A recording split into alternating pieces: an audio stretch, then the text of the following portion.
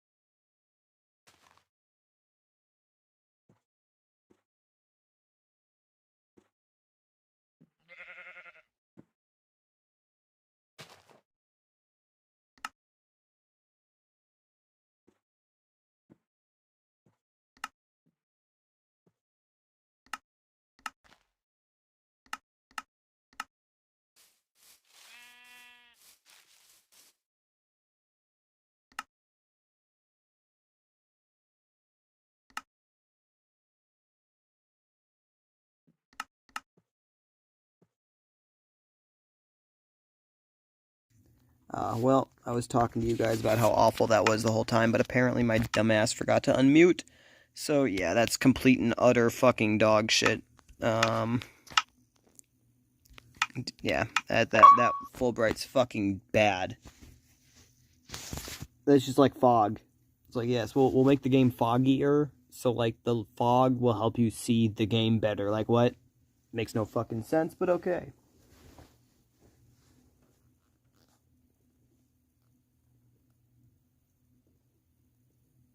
Oh, come on, just fucking work.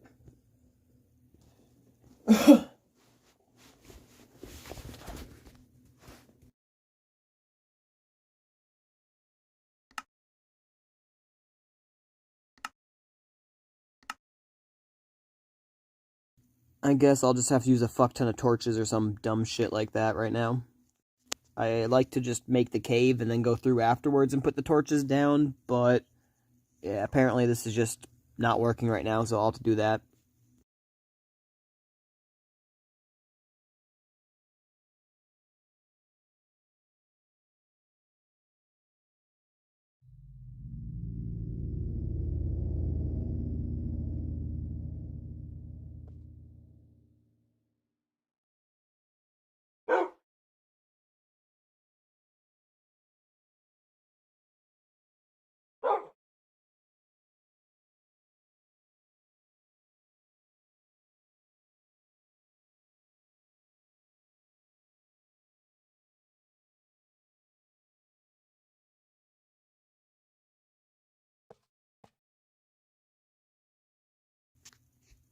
Like I said two Ayatollahs ago, the war is over. It's won.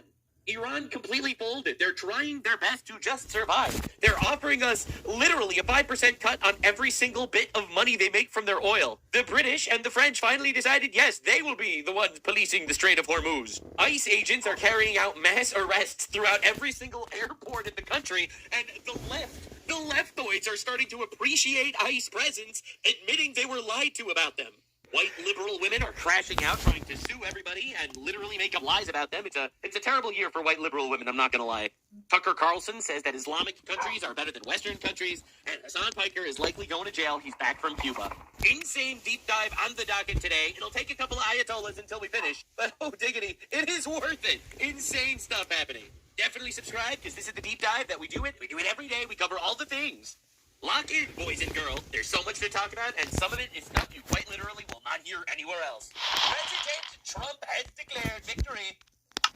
Victory shall be mine. The only one that likes to keep it going is the fake news. I mean, the New York Times, you read the New York Times, it's like we're not winning a war where they have no Navy and they have no Air Force. Yeah, what's going on with that? It's almost like they're the enemy. They literally have planes flying over Tehran and other parts of their country. They can't do a thing about it. For instance, if I want to take down that power plant, that very big, powerful power plant, they can't do a thing about it. Awkward. It's like, take me. That's all they can do. And yet, if you read the New York Times or if you watch ABC fake news or NBC fake news, you'd say it's a close battle. It's not a close battle. He's totally right about this, by the way. All right, if you actually pay any attention to the actual on-the-ground footage, Yo. the actual updates, if we own the skies over Iran, it means Help we me, won the player war. killing All me. People are coping Bro. like crazy that it's even Get remotely good. close. It's really not. It's the opposite of remotely close, actually. Now, to show you what's actually been going on, because this is one of the most diabolical things I've ever seen in my life. Trump, right before the weekend, Like, I'm not your dad. I might be, but I'm not. I don't think I'm your dad. 48 hours from this exact point in time, the United States of America will hit and obliterate various power plants, starting with the biggest one first. President Donald J. Trump. Incredibly basic stuff. Gives them a 48-hour ultimatum. And if they chicken out, then, we won. If they don't chicken out, we're going to obliterate them, and we'll win. And there's nobody around here. We win by any means necessary. Now, we can do it the easy way, or we can do it the hard way. All right, listen, man, it's totally your call. The illusion of choice. Now, then he tweets, he's through strike, to put it mildly. All right, and then he releases this one. But yo, what's up, gamer DragoG? I don't know how to say that. Fuck it. What's up, gamer? Conversations regarding complete and total resolution of our hostilities in the Middle East, based on the tenor and tone of these in-depth, detailed, constructive conversations, which, spelled wrong, will continue throughout the week. I have instructed the Department of War to suspend any and all military strikes against Iranian power plants and energy infrastructure for a 5-day period. Notice, right when the market's closed. This is how he's been fighting the whole war, bro. Oh my God. Subject to the success of the ongoing meetings discussions, thank you for your attention to the matter, President Donald J. Trump. This dude is literally fighting an entire war, worrying about the stock market, making sure that the American people's stock market for basically the entire week is good. And then over the weekend, everything goes to shit, but the markets are closed anyway. And then the weekend ends, and boom, Iran surrenders. That's how he's been fighting this. Now, Iranian foreign minister says there are no talks with the United States. Claims President Trump's statement are attempt to lower energy prices and buy time for military breaks. So, to be clear, this did buy time, and it did lower the energy prices. That's all true. But my favorite part of this, when the Iranian foreign minister said there were no talks with the United States, this was actually broadcasted on CNN. CNN was calling Trump a liar, believing Iran. If that doesn't go to show you exactly where the allegiances of this dumb fuck communist network of news corporation actually lies, I don't know what to tell you. Now, the obvious... As I've been saying for years, like, what, 2016? I don't know exactly, but for fucking years, the mainstream media is nothing but propagandists who fucking spread false information to push a specific narrative that they want you to believe, and anybody who fucking falls for that is nothing but an echo chamber sheep retard. Breaking news is that Trump decided to release this nuke yesterday. We're systematically dismantling Yep. the regime's ability to threaten America. They're not threatening us anymore. As Commander-in-Chief, it's my sacred responsibility to protect our country from all threats. For decades, Iran refused every opportunity to renounce its nuclear ambitions, and in recent months, its own negotiators bragged to our representatives about having enough material to make nuclear weapons. True, they did do that. It was supposed to deter me, but it didn't deter. It made... It's like, bro, they tried to threaten us that they can make nukes. Oh, you can make nukes, eh? Then we fucking killed them, and they're dead. And it's awesome, actually.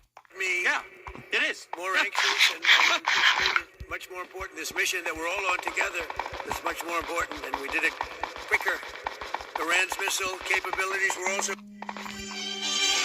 growing so fast that it would soon have become virtually impossible to stop them. Once they have a missile, once they have what they were building was incredible, and you got a little glimpse of it by the fact that when they came out, they started shooting all of their neighbors. Their neighbors weren't fighting with them. They were getting along okay with their neighbors. And I was surprised. Almost like they're terrorists. Everybody was surprised. Wow. It actually worked in reverse because their neighbors then turned against them. More on that in a minute. Now Iran has one more opportunity to end its threats to America and her allies, and we hope they take it. As the way America and the entire world will soon be much safer, and will be... Again, Mr. Iran, you have two options. Option one, you completely surrender. You become a failed bitch-ass regime. You completely hand over power to someone else. You give us all your shit. Option B, we drop a sun on you. It might be pretty over there, but it'll be very nice and warm over here. Now, the update, Saudi Crown Prince Mohammed bin Salman, this is fucking crazy, urged President Trump to continue striking Iran. Literally no one saw this coming. This is the biggest twist, I think. Like, I expected Israel to try to pressure Trump into keep attacking, but it was Saudi Arabia. Saudi Arabia was like, no, fucking kill those guys. We are literally doing the world a favor here. Oh my god. So just to understand the context, Trump says we're making a ceasefire. Literally, Iran's like, I don't know what you're talking about. We had no talks. Mohammed bin Salman, Crown Prince of Saudi Arabia, immediately calls up Trump and tells him, no, keep fucking bombing them. The greatest timeline ever. Now, Justin, Lebanon ordered Iranian ambassador to leave the country. So what does Iran do in response? Iran bombs Lebanon. Lebanese media report that an Iranian ballistic missile launched towards Lebanon aimed at the U.S. Embassy in Beirut.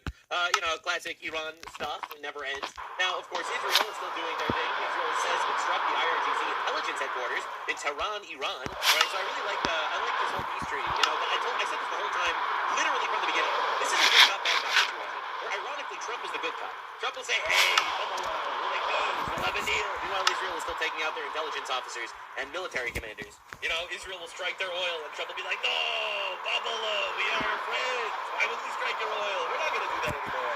Israel, don't strike their oil anymore. I get you're angry. This is literally how this entire shit's been going on. And me watching from the sidelines, it's absolutely hilarious how many people don't know. I think so many people are hooked into thinking that Israel secretly controls the United States. And people don't realize that it's kind of the other way around. Israel is kind of our attack dog in the Middle East right now. That's the reality. And of course, this is the breaking news from just a couple hours ago. Iran's new Supreme Leader, Mojtaba Khamenei, we think he's dead by the way, has agreed to negotiate with the United States to reach an agreement. Except he never contacted anyone because everyone thinks he's dead. But the actual official narrative has changed. Iran now confirms it has been outreach between the U.S. and Iran. Iran is willing to listen to proposals. So this is the craziest shit, dude. Trump says we're talking. The Iranian regime said we're not talking. The reality is that we're talking. Clearly to someone else. Right? Which is why Trump called it the country of Iran and the regime of Iran in his book. Now CNN has to unfortunately admit that they were wrong. Because yesterday they literally said, Iran denies that there were any conversations. And now literally everyone knows that they actually are conversations. The situation where we're now learning from a senior Iranian source that there has been an outreach between the U.S. and Iran. And the reason why they can't reveal who the Iranian source is because the actual terrorists in Iran would kill him. Dude, we are tearing them apart from within. Literally just Trump saying we're having negotiations probably fucking destroyed the entire morale of the hardcore terrorists in Iran that really thought that they were fighting a holy war. The source tells CNN that this was initiated by Washington. With us now, CNN military analyst, retired U.S. Air Force Colonel Cedric Leighton, and CNN global affairs analyst Kim Dozier. Kim, what do you make of this development? The U.S. just blinked. I mean, we already saw it in the series of changing tweets or truths from President Trump. One day he said the words about the end, the next... CNN, bro. CNN. Oh my god. These people are actually running defense for the regime every single day. day, we're going to obliterate your energy facilities. It was a threat. He gave them a 48-hour notice saying we're going to obliterate your energy facilities unless you fucking fold. And they fucking folded. How is this America blinking? And then the next day, we think there are talks. Situation. Yeah. Anyway, that's CNN running defense for the Islamic regime every single day. They try. Now, of course, Israel's still doing their thing. Eliminated Mohammed Ali Kourani, Quds Force terrorist, who was advancing terror attacks directed by Iranian intelligence officials within Lebanon. They're still doing their thing. They're still doing their thing, killing out all those motherfuckers. Based, by the way, for those of you that are unaware, killing terrorists is awesome. All right. Now a lot of people are too cowardly to realize that actually it's awesome when you kill terrorists. But it is. Now, Keir Starmer has been honestly one of my favorite characters in this entire saga. Because, look, I've always called him a pussy. But now, I think it's been cemented that because of Keir Starmer, the blue whale's vagina is the second biggest pussy on the planet. So Keir Starmer starts off this entire war by saying, we played no part, we were not involved, we have nothing... I did not want to bomb Germany.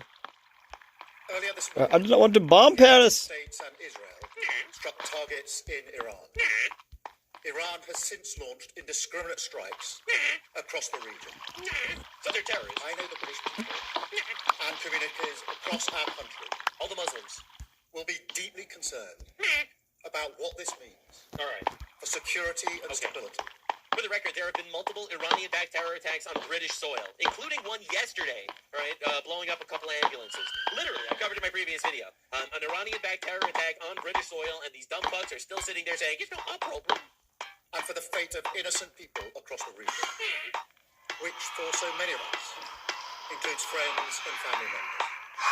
Yes.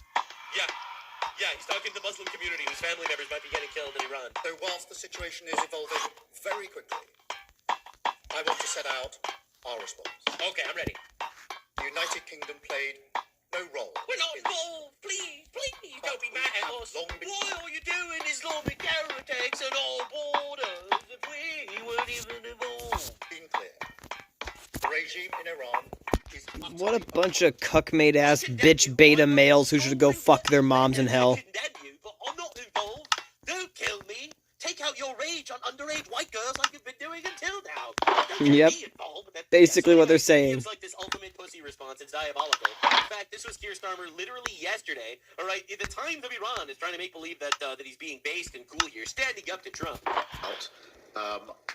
Is that for any UK action, there must be a lawful basis and a viable and thought-through plan. That is why we didn't join the original offensive strikes. It is why we did take defensive action, collective self-defensive action. On our He's a beta bitch fucking male. A cucked male. From Iran. It's also why we allow our basis to be used for purposes of collective self-defense. This was only after the war started, by the way. You realize that before anything went down, Trump asked if we could use British bases, and Starmer turned us down. Now he backed out. He's like, yeah, of course he can use all bases for self-defense. But that's important. I said collective self-defense. Yes, we'll take appropriate action. But this is not our war. No, it's not like there's literally Iranian terror attacks on your country. Like literally in your country. And we are not getting dragged into this. I don't want to get involved in a war stopping a nuclear threat from obliterating us. Because we're going to be a Muslim country one day. Why would they have us? Anyway, so that's the classic Keir Starmer response publicly. However, Donald Trump made fun of him. All right, this is Donald Trump making fun of Keir Starmer, and this had an impact. He's not happy. That island that you read about, the lease, he made, for whatever reason, he made a lease of the island. Somebody came and took Anyway, the audio's shot, but he basically says here, Keir Starmer is he's no Winston Churchill we're dealing with. And apparently he took that very seriously. The Times reports that the Royal British Navy will take the lead in the Hormuz coalition to reopen the strait, with Britain deploying mine-clearing units alongside the US and France. Breaking news, the British Royal Navy will take the lead, forming an alliance to reopen the Strait of Hormuz. Literally exactly what Trump actually asked them to do. Absolutely and utterly diabolical. Now, I have something of a conspiracy theory that this so-called deal that everyone's working on is kind of a bit of a ploy for Trump to send more troops there. I do think Trump ultimately does want a regime change, and I would see this war as a victory when the IRGC is obliterated. All right, because once again, a lot of people seem to forget this. Killing terrorists is fucking based, actually. It's really dope and awesome. But let's see what the details here on this deal. What was the turning point to make you want to pursue a ceasefire? A few days ago, you said you wanted to continue bombing Iran. Now you want to pursue peace talks. Was there something the that fact that happened? they're talking to us and they're talking sense. That's huge. And remember also, These guys were chanting "Death to America" every single day in their parliament for 47 years. All right, like we've gone from there to please, Mr. Trump, sir, please don't kill us, sir. that's what they cannot have a nuclear weapon. Just, I said yesterday, they said, what are the top 10? I said, well, number 1, 2, and 3 is they can't have a nuclear weapon. And they're not going to have a nuclear weapon. And we're talking about that. And I don't want to say in advance, but they've agreed they will never have a nuclear weapon. They've agreed to that. Yeah, but again, that sounds a little like the Obama deal. I'm not going to lie. Obama made a deal with them. Oh, they're not going to make a nuclear weapon. Then just enrich uranium and build facilities anyway. I have a feeling Trump is looking at a much more, let's say, permanent solution here in regards to not getting a nuclear weapon. I have expectations that it's not just going to be like the yucky promise. All right, listen, man. Listen, dude. I'll just be real. I'll just be honest. I'm going to fucking kill them. Your former Border Patrol chief was the turning point. So anyway, the talks apparently got even crazier. Are you encouraging our allies in the Gulf to be more involved in their own operation? Yeah, I've been a little bit, but more NATO. I think our Gulf allies Wait, are you coming to spawn? pretty good, to be honest. Having dinner? He's been hit, Alright, bro. Yeah, I was at spawn. I'm just placing torches down. Out of the year with our our great Patriot missiles. Think of it, they shot 100 But yeah, I'll attempt to come to spawn when you're back on. Dude, they were trying so hard to do just a little bit of damage. Oh my god, diabolical. Biggest ships in the world, actually. And out of 101 missiles shot, every single one of them was knocked down in the sea. Think of what that means. The grace of God. We're not retarded, inbred barbarians like they are. 101 missiles. Do you remember when Asmongold was banned from Twitch missile shot. because he said not all cultures are created equal, and they fucking banned him on Twitch or some shit like that? Out of 101, Now it's actually something you can say on YouTube. Huh, I wonder why. Almost as if it's fucking facts. It's literally such a close war. Smart lie at the bottom of the sea. Yeah, we're sharing the ocean with Iran right now. We got the top half, they got the bottom half. Now, Trump did I love say it when something stating else facts and that a lot of statistics is people considered really racist or fucking insertophobic. They did something yesterday that was amazing, actually. They gave us a present, What could that be? and the present arrived today. Oh It my. was a very big... Now, one of the major reasons why this is super important is because Trump obliterated their entire leadership. All right, killed 3 generations of Iranian leaders. So he has to know that he's actually talking to people that can actually follow through with the shit that they're promising. present worth a tremendous amount of money, and I'm not going to tell you what that present is, but Yes, he is. it's a very significant It's oil. prize, and they gave it to us, and they said they were going to give it, so that meant one thing to me: we're dealing with the right people. Yeah. No, it wasn't nuclear related. It was oil and gas related, and it was. What a really is nice this thing they did, prize? but What is it that it's so good that it assured Donald Trump that he's dealing with the right people? what it showed me is that we're dealing with the right people. What does You that know, you don't know, mean? 'cause I told you, I said this from the get-go. This is a rule. It's a ploy. It's a strategy, a flim-flam, a bamboozle of sorts. All right, and Donald fucking obliterated lots of terrorists. Now they're obviously scared they'll do anything in their power. Trump wants to, in my opinion, send more Marines and send more ships over there. Literally, just get some more fresh eyeballs on the scene. And also wants something. He wants something. He's getting something, and he wants the regime to fall. He's giving us 5 days to assess if these people are actually good enough people to govern Iran, basically not turning it into a terror state. You have to understand exactly what's going on. Here you have the Islamic Republic torturing their own people for the last 47 years. A radical theocratic dictatorship massacring their own people and our people. And we don't I want will those blow guys you anywhere up. near anything. And we can never trust them. Trump even said Obama was retarded for making a deal with them because you can't trust them. Well, I think Trump is checking if we can trust these guys. Because remember, if we can't, Trump will just kill them. We'll try to get someone else, then Trump will see if we can trust that guy. And if we can't, oh well, that guy's going to blow up too. Now, a lot of people might say that's actually rude. It's not actually rude. It would be rude for them to try to kill us every single time they possibly can for 47 years. That's rude. Like this is retribution. the leadership was killed, all gone. They're dead. Khomeini, all Dead. gone. As the expression goes, the past is the and then That's the not new was racked up, at a minimum, racked up pretty good, and everyone else was gone. Yeah, so everyone's fucking dead. So when you're making a deal with Iran, you have to understand who are we even dealing with. So he's basically getting them to prove that they actually are in charge by giving him some sort of present. Who knows what that is? All right, that proves that they are in charge enough. Now, are they willing to burn all? If not, they're gonna die. If yes, we might have some sort of ceasefire and potential permanent regime change. What is this present? Now, one of the things that a lot of people are suspecting is that Iran's regime offered a 5% commission to the United States on oil and gas into its Suez mediation. This actually is breaking news, literal breaking news from right now. Is that the deal? Now, Iran says non-hostile ships can pass through the Strait of Hormuz after coordinating with Iran. All right, that's pretty diabolical.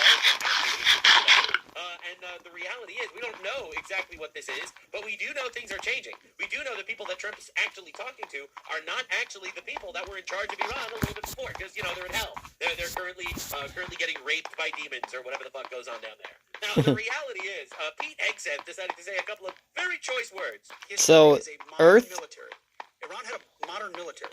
on Epstein Island? Modern Air Force, modern air defenses, leadership, massive bunker. Never has a modern military been so rapidly and historically obliterated, defeated from day one. Based, actually. Overwhelming firepower. The Fuck air yeah. campaign that we've conducted, that Israel's conducted alongside us, was one for the history books, truly. And it's because I love watching people be like, actually, I don't even know who actually won this war. It could have gone either way. It's pretty even. Then you got some retard saying, this is going to be a forever war, and we're literally talking about the war in past tense, dude. The war ended 2 Ayatollahs ago. we have a president of the United States that when he Come to sends where it his says island, I'll fighters be out there. to fight, he unties their hands to actually go out and close with and destroy the enemy as viciously as possible from moment one. That's what you do. You don't get I don't know exactly where that's at, but I'll try. These were terrorists trying to kill us for 47 years. They're part of a death cult with an exterminationist, apocalyptic ideology, and they're gonna fucking die. Again, I'm so tired of like this weak pussy shit. But does it follow international law? I don't actually give a flying fuck. And that's why we see ourselves as part of this negotiation as well. We negotiate with them. Exactly. Use shotguns and fucking flamethrowers. Fuck the Geneva Convention. That's exactly what I said. He's obviously saying it. You're on the top. Well, absolutely. That's right. We have overwhelming firepower. We have all the cards. The reason why this negotiation is happening is quite literally we don't want to obliterate the entire country. We have the capability to obliterate the entire country, but because we're nice and benevolent, we're not doing that. Do you understand? Do you understand what we're dealing with? About your future. The president has made it clear that you will not have a nuclear weapon. The War Department agrees. Our job is to ensure that. So we're keeping our hand on that throttle as long as hard as is necessary. That's right. To ensure the interest of the United States of A America. lot of people are like, but this isn't even a fair deal. Fair deal. They lost a war that, let's not forget, they started. Okay, they've been killing us for 47 years. They literally challenged us. They tried to assassinate Donald Trump twice. All right? My guy, you misunderstand something very, very basic about the war. Oh, Nalzy. I don't know what that means. What I am saying, though, is that might makes. We are the global superpower, and we are going to act that Oh, way. island. That's what it You're says. going to find yourself at the bottom of the fucking ocean. Does any of you think you're better than them? We are better than them. They are a regime of mass murdering, rapist, pedophile, animal fuckers. There will not be a nuclear Iran.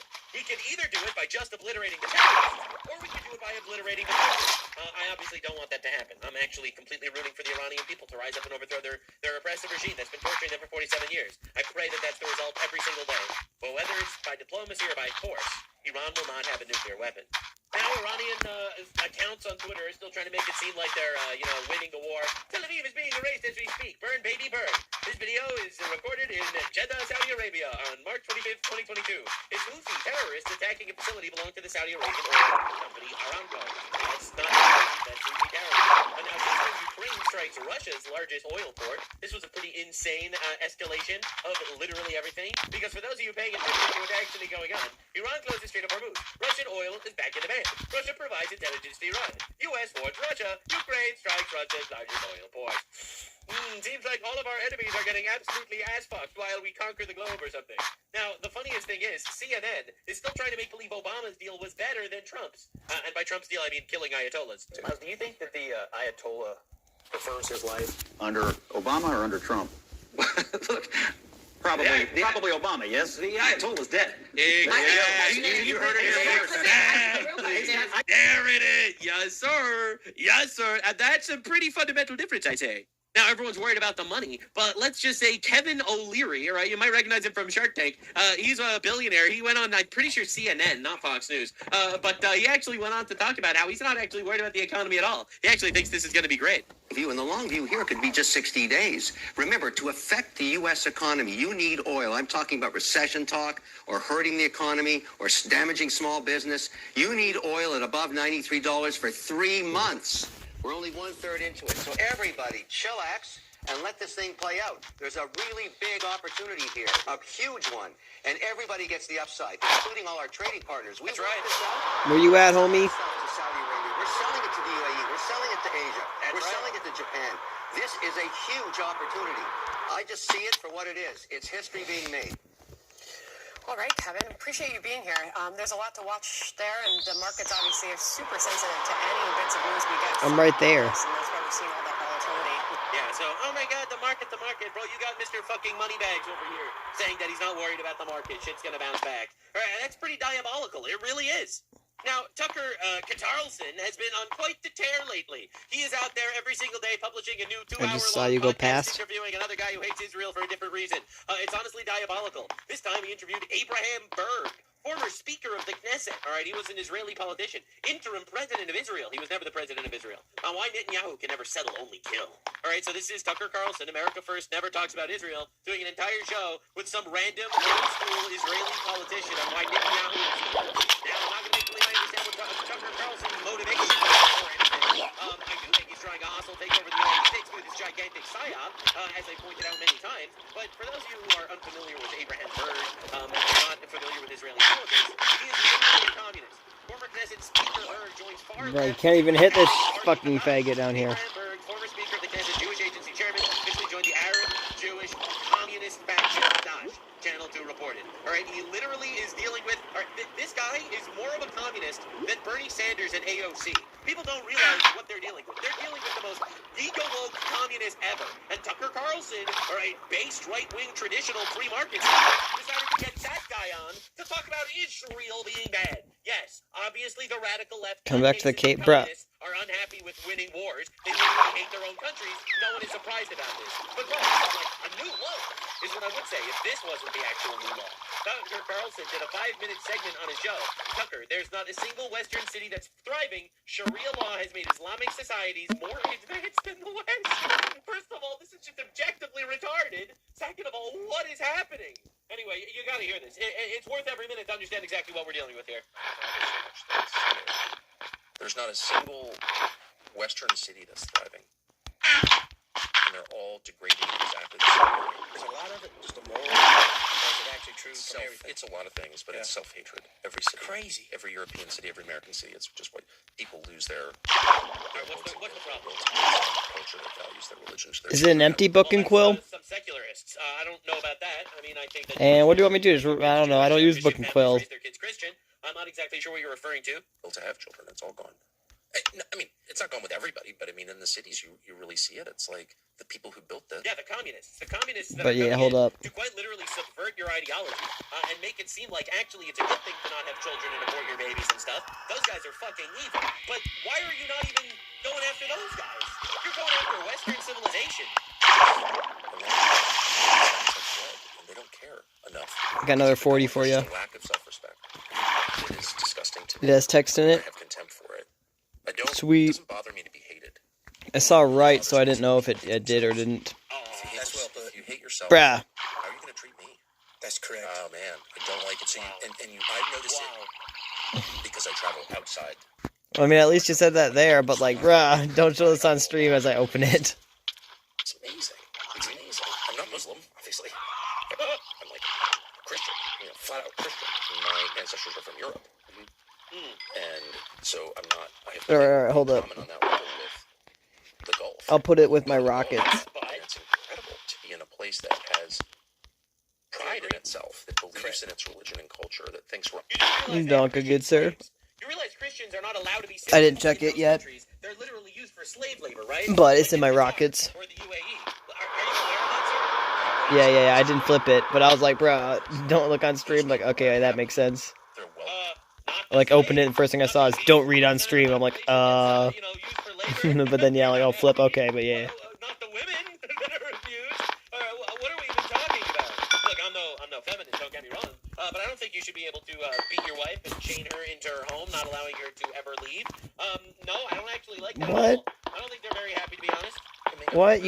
You shouldn't be able to do that, but Islam says so. Diversity? What? Are you insane? They literally make sex slaves. Alright, they take sex slaves Yep. of minority cultures. What are we even talking about? If you pillage a village, you take their women and you rape them, and that's acceptable in Islam. Be a non-Muslim in these countries. If you're a non-Muslim, you have to pay jizya, which is a tax, or you have to convert, or you have to be killed. And usually they don't let you pay jizya; they'll just murder you. He says that America is worse than Qatar because America has some white people that don't want to live in black neighborhoods. As opposed to Qatar where they literally have slaves. Oh my god, dude! What? Muhammad had a train around him by a 30 Al Zut man. This is diabolical levels of coke. It's unreal. He's actually trying to psyop the entire world here. According to the hadiths, Our version of it isn't working at all. Like, Muhammad had 30 giant BBCs in him. Unlike Qatar, which is literally a Muslim theocracy, you're not allowed to be a non-Muslim there publicly. What is even happening? so, but you go to a country like Japan. So I try not to insult people's belief system, but when they try to force a belief system on you, it's like, go fuck yourself. And you see that when people are self-confident, when they're really Like, literally go fuck believe in yourself. what they're doing, You mean when their ethnicity is a majority and they're comfortable being around people that share the same ethnicity as them for the most part? they believe that their system is the right system. That self-confidence kind of Bro. welcoming. This has nothing to do with diversity. Fuck off with the This holes. is quite literally the opposite of diversity. This is people being around other people that share their values and culture. Are you insane? Like, my God, you're actually insane. Like, this guy's fucking crazy. Right? The issue in America is not that some people don't want to live around some black people. What are you even talking about? Attitude. So you'll be sitting at dinner in Riyadh, Saudi Arabia, and you'll say, you know, I'm really kind of pro-Jesus. Like, I'm a Christian.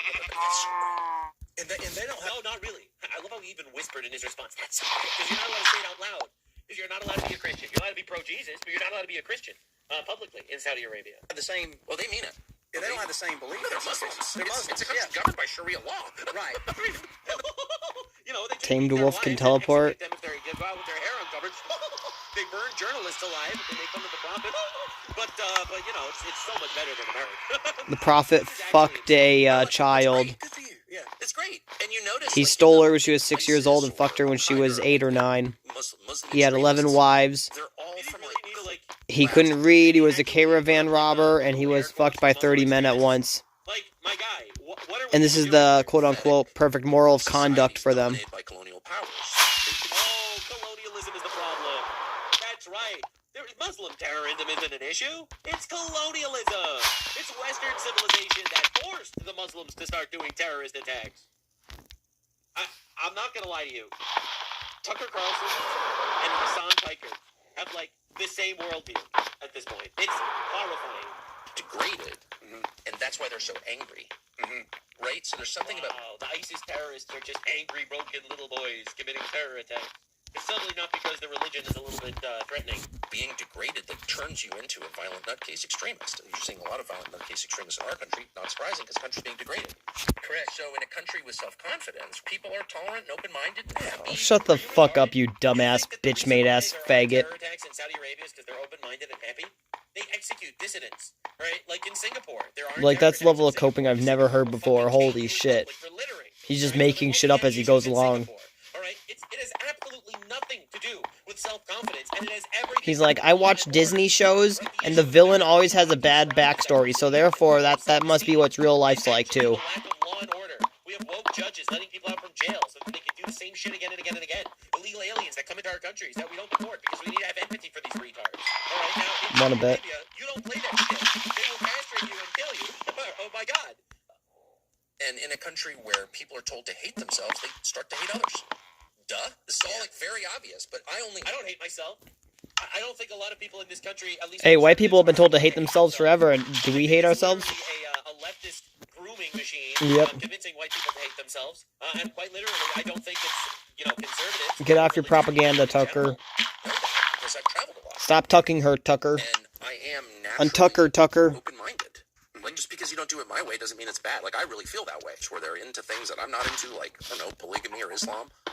And I can sort of look at it and be like, no one's forcing this on me. I'm not mad at you for being a polygamist. I think it's really... He's a libertarian. I love how polygamy is literally his example of radical Islam. Right? Radical Islam in Saudi Arabia. They have multiple wives. Yeah, let's not talk about the literal abuse and sex slaves and... children. And shit. Let's not talk about, arresting people forever for making fun of the Prophet Muhammad, police be upon him. I love how he's not talking about the indoctrinated... They literally take sex slaves and children. In fact, according to the Quran, you can have any chick even if she hasn't had her period yet. You have to go to the hadiths in order to actually say they have to have their period. And even an 11-month-old has been known to have their period, even though it's extremely rare, it's known to happen. So could you end up screwing that at that point? Yeah, Islam in a nutshell, guys. I do judge people on their country. I know that in Egypt, where 99.3% of the women claim they were raped, I think that's pretty fucking bad. I know that in Nigeria, where every year they have a rape festival, where you're allowed to go out and rape whatever woman you want. I think that's pretty fucking bad. I think that they do female genital mutilation, and 99% of women in Somalia. I think that's pretty objectively fucking bad. I think they bring in migrant Christian slaves into Qatar to do all of their hard labor. I think that's pretty fucking bad. And now you have Tucker Carlson sitting here, he's like, actually, America's worse. America's worse. And that place figured it out. Sharia law is way better than whatever we have here. I don't know what game he's playing, but this is wild. But in the process of doing that, like, you get perspective on your own society. Whoa. Law and order. That's what they do in Saudi Whoa, like, shut the fuck up, you brain-dead fucking low-IQ liberal. Imagine saying whoa to something as shallow as that. It's insane that he's not realizing that, especially as a Christian. The first 5 books of the Bible are all laws. Hello? Some of the fundamentals of faith is that there are rules and objective morals that everyone needs to adhere to. If your society doesn't have law and order, then it's antithetical to the Bible. And it's shocking to me that he doesn't realize that that's the very obvious problem. Is a loss of faith in our people, in our values, in our religion. We just don't believe anything. I don't care what you tell me. Like, I'm noticing that New York City has people shitting on the sidewalk or having sex at ATM. You realize that New York City is communist, right? It has nothing to do with Western culture that's worse than Sharia culture, right? It is literally run by a communist Muslim right now, all right? There is a leftist indoctrination problem in society, all right? We gotta fix this shit immediately. This isn't low self-esteem because we don't have enough diversity. Vestibules and people are dying of drug abuse on the street and their car check is, you're telling me it's thriving? I was just there. It's not. I don't care what stats you throw. Well, according to the American Academy of Bullshit, it's actually the best it's ever been. Really? I was there last week. It's not. All I'm saying is let's treat the people who run the banks, the people who are getting rich from usury, like the criminals they are, and make them suffer. No! Oh, make them suffer. You think because there's usury in the banks that you have communist atheists having sex at 18? Now, again, I am very anti-usury myself. I'm not going to defend it. I think usury is a sin. Literally, I really do. It's stated clearly in the Bible. Just go somewhere else, homie. On the degeneracy that goes on in American society. You make everything here worse, and I'm about to fucking... Yeah. And destroy people. You're not a good person. They agree. Just to be clear. I'm having to patch holes. I'm having to fucking dig up fucking shit that you keep plugging up. I'm having to fucking break the cobblestone you place on the ground. Clearly stated in the Bible. Both the lender and the borrower. I'm just doing twice the fucking work here, and it's getting fucking stupid. They are both sinning, and they are both doing wrong. Both the person that lends with interest and also the person that borrows with interest. They are both committing a sin. All right, you are just taking the agency out of the hands of the poor little bozo on the street because you're literally falling into leftist propaganda of oppressed versus oppressor. Shocking. I don't know what happened to And I have no THC, so I'm yeah, right now not good. I will fucking kill people. So. Unify the country. We're just going to have this month all getting together. We're not going to pay our credit card bill. That would be amazing. What are you going to do about it? But your average person can't do that. So why don't we all get together and do that? You know what would happen if we did that? I'd be assassinated immediately just for saying that. Right? Kidding. Yeah, but essentially, what's the full clip is worse than advertised. He said the West sucks because white people hate black people. He blames ISIS and terrorism and Western colonialism. He wants total debt forgiveness, and which, by the way, is insane, and also against the Bible. While I am against usury and interest, It takes so much stability from my Elytra to go from spawn back to my base, 10k blocks away. Money, you should be paying it the fuck back. Also stated in the Bible.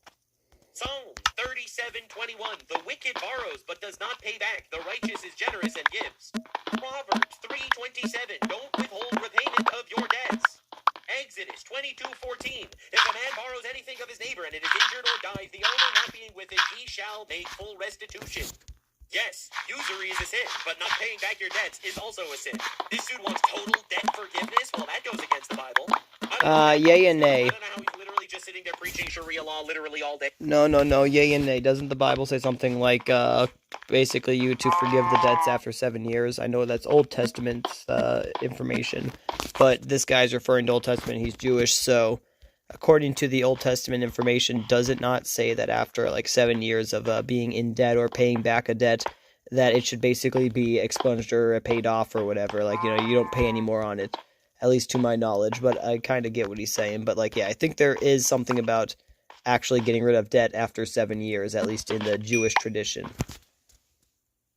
Every day. But I do know that seems to have something I could to do be with wrong, the but fact that's what that I've heard. every single one of his guests is anti-Israel for a different reason, including literal communists that he's having on his show to utilize his little propaganda to shit on Trump because he's against Trump and he's against the Iran war. And in my opinion, he might be running for president or vice president come 2028.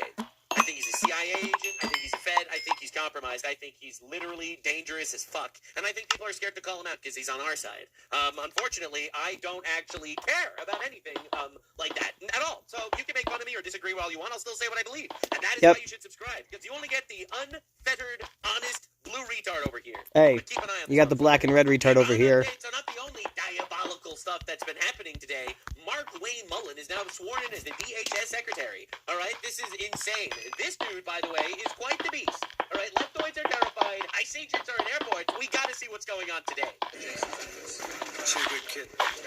She's a good one. Hello, everybody. Why, hello. Hello, Mr. Presidente. And here they are swearing in Mark Wayne Mullen as the new DHS secretary. Oh, look who we have. How are you? It's been a long time. Must be something big happening, huh? Yeah, what's going down, Mr. President? What's happening? Well, thank you very much. It's a great day for me because I have a lot of confidence in this gentleman. And we're thrilled to swear in our new Secretary of Homeland Security, great American patriot, to put it mildly, Mark Wayne Mullen. And I want to just say, Mark Wayne, congratulations. You deserve it. You're great. Yeah, I don't think people know what's happening because this dude's like an entire fucking beast, from what I understand. All right, now this is what he had to say. Right, shockwaves emanating from DC on this one. There are a lot of very unhappy Democrats with very loose pussies. Thank you. I think this is the most nervous I've ever been. It just seems surreal being in the Oval Office and having the President of the United States speak so highly of me and then recognize my family and know my family by name.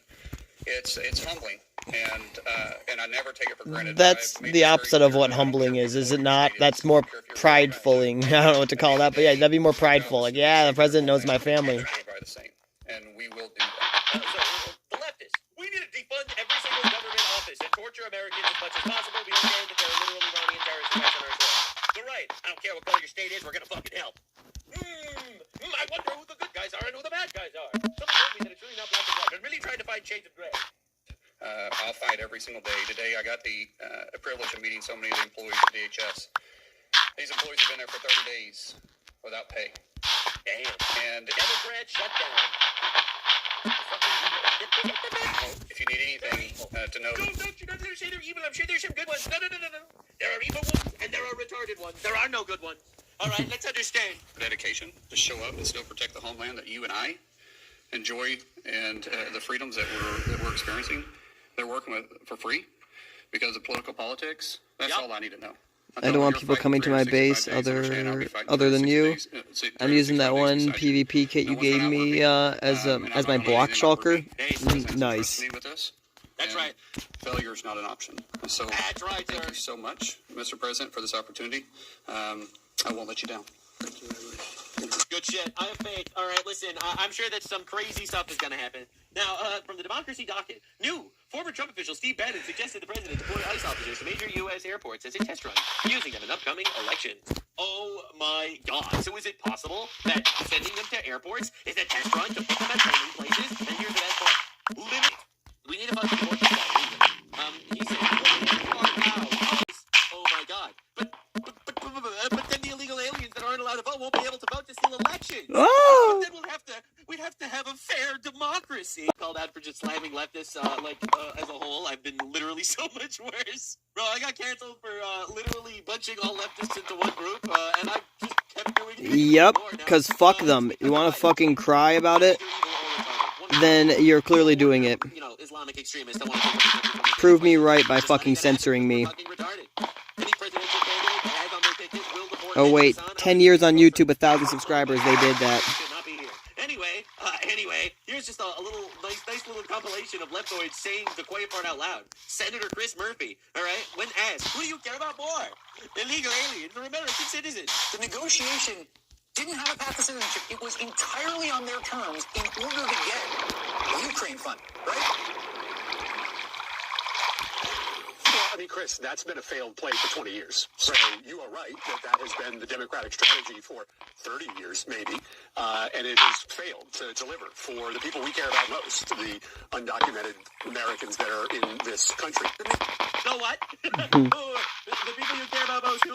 Failed to deliver for the people we care about most, the undocumented Americans. Oh. Undocumented Americans. One more time. I'm sorry. Wait, what? For the people we care about most, the undocumented Pause. Americans that are in this country. These are your representatives, Democrats. People fighting for the undocumented Americans, which literally is not a real fucking thing. They're not Americans. No, the indoctrinated Americans. You didn't do it right, Nux. The indoctrinated Americans. You know, you gotta have that little pause there. Now, a hesitation, if you will, because you realize you fucked up. He's fat as fuck. Alright, so, he posted this. Wow, standing with Minnesotans tonight praying for Alex Preddy and Renee Good. 2 retards that committed suicide by cop. Now, interestingly enough, hey, Governor Pritzker, I saw your post honoring the lives lost in Minnesota, standing publicly naming Alex Preddy and Renee Good laying flowers in their memory. Where was the same compassion on January 19, 2025? That is the day my 20-year-old daughter, Katie Abraham, was killed here in Illinois. She was innocent. She did not knowingly put herself in the middle of an ongoing law enforcement situation. She was not making a dangerous choice. She was living her life and it was taken from her. You've never said her name. You never came to where she died. You never acknowledged her publicly. Beyond that, you never even responded to me. I sent a simple non-political letter, not for attention, not for headlines, just a father asking for clarity, for answers, understanding the state's position. You never replied. Now, in the wake of another tragedy here in Chicago, another illegal alien from Venezuela just murdered an 18-year-old girl in Chicago. That's the context. Your public display of compassion elsewhere while remaining silent about victims in your own state feels deeply disconnected from reality. Families like mine are living every day. Instead, you continue to defend sanctuary policies that create the conditions where preventable tragedies like hers can happen. When this is not about politics, it's about leadership and accountability. When you choose to publicly mourn some victims and remaining silent about others, especially those lost, under policies you support, it sends a message. Whether intentional or not, it tells families like mine our loss does not matter the same way. So I'm asking you directly, where is the compassion for my daughter? Where is the acknowledgement of the victims here in Illinois? When will you take responsibility for the consequences of the policies you defend? Well, he doesn't give a fuck. Katie Abraham, stand where she died, show the people of Illinois that every life matters. So this was an incredibly viral post. Everyone's talking about it for obvious reason. It's absolutely heart-wrenching. I mean, why? Why would he give a fuck? Actually asked directly, what about this girl, this 18-year-old girl that was literally killed 2 days ago by a Venezuelan illegal alien? Fuck her. Why would he care? City? What do you have to say about that? We're going to continue to pray for those victims. Will you take this opportunity to apologize to Sheridan's parents for the policies that you promoted that were directly No. The suspect would not be in the city, would not be in the country, but for your policies. Correct. Will you take this opportunity to apologize? Again, I believe that we're all grieving the loss of Sheridan That and didn't sound like an apology. other folks who have lost their lives because of senseless violence. And let's just be very clear. Yeah, this isn't just senseless violence. You imported this senseless violence. This is on you, man. I'm so tired of this. Our politicians have so much innocent blood on their hands. Right? How many people need to get raped? How many people need to get murdered by people that should not be in this country? Right? And the leftist answer is, well, there are people in this country that rape and murder too. Well, so the solution is, well, there's rapists anyway. Let's bring in another billion rapists. Well, it's shocking to me how heartless and evil these people are every day. Between the Safety Act and the Welcoming City Ordinance. The Welcoming City Ordinance was passed 40 years ago by the first black mayor in the history of Chicago. And the Safety Act was... Oh, a retarded policy was passed by a black guy, so we can't undo it because a black guy passed it, even though it's retarded. The logic is sound. Passed under the governor, at that time, who was Republican, Governor Rauner. Thank you for your question. And he did not apologize. That is doing nothing but making it worse. Piece of shit. Would it surprise you that he's a friend of Hassan Piker? Anyway, Chicago Mayor Johnson, this is what he had to say about jailing criminals just a month ago. We cannot incarcerate our way out of violence. You quite literally can actually do that. Ever since Trump started to Homie! illegals and also jailing them, the murder rate in the country went down by 20%. 20% in 1 year. El Salvador literally went from a shithole to a paradise. Singapore is one of the safest countries on the planet because they quite literally can actually incarcerate their way out of violence. We've already tried that, and we've ended No, you haven't. up with the largest prison population in the world without solving the problems of crime and violence. Let the violent criminals back on the streets is the solution? The addiction on jails and incarceration in this country, we have moved past that. It is racist, it is immoral, it is unholy. It is racist to put terrorists in jail. That's right. If you see a violent rapist and you want to put him in jail, he's probably black. I mean, you're a racist, is what he's trying to say. Wow, that's diabolical. No one saw this one coming. Holy fuck, what an actual retard. Now, this is another horror story that happened literally today. Another sanctuary horror in Colorado, illegal alien Jorge Alberto Campos. Colorado stopped the crime system, released him on bail. A convicted child sex offender who ran away from Douglas County is now back in custody. Dude.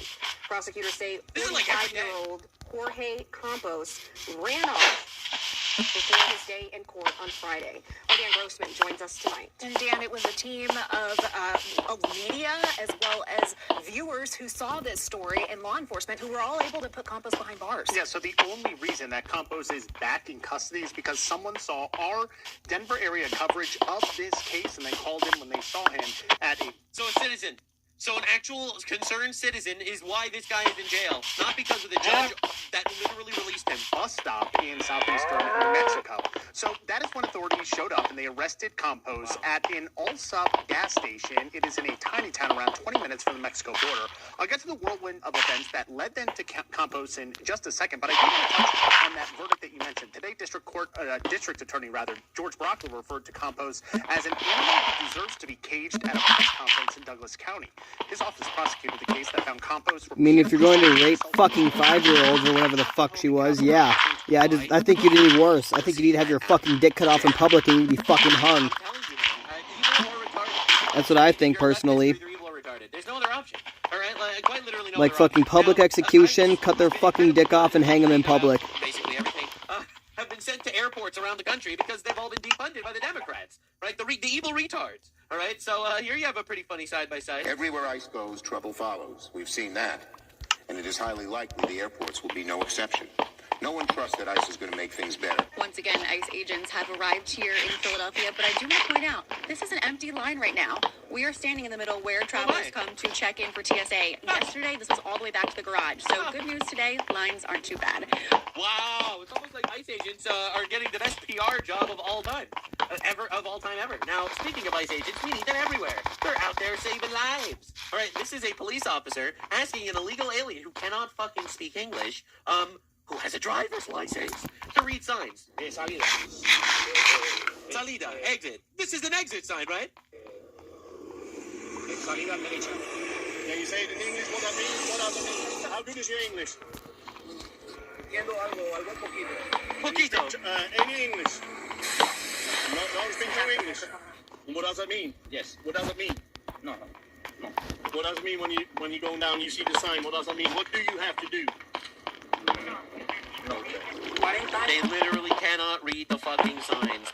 Dude, it's diabolical. Like, it's evil. And then these people run people over. It's like, holy shit, we didn't see this coming. You're racist if you think that it's because they don't speak English. Dude, we need to get these people out of our country. Why we don't need to live like this, dude? Holy shit, man. It's crazy. Now, this is the Phoenix Sky Harbor International Airport. All of a sudden, every single person in all these airports are praising Trump. It has backfired so badly on the Democrats. It's honestly hilarious. When you see ICE agents being deployed, what goes through your mind? I like it. I think Trump's doing a hell of a job. Most of the travelers we spoke with say, while it's disappointing the current shutdown is having a negative impact on TSA staff, they're pleased to see ICE agents stepping in. Wow, look at that. Even CNN is forced to admit it. You know, I thought hell was freezing over there. Finally, we can take a deep breath here. The numbers have dropped off. The lines are getting shorter. How did that happen? I think the average wait time now is under 40 minutes. How did that happen? It was 3 hours and more yesterday. What changed? Flight to catch today. It's a good time to come to Hartsfield Jackson International. Finally, we can take a... My. Everything is going well now. Now, all the anti-ICE people, they're losing their minds because ICE are heroes right now. Everyone loves ICE. Look at that. ICE agents dripping water on people.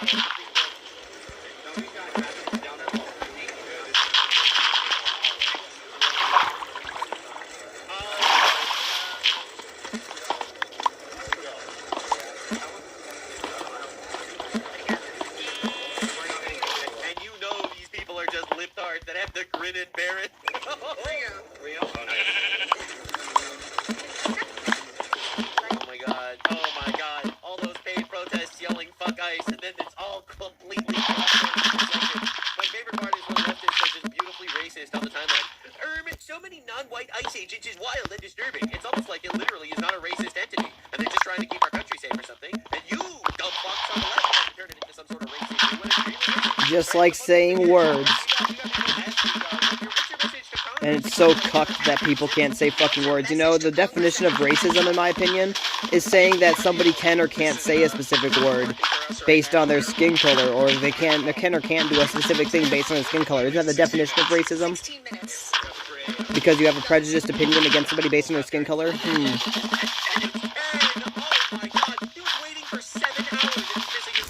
you're making that white. What are you going to do about it? Do you have anywhere to be?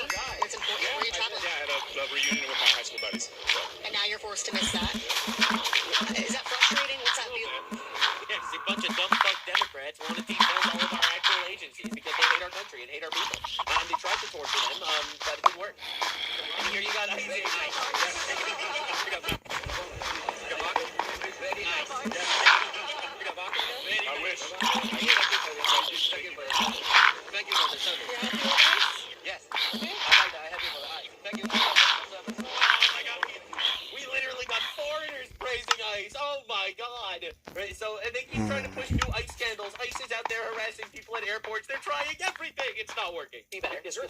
report today of something going awry with ICE? Well, thank God for 24 hours something. There was an ICE agent refusing to identify himself, arresting a woman in the airport, freaking people out. They weren't even sure. Okay, all right. Well, this dumb fuck said it on CNN. It must be true. It was in San Francisco airport. What kind of an interaction was it, actually? Do you know the situation? It was an arrest. I don't know. Who did they arrest? Now, you're bringing it up. No, you're bringing it up. Law enforcement arrests people sometimes. What's the situation? I feel like context is pretty important. He doesn't. He literally doesn't. Because he views ICE and the Republicans, by extension, as the villains. All right? So, therefore, he wants us to be destroyed. All right? He wants every single conservative in the country dead, probably. All right, I'm not trying to put words into his mouth, but what's he fucking doing over here? He thinks by the fact that ICE is arresting somebody, it means automatically it's bad? Dog, we're paying them to arrest people. I'm saying we'll need the internet. Two senior administrators. Meanwhile, this woman was arrested by ICE Sunday at San Francisco airport. DHS says she's from Guatemala, had a deportation order signed by a judge, and tried to flee as officers were deporting her. DHS saying the incident... Hey, days played 5. Damn, I fucked that up. But days played 5666. No good, but yeah. CNN lied on air. And then, who's going to fact check that? What boomer's going to fact check that? None of them will. But the reality was, they actually deported a literal illegal alien with a judge-ordered deportation. Oh my God. And this is what they keep trying to say. Oh my God, look at this poor woman. No! This poor woman. What are you doing? You're arresting a human being. Yeah, that happens. All right, when they're dumb fucks and they break the law, they go to jail. Yeah, that's how it works. Don't we remember back in the day when the whole thing was, what are you doing? Don't do this. No, what the heck? I didn't do nothing. And people were like, yep, they did something. Now, don't get me wrong. In general, I feel like that back in the day was overcompensated, if you will, overdone. Because then people were like, yeah, fucking dumbass. They fucking deserved it. Yeah, look at them. They're in jail and shit. And like, I don't know. Half the time it's like, yeah, but like, if you look into it, would it actually be as legitimate as it seems? Or, is that just the narrative they're pushing? But now with that being said, I feel like the pendulum has swung in the opposite direction now, where everybody and their mom is like, oh my gosh, she says, what are you doing? And clearly that means that she's innocent. And it's like, you stupid fucking brain dead twats. How do we go from one extreme to the fucking next? Are you all just fucking cattle? This arrest of illegal aliens occurred yesterday, March 22nd, before ICE officers were deployed to airports to bolster TSA efforts. ICE officers arrested Angelina Lopez Jimenez and Wendy Godinez Lopez at the San Francisco International Airport. Living La Vida Lopez. Final removal order from the immigration judge since 2019. They give us a service, actually. Dude, it's insane that these people keep trying to push this shit. It really is. Now, the reality is the actual reason why these people are fighting so hard against ICE is because they want the foreigners to come in and conquer our country. All right, because to these dumb fucks, the Crusades are still going on, and they're fighting on the side of the Muslims. In fact, there was a Muslim banner draped over a 9/11 memorial in California, advertising the Islamic section of the Memory Garden Cemetery in Concord. This is insane, by the way. Completely insane. Banner advertised an Islamic garden of peace. To see that sign on that memorial was kind of like not good. Put it anywhere else. Right, you want kind of like not good. What the fuck you want to do? I don't know. You want to celebrate International Goat Fucking Day or whatever? Not my business. All right. Over a 9/11 memorial, it's almost like they're laughing in our faces that they're trying to conquer us or something. Wake up, dumb fucks. They're still fighting the Crusades. My thoughts. The Kimmels are a Blue Star family. Danny's older brother was killed in Vietnam. He says his mother would have been rolling in her grave if she saw the banner. She wouldn't just roll over. She'd get up and walk. Danny's sister-in-law agrees. She says they're incredibly patriotic and calls the banner's placement insensitive. There's room for everybody, but just have a little respect. There's not. The owner of the cemetery says he recently... The nicest fucking way they could have possibly put it. I'm way stronger than these people are. Like, on this topic, dude, I think it's an obvious act of laughing in your face and colonialism. Right? Yep. Look, they could have draped that shit wherever the fuck they wanted. They picked the 9/11 memorial, because in their minds, that's a little victory that they had over the United States. All right? I'm just going to be real here. When 9/11 happened, a lot of you probably don't want to get Islam. You might want to close your ears and say, la, la, la, la, la. Fuck that. Reality's not happening. But there were celebrations around the Muslim world. Right? Palestine was celebrating. Jordan and Egypt were celebrating. Syria, Iraq, and Iran all celebrated 9/11. Mm-hmm. Liberal, the assassination of Charlie Kirk. All facts, though, and they tried to say it never happened. Horror stories. They did public celebrations through the streets of these countries, right, celebrating 9/11. Okay? This was a victory to them. And then you were called Islamophobic if you said that. So yes, of course they did that shit over a 9/11 memorial because they viewed it as a victory. They were celebrating their victory. Now, again, all these libtards are trying to destroy our countries, and look what they're doing to these people. And this is bad, and the area isn't safe either. We actually had to drive a few miles away just for safety reasons for this live shot. But the things we saw, we won't forget. An up-close, exclusive look underground at living conditions too extreme for words. It's hard to imagine. Thanks, Gavin Newsom. Someone leave it in there. They're living in the sewers in LA now, bro. They're living in the sewers. They're importing them into our country, and they are living in the sewers. Trash, human waste, involving in an overpowering stench. I gotta get back. Just moments ago, someone climb out of that drain using the sewer. It's heartbreaking, man. It really is. All right, and the housing crisis is bad because we literally have hotels that Gavin Newsom is giving to illegal aliens. People invade our country illegally. Newsom puts them up in a little hotel, and then you have American citizens literally living in sewers and storm drains. Her answer's hard to understand. I don't fucking say. This is crazy. If we're looking for Gavin Newsom, people are not looking inside storm drains in Los Angeles, the city ignored it for months. Holy fuck, dude. Oh, but we need to make sure that we have housing for illegal aliens, though. Now, understand that this is a pandemic where they are grooming children to believe No, COVID was the pandemic. That's a little kid at an anti-fascism protest in London. Fucking crazy, dude. Absolute fucking insanity. And it's so obvious that this is a cult. They're grooming these kids into this. Right, here's a boat with 108 illegal migrants arriving in Los Cristianos, in Spain. They'll soon be transferred to the Spanish mainland. Many of them will continue to France, the UK, Belgium, Netherlands, Germany, and Sweden. They just show up. Hey guys, what's up with us? We live here now. You know what the Spanish people do? Absolutely fucking no wonder why they're going to a 78-year-old man attacked by 4 Muslims on Friday night walking his dog past a mosque in Dundee. It's just what happens, I guess.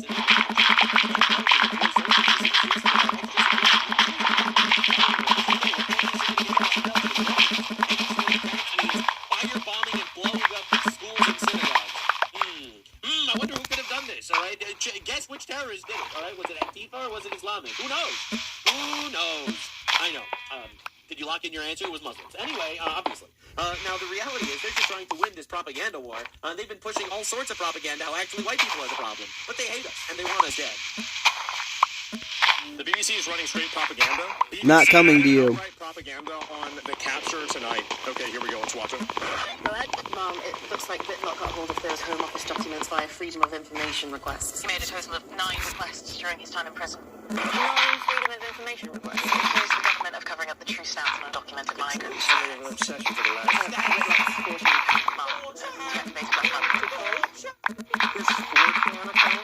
Oh my god. Wow. Listen. 4chan account, Mom, deactivated last month. Send out the women! Send out the women! Yeah, I mean, I know we already heard this. But can you imagine being such a brain-dead fucking twat that you think they deactivate 4chan accounts? Just imagine that. Women police officers. 4 women can take down 1 slightly malnourished male. Those are the stats. Sending you the post that got him kicked off the platform. Like history books say the last land invasion of England was 1066. Actual fact. The last land invasion of England was yesterday morning at 9:45 to the post. Base hatred? Yeah. Carrying 40 undocumented male migrants landed in Dungeness, Kent. That's 40, 40, fighting age, illegal male migrants. Now, land invasion is an act of war. In war, civilians are allowed to fight back. We're supposed to fight back. Next time, a boatload of fighting age males lands on our shores. We'll be ready. Turn the car around. Oh my god! Oh no! Check the most recent clip of the episode. It's the white guy scoping in on a child migrant. What? He's scoping in on... If a mod can send me that, I'll watch it. Oh my god, this clip? Okay, let me see if I can pull it up. Oh, wow.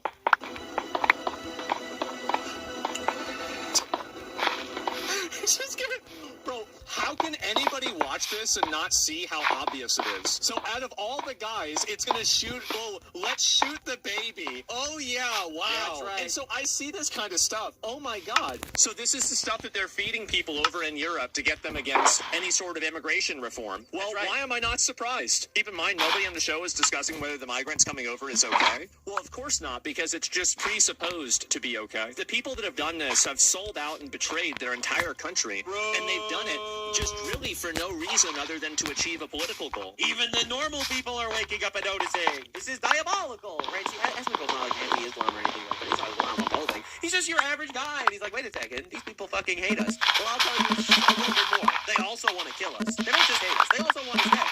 And they'll call you racist, they'll call you Islamophobic. I don't know if you're aware, we don't care. You're going to do nothing. We've seen what makes you shit. We see what the commies are doing in Cuba right now. These guys are insane. This Cuba trip of all like the Hassan Piker and his friends, the multi-billionaires of radical Hassan and friends decided to show up in Cuba and tell them that actually their oppressive government's the good guys. Those guys are awesome. Hassan Piker. What's up, guys? I'm Hassan Piker.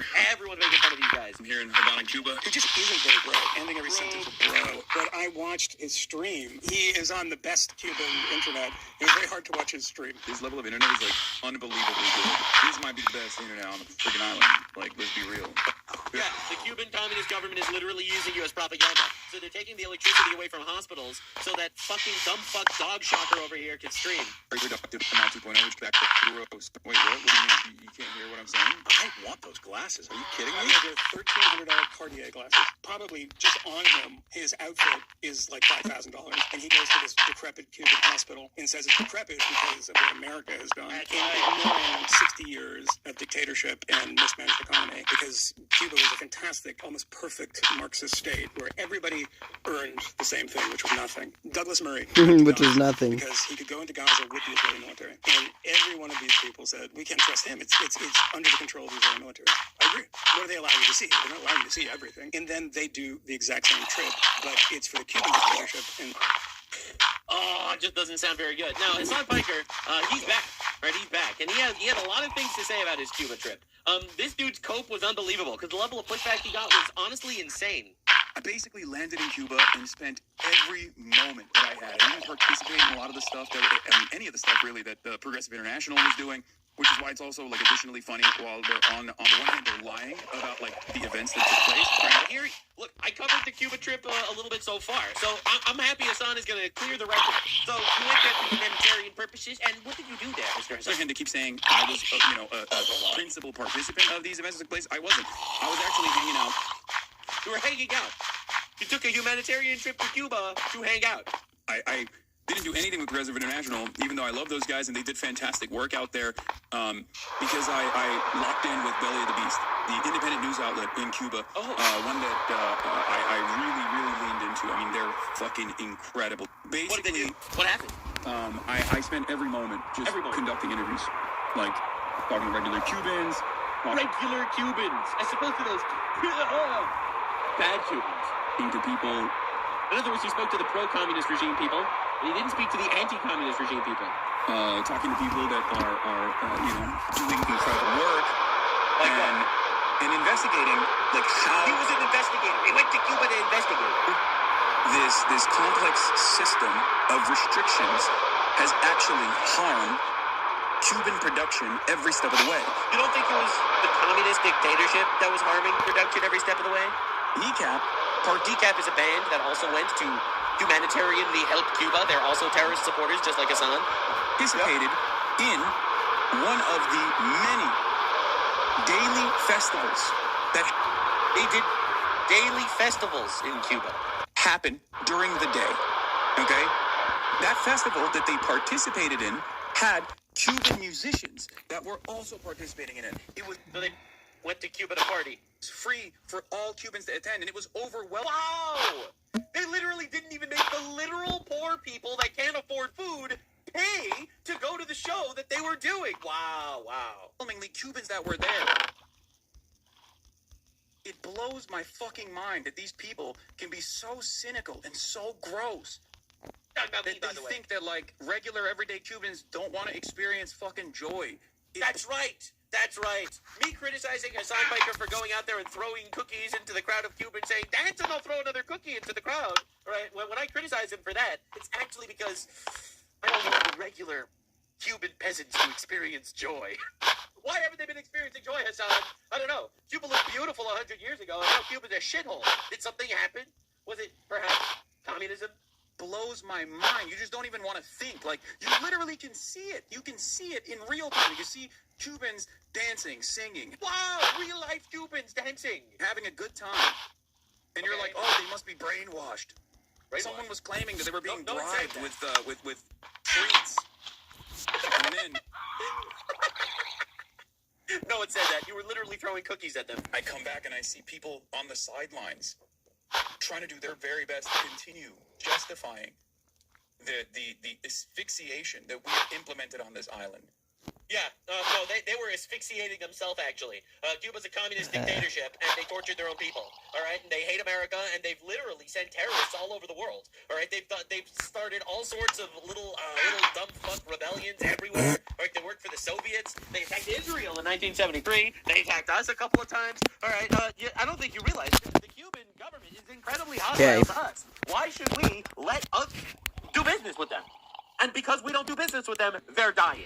Because Venezuela is no longer hostile to us, Cuba's falling apart. It's because Cuba cannot survive on its own.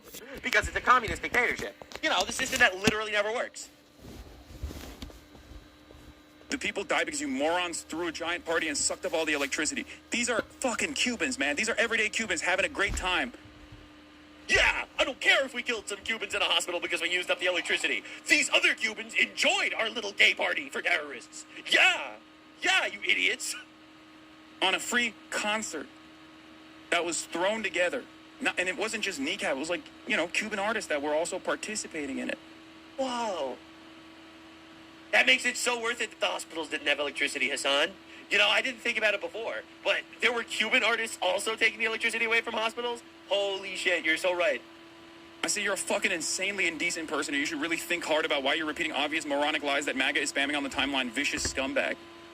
Star Hotel, powered by generators, while the local hospital goes dark. You are truly, genuinely a psychopath. Wow. True. This guy is one of the biggest, most troubled, most schizophrenic, vulgar demons I have ever encountered in my fucking life, and he has the Hassan Piker, you literally support rapist, pedophile terrorists. All right, you've allegedly raped children yourself. I don't actually want to hear your moral qualming. audacity to claim that he's a humanitarian and a liberal. How dare you call yourself a liberal? You dare criticize me for using electricity that the hospitals didn't have. Yeah? So a couple guys died in hospitals because we used up all their electricity. But did you ever consider that there were some Cubans that attended a free music festival? Shame on this fucking piece of shit. Shame on you. Shame on you. Shame on you. Fucking unbelievable. I'm gonna kill him if this stupid fucking faggot doesn't stop touching my shit. This is literally Hassan talking. Fucking believable. I wasn't even in Cuba when I tweeted this, for the record. Cubans are regular people. Cubans are human too. Cubans are regular ass people. They enjoy music. They want to fucking... Cubans enjoy music? Thank you, Hassan. I wouldn't have figured this out. Go to a concert. They want to live their lives. Yeah, and all the time was a couple of hospitals that didn't have power. Worth it. Worth it. In spite of the fucking ridiculous blockade, right? Blockade is not what made Cuba a shithole. Just finished my farm. Nice. In spite of the crippling blockade. It wouldn't be a blockade if Cuba wasn't a communist antagonist to the United States of America. And that regime is going to fall very soon. The kneecap boys. Just because Hassan Piker went on a Chinese Communist Party sponsored trip to go and express to his chat of retarded terrorist supporters that actually communism is good, it doesn't change the reality that communism is bad. Participating in a public free concert. I love how you repeated that like 47 times already. It's public and free. That's why we had to take the electricity away from hospitals. It was put together for Cuban artists. It was for Cubans. Okay. And they were like, oh, we're here. Let's do it. We'll also participate in this concert. So they also gave a free performance for every Cuban that was in attendance. And these people, and this concert is just mostly Cubans, right? Like, it's just, a lot of people were like, oh, they did a concert for just like the wealthy fucking tourists or whatever. No, it's just mostly Cubans. You fucking idiot. Did you? Yeah. We took electricity away from Cuban hospitals because some Cubans wanted to dance. It was worth it. Hang at the Mothercon at night. People are dancing, making music all night long. It's beautiful. Yeah. I didn't. I went to just a couple different, like, bars. Oh, you went to Cuba to go to a whole bunch of different bars with the boys. The first night I went to a bar with the kneecap boys. It was awesome. It was awesome. I love going to bars with other terrorist supporters. We all get together and we talk about our favorite terrorists. Great time there. It was so sick. I went all the way to Cuba to help the Cubans by getting drunk every night at a different bar. We just dumped a lot of cash to the best of our... A lot of cash. A lot of cash. You could buy the fucking bar for $20.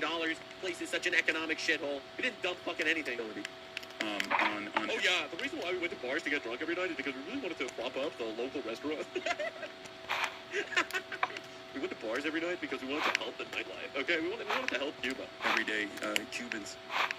But it was, it was much better, in my opinion, to just like go to like regular bars and regular restaurants that were, operating.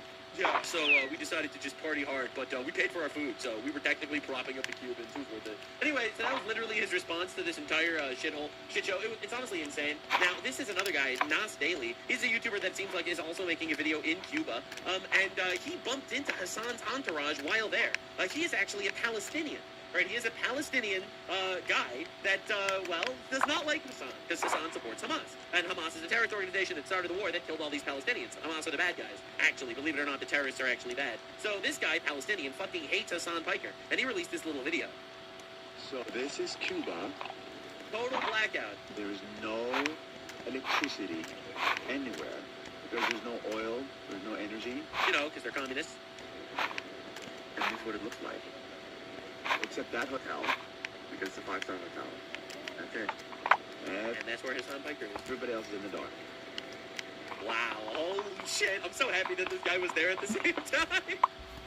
I'm so happy this guy was there at the same time. He's like the entire city in complete darkness, except for Hassan Piker's little gay 5-star hotel. Oh my god. This is Cuba yesterday. Every Western liberator stayed at a 5-star hotel with electricity. They're also hanging out at bars and restaurants or buying souvenirs. This is not solidarity. It's virtue signaling. I was in Cuba by coincidence at the same time as all these people. I knew it was trouble, so I left a day early. Unbelievable, dude. Now, for those of you that are unaware and how much the left actually hates our own country, all right, this was a poll. Should the U.S. be the dominant power in the Western Hemisphere? 51% yes, 28% no. By Republicans, yes, 74-8. By Democrats, no, 26-49. The majority of Democrats do not want our country to be the dominant power in the Western Hemisphere. They actually just hate us. It's honestly insane. So, people was shocked by this entire brigade of virtue signaling retards. It's almost like the left is fucking evil. They don't actually care about anything at all except for their own pockets. And slowly but surely, people are waking up to this. Now, I'm a simple man. Well, I knew that they were more shitbags because they go against every single biblical value possible. Yep. They kill, they steal, they commit adultery, they envy, they don't believe in God. They go against the Ten Commandments. It's a checklist. So I knew that they were immoral from the get-go. I just like being thrown away literally every fucking day. Are these champagne socialists really taking safaris in the pocket and possibly making organic snacks for sandwiches?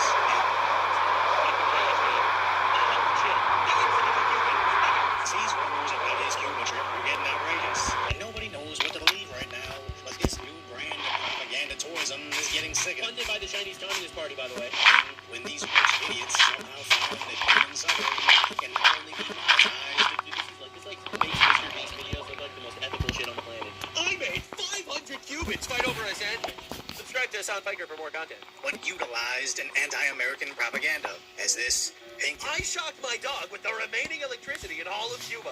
Activist group chartered a flight out to Cuba to protest Trump. So we're on the plane now. Which is insane, dude. I want 4 Cubans to say fuck Trump. Whoever says it loudest gets a free burger. Oh, getting ready to The rest starve. To Havana, Cuba. We have this entire charter flight full, and we're so excited. I got 2 Cubans to play rock, paper, scissors against each other. Whoever wins eats the loser. To be with the Cuban people and show our support, show our solidarity. I feel so bad for the Cubans, bro. Literally crushed by a communist dictatorship, forced to witness a bunch of literally champagne socialist millionaires and billionaires coming to your country to use you as propaganda against Trump that's trying to free you. Damn, this fucking sucks, dude. And to say that this cruel, inhumane, barbaric policy of the Trump administration has to go. And paint murals. Guys, they painted murals. It's over. Pack it up, boys. End the blockade. They painted a mural. Oh, they're even wearing little fucking Palestinian scarves. The biggest virtue signal grift of all time. That's right. Palestinians started a war in Iraq to remind the Cubans that they're starving. For humanity. And it's going to have little boats with boats in it. Little boats reminding all the people that they're desperately trying to leave the country, but they can't because they'll be killed.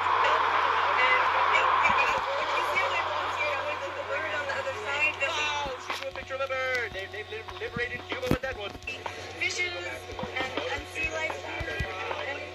And from a blimp. But that is when we were united. Performative activism has actually gotten more pathetic. And liberal logics. I'm so glad that they're doing it, honestly, because I think normal people realize how fucking gross this is. sees impoverished, starving citizens suffering under communism and thinks, let's go dress in pink and paint them a poem. That'll make everybody much more confident in communism, and the only thing worse than American idiots is Irish. But this is literally what they're doing. They're going out there, they're going to like these starving Cuban people and say, listen here, my fellow starving Cubans. I am suffering just like you.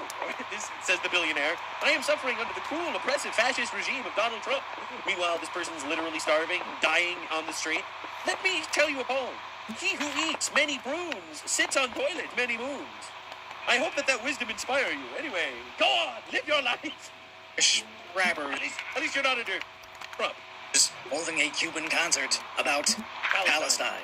It's the most performative shit in the world. Let's go to Cuba and tell them about Palestine. Oh my God, it's absolute cinema. But apparently right after, they used several large speakers and concert lights, the power cut out.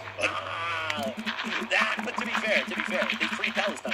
Right? It's true a couple of Cubans died because of this blackout, but I mean, to be fair, think of all the Palestinians. Not just for them. Apparently the entire country's power grid went down. That is, everywhere, except the 5-star hotel these limousine liberals were allowed to stay in. By the way, this wasn't any 5-star hotel. This was a state-owned, communist-owned 5-star hotel that literally belonged to the regime. And this is a federal crime to actually stay in this hotel to prop up our adversary. You could face $250,000 in fine and 10 years in prison just for staying at this hotel. To which Hassan makes sure he was staying at with his long-time affinity for needing electricity. The government has very limited resources. And the American government makes it illegal for Americans to stay wherever they want when they're in Cuba.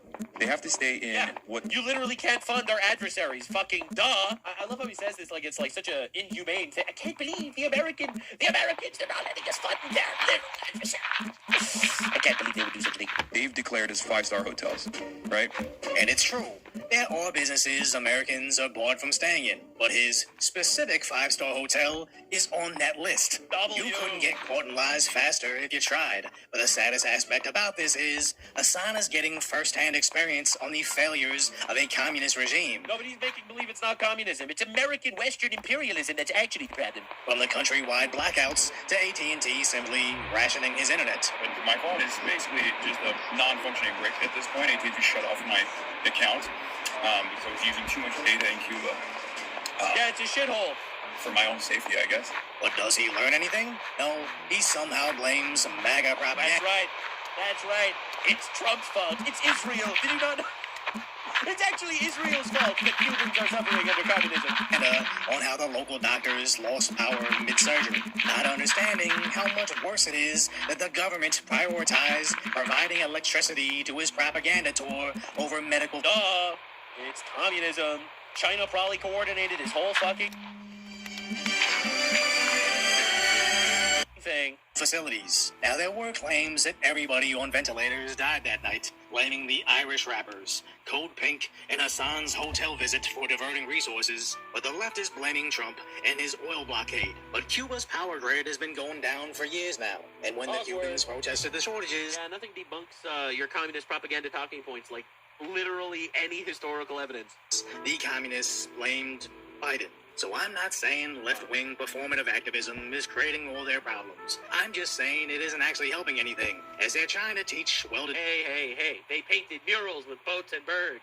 Do liberal Americans the evil of capitalism when they're actually just showing us that socialists are sociopaths. As the image of them treating Cuba like a poverty safari is satire and 100% fake. But there were claims that they went out there tossing food to kids, allegedly making them dance or Happy 420. videos for social media. Seems kind of far-fetched. I'm deciding to believe that. But I wouldn't be surprised. Hassan Piker will read like a UN report that says Hamas terrorists raped Jewish women. I'll be like, nah, I don't believe the UN. Well, I believe that he definitely made Cubans dance for cookies. I believe that. As if they were that detached from reality. But what we did see was them proudly showing up with 5 gold chains and diamonds, as one of which appears to be the $2,000 Versace chain, oddly made of brass. And when someone posted the highlights of Hassan's little visit, what stands out is this ridiculous image of him wearing... Oh, dude, his fits are so bad. Wearing a 700... Like, you know, he always dresses like what I would imagine a sociopath thinks that rich humans dress like. I'm telling you. Right? He dresses himself like cosplaying rich people. He is a rich person, but he has no taste himself. $100 silk shirt, paired with his $500 pair of pants, an Apple Watch conservatively at $250, possibly a Cartier ring at $1,500, and matching glasses at $1,300. But as their prescription transitions, would easily be another $600. Even his stupid hat is more than most Cubans make in a month. Oh my God, that's insane. Idiot really rolled up in a $5,000 outfit to shit on the evils of American capitalism, as that outfit alone could feed dozens of families for several months. But he's like, man, I wish I was like you guys living under communism, not like me, living in America under fascism. Can you believe the audacity of this dumb fuck? He'd rather use that on Looking Fresh, while complaining about their internet, inability to keep on the electricity, all while in the comfort of a 5-star hotel, as allegedly everybody on ventilators is dead. Every single second this guy live streams, more people are... I mean, I know everyone on ventilators died, but we got to talk about freeing Palestine, so it's really kind of worth it. Realizing what a laughable grift it is, as the little time he gets online is spent fighting with randoms on social... You must be a CIA account for criticizing me. You must be a Zionist. I love how he literally used that as an argument. Every Zionist propagandist is targeting me right now? Well, I don't think the Zionists are coming after me for making Cuban kids dance like monkeys to give them food. Social media, sitting in his hotel, sad about Asmongold. Went to Cuba to sit in a hotel. That's it. Oh, man, it's not a good place to be in, right? It's really not a good place to be in. Damn, that's too bad. We're witnessing the satisfying end to a miserable grift, as I somehow doubt even he wants to look this silly, traveling around No, I think this is like an all-time low. World, literally shilling for evil regimes, while slowly losing your audience to the Roach King. That's right, baby. Bro's having the worst fucking day of his life. No one could have seen this coming. Nope. Evidently not. Now, you know, another girl actress that had a diabolical downfall, which is pretty hilarious if you ask me, is there was this woman. I know, it's already hilarious. That decided to just accuse a random conservative commentator as a rapist with zero evidence at all, and now she's getting her pantsuit off. I'm telling you, so much of what these libtards do is they just sit there and they say the most performative slop ever. They expect their audience to get all psyched up that they're being performative and stupid, and they accidentally end up ruining their own fucking lives. All right? Here's, I think, a really good example of it.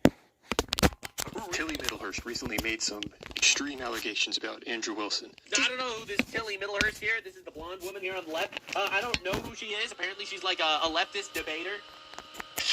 God knows why they even still exist. I only see them get humiliated these days. Like, yeah, I'm totally going to take you seriously after you said that your morality is not grounded in literally anything and how men can be women. Yep, I'm totally going to take your insight seriously. But anyway, so this is an insane story, an insane crash out, and honestly, I think it fits the vein of leftists publicly humiliating themselves because of virtue signal points. And this time, it's just fucking horrible. Did you sit with Andrew Wilson? What did I do now? I just worry immediately for your safety in that moment because of the fact that Andrew Wilson's a... That's pretty extreme. Right, so she's just going to sit out there and say that this guy, Andrew Wilson, a right-wing debater guy, is a rapist. So I was really scared for you that you debated him. Literally, what is going on? You can't just fling out these accusations like that. It's actually insane. And, you know, these people feel like they're never going to actually have consequences. But they do. Every virtue signaler, every single woke retard, every single feminazi, they're all going to face the consequences of their actions. Because God is good, and he has a very long memory. The Egyptians tried to drown every firstborn in water, and the Egyptians ended up all drowning in water. It fucking comes around. And Clint, do you have any evidence for it? I mean, he's admitted on live streams before on his podcast that he doesn't really believe in what he understands the modern version of consent to look like, and... Yeah, because it makes no sense and is really stupid. It sounds like she's basing this on debates Andrew has had. That's right. She's calling him a rapist because the modern feminazi definition of consent that he has is different than the modern definition feminazi consent that she has. Understand that that is enough of a qualification in the leftoid, deeply unhappy liberal woman's mind to call this person a rapist. And I'll just give you the most obvious example in the universe. According to this woman, all right, because I've heard these leftist debate tactics a bajillion times, if you have a married man touching his wife's butt without explicit consent beforehand, he just sexually assaulted her unconsensually. Sorry to get graphic, but if a wife, a loving wife of 10 years, decides to wake her husband with a handjob while he was sleeping, he couldn't consent while he was sleeping, so according to her, that's rape. So because of her definition of rape, Andrew Wilson, who disagrees with her definition, must be a rapist. This is the mental gymnastics that the leftist mind needs to go through to justify your dad. Because I feel like a lot of people don't understand how this actually works. The left will say, kill rapists. And then the left will define a rapist as... Bro, you were so far away, you could have fucking blew my mom over there or fucking crossed the map with that fucking explosion. And you still decided to blow up. You're so far off, you're like a liberal arguing with facts right now. And thinking you're correct. And you still blew up. Some mentally ill retard in their audience, some transgender furry to kill you. So these things need to be taken incredibly seriously, because unfortunately we see every single day that this just keeps happening. Another doxing, another swatting, another assassination attempt against somebody that they subjectively decided was a very fucking bad guy. So not only, in my opinion, is this a career-ending allegation based on a complete lie that they mentally convinced themselves actually is relevant because of their arbitrary decision-making on the definition of consent, but they're also weaponizing their audience of mentally ill, dumb fuck retards to kill you. But just like everything else, this will come back to bite her. Around how people view consent today, which can sometimes be extreme how they view it. I'm drunk and a woman's drunk. Are we raping each other? Yes. I mean, that's not fucking crazy. No, Notice she says the yes. If you're drunk and your wife is drunk, you have to understand they consider it like also if it's like a married couple. All right. So if you have a married couple, a husband and a wife, and both of them get a little tipsy over dinner, they decide to break open a nice bottle of wine. They get a little tipsy over dinner, and then they sleep with each other. According to feminists, that is rape. So therefore, just because you have that opinion that it's not rape, which I personally obviously don't think that's rape, all right, but just because you think that isn't rape, therefore you must be a rapist. This is literally the step-by-step process that a feminist will use. I already know to this. their audience of transsexual furries to kill you. Modern version. This is like old news. Because, yeah, there are a whole bunch of dumbass fucking liberals who have probably raped themselves using their own logic. She obviously didn't rise to that much prominence. Charlie Kirk. If you want to talk about how Islam mistreats women, we can talk all day. I'm all for that. I miss Charlie Kirk so much, it's unbelievable. Every time I see him, I get so sad. This guy was a legend. He really was. He was a man fighting for God every single day, and some fucking retard killed him. Unbelievable tragedy. I hope the retard gets fucked in the ass with a knife blade. I think that all religious fundamentalism is bad, and if you take that logic, we should also... Yeah, except the difference is Islamic fundamentalism literally endorses raping people and torturing them and sacrificing them and killing them. Right? That's Islamic fundamentalism. Christian fundamentalism really doesn't do that. All right? A radical, thou shalt not murder. Oh my God, he's so radical when he doesn't murder. He's so radical when he doesn't steal. Yeah, right. Okay. Not allow evangelical Christians to Okay, hold on a second. I have described her as intelligent but brainwashed. She's just very ideological. This was a big mistake. Look, man, intelligent but brainwashed might be one of the nicest ways I've ever heard someone describe a obvious retard. An egotistical, miserable bitch. Mistake what she did here. His entire career is upon a foundational premise that you get clicks by bullying underage girls or... Underage girls? What? I have not seen a single example of Andrew Wilson ever even debate an underage girl. Who are underqualified to... And even if he does, he's allowed? Again, yep. I don't understand the issue here. Speak about political problems. I'm not saying that that's you. The women who come onto the whatever podcast are not underage. She claims that they are all underqualified, uneducated. That's right. You're not allowed to talk about politics to anyone that doesn't have a degree in politics. Counters this in a comical way by pointing out his educational level. I have a almost 10th grade education.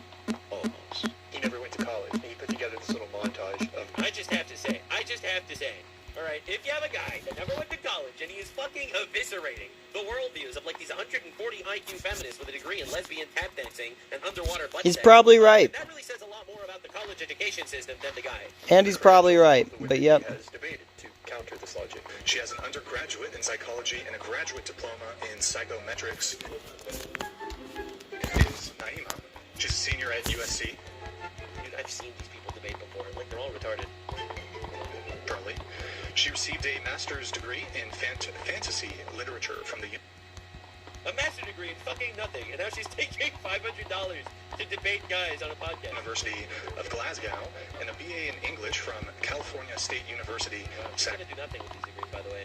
She's going to be in debt, and then she's going to blame capitalism. He doesn't just debate women. That's also important to note. He will debate almost anyone who is willing to have him. People like Matt Dillhunting refuse to debate him. No, I'm not going to dignify a debate with someone who walked it. The trash talking. He trash talks someone? Wow, get out of there, bro. And be smug. And all the things that you're doing right now. This debate is over. Goodbye. Goodbye. Jackass. So I think we've countered that. But I graduated from FIU, Florida International University, with a double bachelor's in international relations and political. Double bachelors in fucking nothing. I love how, like, these women are like, I have an IQ of 140. I am in crippling debt because of terrible life decisions, and I can't do anything with my degree.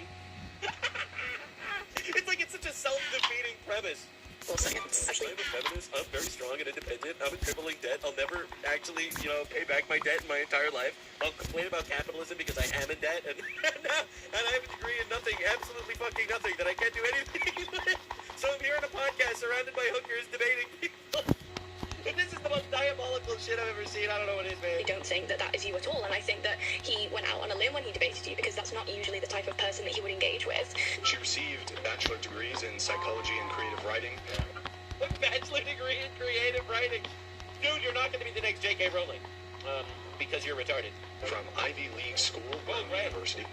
Ivy League school, ladies and gentlemen. She out there paying $60,000 a year that she doesn't have to get a degree in dumb fuckery. But she has an IQ of 140, right? She's a strong, independent woman that never wants a man to take care of her. So she's just going to spend the rest of her life crying and yelling about capitalism because she's in debt.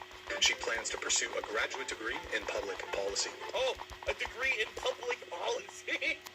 Dude, I really have to stop making fun of these women. It's not their fault that they're retarded, I guess. Oh, it is. That was a lie, yeah, free will. She graduated from University of Florida I mean, with a triple major, yeah. getting her BS in psychology. I'll argue against free will and stuff. I think it's real, but I feel like it also could partially be a delusion or an illusion. But with that being said, it's on you, bro. Like, holy shit. You can just say no. Like, if your destiny is to be a fucking moron, well then, I guess then my destiny is to laugh at you being a fucking moron. You consent, and they're lunatics. What do you think's going to happen? But in this instance, when it comes to men like this, it should be a man who engages in that particular debate. And also, I was literally worried for your physical safety. I'm worried for your physical safety. For your physical safety. Debating Andrew Wilson might make your fit. What did they think she was going to get raped on live stream? Like, what are we even doing? You go in person to these podcast environments. And then the audience is like, holy shit, he's endangering women. And you know what the next step is. Getting a little crazy. So why would you worry about her physical safety? You were insinuating you think Brian or Andrew would attack or physically assault a woman in the podcast studio. It's extreme stuff. I disagreed with you going because I was just thinking, oh, what is she doing? Nothing to do with platforming, you know? So what should Andrew do? What do you do in a situation like this when someone makes a claim? You sue them for defamation and you inevitably lose because it's super hard to win defamation lawsuits. This ridiculous. What I would like for Tilly to do is just make a public video apologizing. It doesn't have to be something in-depth, anything like that. Just retract the allegation, then apologize and let people know you got the facts wrong. That's all I'm asking for. Tilly actually offered to come on my show for an unrelated reason. But after I made that video about the threats against Constantine Kissin, she contacted me and said, I was receiving threats from that same guy. Thank you for making the video. I'd love to come on the show and talk sometime. I said, sure. I haven't heard from her since. I'm guessing that she would then went and watched the video where I claim she's very intelligent but brainwashed. Perhaps she got offended by that and is no longer willing to because I haven't heard that. But if you still want to... You mean to tell me an egotistical person doesn't like getting even remotely criticized? Come on. You're welcome to. And we could... That's what these colleges do. They take these women, they convince them that they're actually the most important human being on the face of the planet. They don't need no man. They turn them into these egotistical black holes. And unfortunately, then they end up destroying their entire lives. They're in crippling debt. They have a degree in fucking nothing. All right, and then they decide that they're going to spend their life virtue signaling and telling other women that they should follow in their footsteps because they become the most vapid bitches on the planet.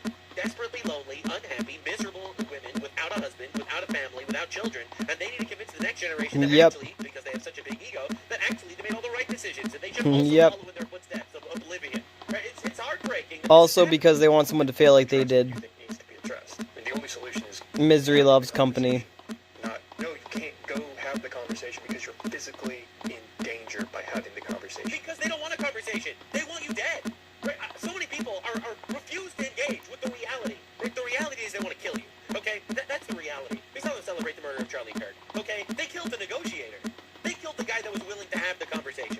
The nicest guy. All right? The real most moderate conservative out there. And they killed him. And they celebrated his death. And they danced on his grave. And they wanted every show on the planet to talk about how actually they didn't care that he's dead because he's a fascist and a racist.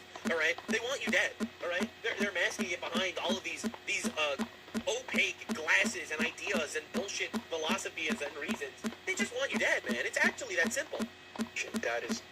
destructive mentalities. They'll call you a rapist, they'll call you a Nazi, they'll call you Hitler, they'll call you a fascist, whatever they fucking can to justify your death. Literally, that's what they want. They want you dead. And I am actually willing. I've never one time engaged in lawfare. I have been sued, frivolous lawsuits, because people think that I'm loaded or something, but I have never sued anybody. And I wanted to go my whole life without doing it, but in this case, I will follow action He's actually with suing lawsuit. her.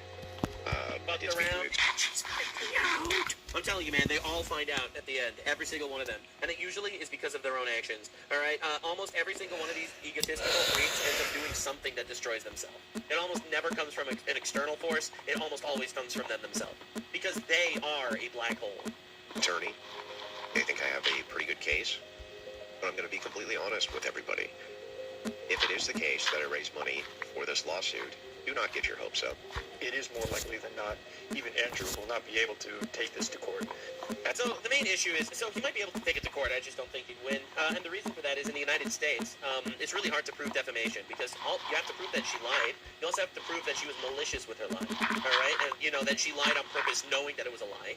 And she will just make believe that she didn't. And that's another one. And another thing that's important to note is that he also has to prove damages. In some way, his career was ruined because of it. And his career is doing fine. So I don't think his career was ruined because of this either. So for all those reasons, winning a defamation lawsuit is super difficult. Unfortunately, as we've looked at in previous, that's why you have so many women getting away with making false allegations. Videos, that legal process is difficult. That legal standard can be very difficult to meet. That has nothing to do with the falsehoods or the validity of the claims. I totally agree. As it says in Leviticus, do not spread slander among my people. All right, but again, someone without any moral foundation, like a leftist, doesn't actually give a fuck. It's the reality of the need for the standard of damages. I'm just going to be totally upfront and honest with you. If I pursue a lawsuit, the reason I'm doing it is due to the principle of the thing. In this case, I fully believe 100% that will say these things on a random podcast is about an individual who they've never met, they don't know anything about, will pursue that, and there's a higher than null likelihood. Who knows what other false allegations she made against other men that she didn't like. That they will paint other men as being this thing who cannot Public service, suing vapid bitches. Defend themselves. They don't have the same platform that I do. And so I consider this to be a moral obligation. His point seems to be he's very fortunate to have a platform. This happens all the time to men who don't have a platform to defend themselves. They can't afford the legal costs. Yeah, you get men and women saying that shit, though. Usually the men say more pedophile stuff, and women say you're a pedophile or rapist. Because they're all fucking little femboys who probably got raped by their father. Did this without the consent of the he shot the original tape with.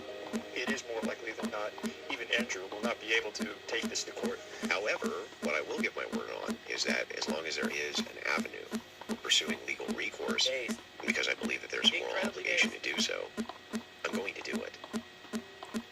Until that is no longer available. Public service of having annoying women find out the consequences of their actions. No, I respect that. I can understand why he would want this called out. And for you, Tilly, it is worth thinking about. Were these statements really warranted? Is this a wise game to play? Spoilers! She Yep. doesn't care. It is a wise game to play if you're the one who's suing. Sort of a solution, all right, to a problem or whatever. All right, you have an issue, all right? You come up with a possible explanation for the issue. Then you try to go through the symptoms to see if all the symptoms match the actual disease. I ask you, do you think she called him a rapist because she thinks he's a rapist? Or do you think she called him a rapist because she just really doesn't like the guy and wants him dead and gone? It doesn't feel like she's actually going to face any consequences. The latter is obviously the more accurate one.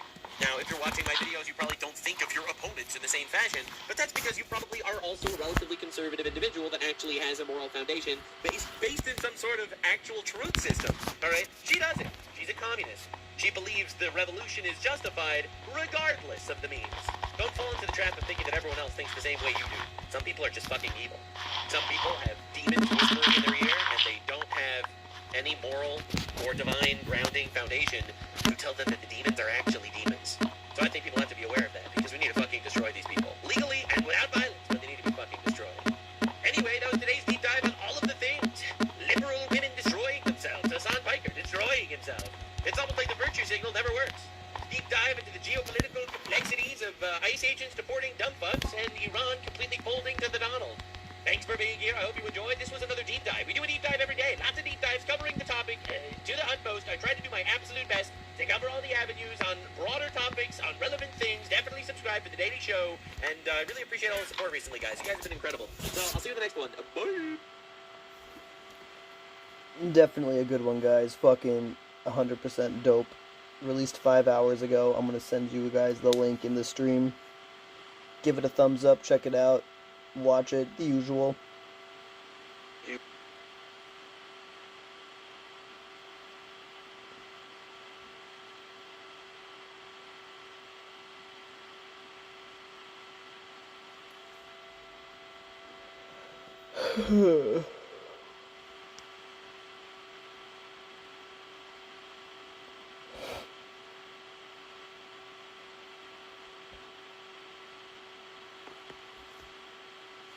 Trump is threatening Iran on a level we've never seen before. We are kicking this up to quite literally the final gambit. We are officially in the end game. It cannot go anywhere past this. Netanyahu released a message. A lot of people are pretty freaked out about it. Hassan Piker, they are literally protesting against him in Cuba because he is shilling for the communist regime there. The Democrats have defunded the Department of Homeland Security, and there was another Islamic terror attack. 26 people stabbed, one person seemingly going to die. The normies are waking up, the feminazis are finding out, and quite literally, if you want to keep up to date with all the things, you should definitely subscribe. I cover all the things in the way they need to be covered. Too many people don't want to be edgy, don't want to be controversial, don't want to get canceled, don't want to be Islamophobic. I don't give a fuck. Read too deep into it. They just want to read the headlines. Well, this guy, consistently correct, by the way, ever since the Iran war started, doesn't actually care. I've been correct since 2016. Against people trying to cancel me for being racist and Islamophobic is actually not caring if you call me racist or Islamophobic. It's honestly diabolical. It seems simple, but you shut down the entire worldview and you're just like, no, actually, I don't give a shit about what you call me. But you know who gives a lot of shits right now? Iran. Donald Trump tweeted, if Iran doesn't fully open without threat, oh my god, the Strait of Hormuz within 48 hours from this exact point in time, the United States of America will hit and obliterate their various power plants, starting with the biggest one first. Oh my god. Thank you for your attention to President Donald J. Trump. People don't actually recognize the magnitude of this tweet. First of all, the Presidente Donald Trump doesn't bluff a lot, all right? Now, a lot of people say he's bluffing, and he might be, but he doesn't bluff a lot. He told the protesters in Iran, rise up and I'll help you. They rose up, and, well, he helped them. He said Iran will not have a nuclear weapon, and, well, I don't know if you're keeping up to date with the news. Iran does not have a nuclear weapon, or a navy, or an air force, or a leader. Those bastards got whipped so fucking hard, it's diabolical. Trump straight up clearing the leaderboards on the Ayatollah to Lucifer pipeline speedrun. It's insane. Any percent Iran supreme leader to 72 Virgins pipeline is just fucking insane. But the reality is, this escalates the war to a whole new place. Until now, we were striking military targets. This is, well, some people call it a war crime. I actually call that fake and gay. All right, no one cares about war crimes. Iran's been doing war crimes since the war started. They're attacking their neighbors unprovoked. They're attacking energy sources, desalination plants. They're attacking whatever they fucking can. They're targeting civilians. They're using cluster munitions to quite literally maximize civilian damage, which is a war crime. But no one actually gives a shit about Iranian war crimes. So therefore, I don't actually believe in playing into this whole game where we have to abide by our principles, but you don't have to abide by our principles. Asymmetric warfare is gay, all right? And the people that trick you into thinking that you need to make believe that you need to be held to a higher standard than your enemy is retarded. The Democrats are allowed to weaponize the justice system against Donald Trump, but Donald Trump is not allowed to imprison his political opponents. Fucking bullshit. Donald Trump's going to imprison all of his political opponents, and he should. Iran doesn't get a pass. Oh, they're terrorists. They do war crimes. There's nothing new. No. They're terrorists. So therefore, we will do everything at our disposal to obliterate them completely. All right? That said, I'm not...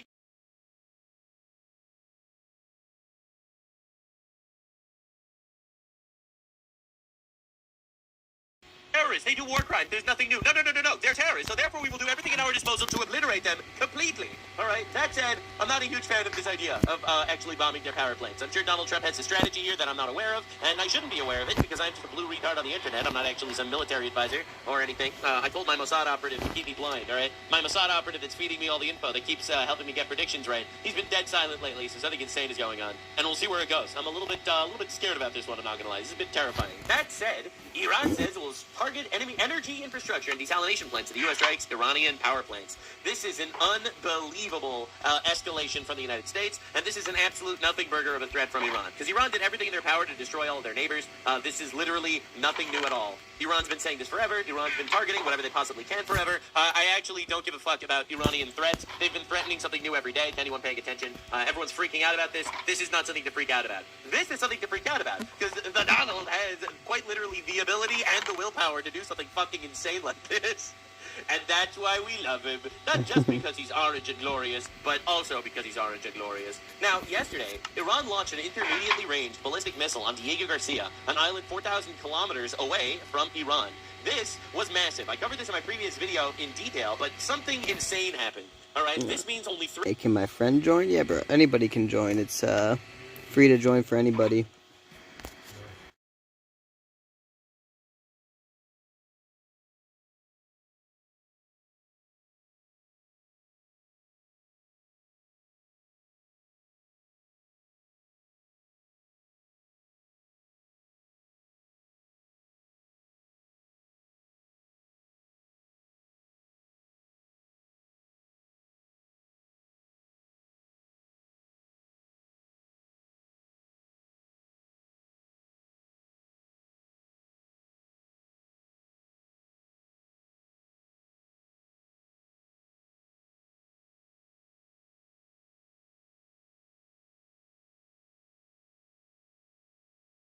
But yeah, bro.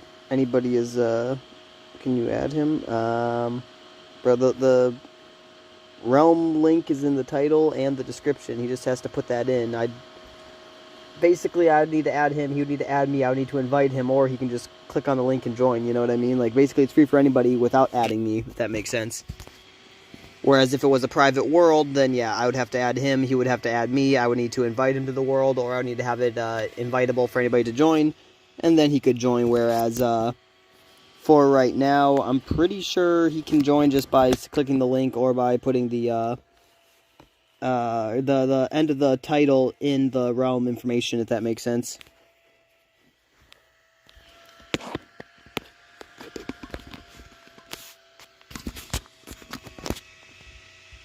An island 4,000 kilometers away from Iran.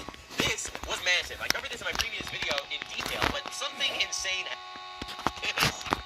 And that's why we love him. Not just because he's orange and glorious, but also because he's orange and glorious. Now, yesterday, Iran launched an intermediately ranged ballistic missile on Diego Garcia, an island 4,000 kilometers away from Iran.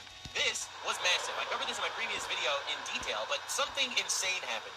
Alright, this means only 3 European countries are out of range from Iranian ballistic missiles. Iceland, Ireland, and Portugal. Every other European country is quite literally able to be targeted and struck by Iran. This is the thing that Trump was saying the entire time could happen. That the entire world was saying, oh, what do you mean Iran's not an imminent threat? They just hate Israel or something. They're not an imminent threat to any other nation. Well, that was proven false completely. Iran proved its missiles can reach far beyond the seas. It fired 2 intermediate-range ballistic missiles at Diego Garcia, a joint U.S.-UK military base, sitting 4,000 kilometers away in the middle of the Indian Ocean. Neither hit the base, thank God. One fizzled out and fell into the ocean, and the other one was intercepted. However, a 4,000-kilometer range Tehran literally could strike Paris, London, and most of Europe. This makes Iran, a terrorist regime, quite literally an imminent threat that needed to be neutralized ASAP. For a lot of people that aren't paying attention to how actual serious this is, all right, I want to put this into perspective. This alone justifies the entire conflict against Iran. I feel like so many people just don't get what this means. This one piece of information alone proves the entire conflict against Iran is justified. Now, this isn't the only thing. They're also trying to get nukes. They're trying to kill us. They've killed thousands of us. They killed tens of thousands of their own people. They destabilized the region. They fund terrorist organizations. They orchestrated terrorist attacks against multiple countries, European and American. They've tried to assassinate President Donald Trump twice, etc., etc. But this one piece of information alone is enough, in my opinion, and also, according to international law, which we've already established is fake and gay, and we don't really care about it, but it's enough of a reason to neutralize this imminent threat, because that's what it is. All right, February 25th, 2026, we are not developing long-range missiles. We have limited the range below 2,000 kilometers. That is what Iran's foreign minister said. Wow! Iran's foreign minister said, literally 1 month ago, we don't have any long-range missiles. We only want to strike our neighbors. We don't want to strike you. What do you mean? We're not a threat. March 2020, Iran fires... 2026, Iran fires missile at Diego Garcia ranging 4,000 kilometers. Quite literally, this is diabolical to anyone that actually understands the gravity of the situation. And now, here's the craziest part. President Donald Trump on 2/24/26 said this. They've already developed missiles that can threaten Europe and our bases overseas, and they're working to build missiles that will soon reach the United States of America.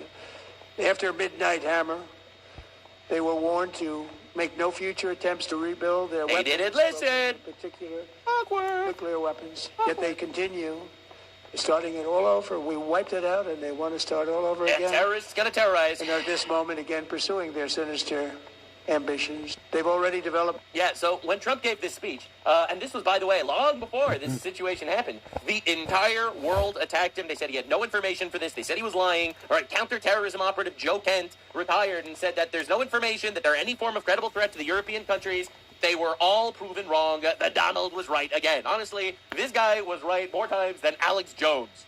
Quite literally, Iran has already developed missiles that can threaten Europe and our bases overseas. He was correct. Every single person that said he was lying, like Elizabeth Warren said there's no information, there's no plan, there's no reason to go to war, all right? All these retards, the Tucker Carlsons, every single one of them could shut the fuck up. Even Piers Morgan actually made this whole apology about it because it turns out he's just a bit of a bitch, and he was wrong. And this war is totally justified. The attempted attack suggests the reach of Iran's missile capabilities may be much longer than expected. Oh, wow. As Diego Garcia's 2,500... Wow, you mean to tell me that the media didn't know things that quite literally Trump's classified information knew? You mean to tell me that the secret intelligence agencies that are using classified information to decide whether they should actually go to war to protect our nation might know more things than random fucking retard pundit on CNN? Miles from... Fuck me. Only Somalians.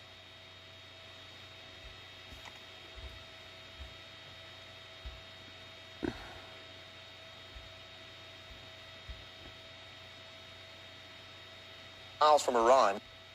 Given... Can you add him, my friend, real quick? Bro, he can join just by clicking on the link. Send him the video here, or the live stream.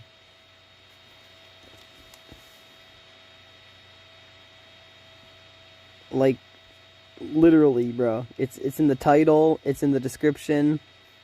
You could copy it and paste it to him. He does not need to add me as a friend. I don't really add people because my friend list gets full and then it says you can't add anybody else.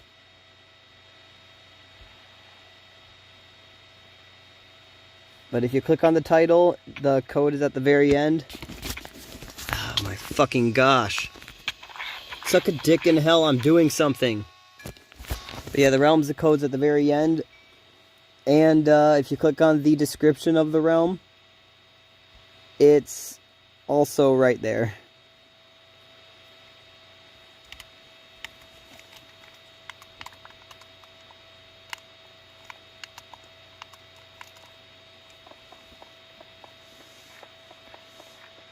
Given that range, more European countries could be at risk of a missile strike. Fox News senior correspondent is live in Tel Aviv. Fucking gosh, you know what? Mike? Let me start you out with a couple of significant Iranian ballistic missile strikes. Yeah, they're still striking, they're still flailing, they're still doing their thing. The retard right is going to ignore this. But that's, I assume, referring to the people that call themselves anti-war. I say they call themselves anti-war because I'm also anti-war. Now I'll explain what that means. I am anti-war. I don't want war to happen. I just want to absolutely fucking obliterate terrorists trying to kill us and bring us into a dangerous war. All right, that's my stance. All right, if there are terrorists that are trying to kill us, they've been trying to kill us, they're still trying to kill us, they're developing weapons quite literally with the intent to kill us, we're going to fucking kill them first. That's right. I don't want to get into a war where we lose thousands of soldiers because they become an actual threat. I want to neutralize it before it's a threat. See, I am the real anti-war. All right? I want precise strikes decapitating retards. All right? That is the anti-war stance. Yep. The retard right is like, war bad, therefore we have to literally let terrorists develop the weapons to fucking kill us. All right? So the retard right is going to ignore this, but this by itself justifies the entire Iran war. Iran's... Yep, the people that say, I'm a lover, not a fighter. Guess what? You're a liar. You don't fucking love shit if you won't fight for it, you dumb bitch. Military developed missiles which were capable of traveling 37 to 4,500 kilometers, depending on launch point inside Iran. Anyone questioning imminent threat has their answer. Quite literally, this is absolute empirical evidence. So here we go. This guy, Israel attacked Diego Garcia and blamed it on Iran. Holy shit, we saw where the missile came from. This is the stupidest shit I've ever seen in my entire life. All right, like imagine being this retarded. It's honestly insane. Like, these people are so lost in their own fucking universe that when they see something in reality contradict their worldview, you know, instead of actually reshaping their worldview to fit reality, they reshape reality to fit their worldview. Like, we have a large segment of the right that's just like, they're as delusional as leftists that think that men can be women. Or these people that believe that reality is malleable to whatever their fucking political talking points are. All right, and this guy who's been super critical of the entire war and all of the Israel stuff thus far, Cernovich, said, Israel is far from perfect. All right, very good, nice. But now everyone sees what Iran would do with more advanced weaponry. They are attacking Arab nations like a rabid dog. They had missiles that could reach Europe. They lied about everything. No! The terrorist regime, death cult, whose literal goal in existence is purely to fucking kill all of us? You mean to tell me that they also lie? You mean that when they said that they weren't planning on developing nuclear weapons and then we found out that they were enriching uranium to 60%, it turns out that they were trying to develop weapons to fucking kill us? Dude, it's honestly unbelievable how slowly but surely everyone's really realizing that not only was Trump completely correct about this conflict, but I was completely correct about everything. Dude, you have no idea the amount of fucking shit I get from all sides here. All right, when I'm covering this shit. I'm just trying my best to be honest, and I think that killing terrorists is actually fucking awesome. Pizzagate was real. All right, so Joe Kent said this wasn't true, but this is what Iranian Jeffrey analysts had to say. Epstein's island with the Nickelodeon symbol. Nickelodeon people most likely knew of Jeffrey Epstein and were involved. 9/11 was an inside job. JFK was fucking shot by our own FBI and CIA, in my opinion. All our neighboring countries need to be punished to understand. We are the country that has the power and the hegemony in the region, so therefore we have to punish our neighbors for disobeying us. This is Iran, by the way. This is just today. We have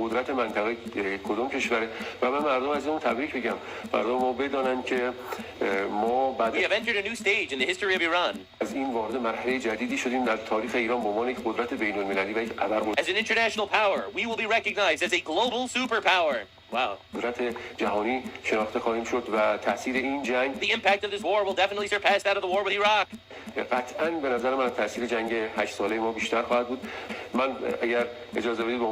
pledge allegiance to the new leader who never showed up. Pretty awesome stuff. We need to act in order to build a nuclear weapon. But I was told by Joe Kent that there was a fatwa against them building nukes. But Tucker Carlson assured me that they were a peaceful people. They just wanted to fuck goats and rape children in peace. Either we build it or we acquire it. Maybe their ally, England, will give it to them. Yeah, so quite literally, this is what they're saying openly. They're openly stating this. Now, I actually choose to believe the terrorists who have proven consistently that they're part of a death cult that wants to kill us. And I believe that we should fucking obliterate them before they actually have the capability to fucking kill us. I know, it's a controversial opinion, it seems, but I think that's because we're facing the largest psyop of all time. Breaking, Iranian man arrested trying to break in the UK's nuclear base in Scotland. Wow, now we know how they're planning on getting nukes, don't we? Pretty insane. Now, this is the NVIDIA CEO, Justin Huang, and this dude dropped a nuke. All right, I shouldn't say that in the context of literally fighting a potential nuclear war, but this dude dropped a bomb. All right, this dude came out, much to the surprise of everyone, because, the economy's struggling a little bit with this Iran war, but Bro came out in complete defense of Donald Trump. I was also asked, given what's happening in the Middle East, is that an area where we believe that we can expand artificial intelligence to? I believe that there's a reason we went to war, and I believe at the end of the war, Middle East will be more stable than before. Wow. So tech multi-billionaire who literally only fucking cares about money, let's be honest, thinks that this is a financially good idea. It is a financially good idea for the United States to spend a couple $1 billion on a war right now to quite literally stop us from facing an existential threat in the future. It's like it's so obvious to anyone that thinks for a half a second. When you have Bernie Sanders crashing out, we spent $20 billion on this war with Iran, and I'm against it. With these $20 billion, we could have given them so many Somali healing centers. Honestly, it's fucking retarded listening to these people. These people signed checks for $350 billion to Ukraine, but $20 billion to quite literally fight adversaries that are trying to kill us, that's too much. That's out of the pale. And quite literally, these guys all think they're retarded. But, it's all a political game, all right? It's all a political game. The reason why the left is against this Iran war is because they hate Trump. The reason why Muslims are against it is because they support the terrorists. All right, the reason why the third world is against it is because they're on the side of Iran here and they hate America. Right? It's honestly pretty obvious if you pay attention to it. It is super duper obvious if you pay attention to where the dissent is coming from. The dissent isn't rational. The dissent is purely and utterly visceral because they hate something else. Right? They're against this war because they don't like Israel. All right, and this will benefit Israel. They're against this war because the poor terrorists are gonna fucking die.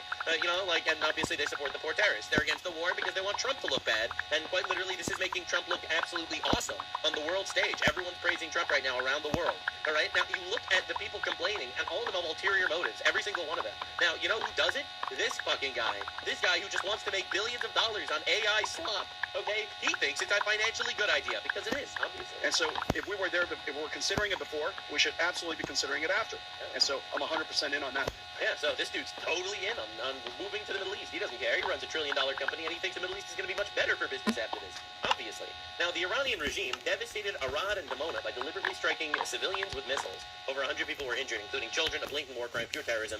The reality is, this is fucking crazy. This is what one ballistic missile that Iran fires looked like, and they are quite literally targeting civilians. Now, the thing is, international law is fake and gay. Of course they're targeting civilians. They're terrorists. Their goal is to kill as many people as they can because they want to go to heaven and fuck children there. So many people try their absolute best to separate Islam from Islamism. But quite literally, we understand exactly what their religion states. They say it themselves. They truly believe that if they kill civilians, that's a good thing. We and Israel have only targeted actual military infrastructure. Yes, there's collateral damage because it's a fucking war that we started because those guys are fucking trying to kill us all the time. But the reality is, we're not targeting civilians. There are no apartment buildings in all of Iran that look like this. And if there were, they would have published those images immediately. All right, they're crying about this girls' school, that there was a misfire that blew up this girls' school. They don't have apartment complexes like this at all because, quite literally, we haven't been striking any of them. I can attempt in a second, bro. As far as I understand, there are 6 people in critical condition. Thank God no one was killed. The code does work. He's putting it in wrong. I know it works. I can test it right now, but I got you. Hold up. The British broadcasting talk, completely and utterly owned by Islam. It's insane. Live, Iranian missile strikes near Israeli nuclear facility after... Somebody else said that a few days ago, and yeah, they just said they just got the code wrong. A nuclear facility. What are we even talking about? Like, this is insane. You're really trying to make this look like it was some sort of tactical strike? Their literal stated goal is massacring as many civilians as they possibly can while they flail into oblivion. All right? Candace Owens obviously celebrating at the injured... Well, then he probably can't join at all because, like, it's impossible to have the invalid code that's a valid code. Either that or maybe, like, his game's glitching and needs to restart it, but...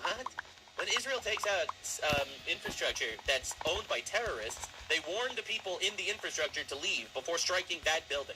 Right? They literally send out leaflets and pamphlets telling the enemy where they're going to strike to minimize civilian casualties. They did this in Lebanon, they did this in Gaza. All right? Iran did not send leaflets to this apartment building. They tried to fucking maximize civilian casualties. Lastly, the children harmed were used as human shields. These children were quite literally just children in a residential apartment building, and especially, ironically, this is a very religious neighborhood. For anyone that understands the actual context, these are anti-Zionist Jews. These are not Jews that actually support the current government of Israel at all. The Hasidic community is anti-Zionist by nature, for those of you that care, which Candace Owens doesn't. She's just happy to see Jews getting attacked or something. I really don't understand. I don't know anyone on the American side, or even frankly on the Israeli side, that celebrates the killing of children. The argument that children are collateral damage in war is a completely, quite literally, honest one. Children die in every war. But this is quite literally targeting children and civilians. There was no military infrastructure here at all. There was no terrorist threat from here at all. Candace Owens is just literally rooting for our enemy to kill as many civilians as possible because, hey, the Jews are actually bad. But anywho, no need to explain the fact that we're literally dealing with barbaric terrorists to these retards because they don't care, actually. They don't care. Now, speaking of Candace Owens, she's getting blasted on the timeline for something else, and I feel like this is the perfect time to bring it up. So, Candace Owens went to the Catholics for Catholics meeting. It's a group of Catholics that got together. Pretty good stuff. Preaching in the name of God, I suppose. Candace Owens' speech was not that. I'm not going to show it to you, because she basically did a 30-minute long speech talking about herself. Yes. Hello, everybody. Thank you so much. Thank you. Truly an honor to be here. This is my first Catholic event, so I will never forget this.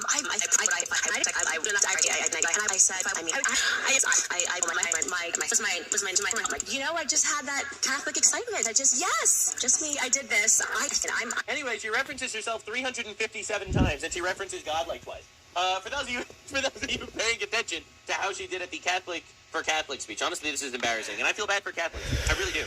I think Catholics are great people for the most part, and then you get Candace Owens, all right, who goes out there and makes it all about herself. Not just all about herself, she brings up Charlie Kirk too. Guess what she had to say about Charlie Kirk? God was really get this right. Mary. He's like thinking of the last discussions. What's some of the last discussions I had with him? Whereas he was like, take the steps. It's all. Let's take the step and put Catholic. You're too smart to be Protestant. Can't invite him, bro. It's not popping up. You're popping up, but he's not.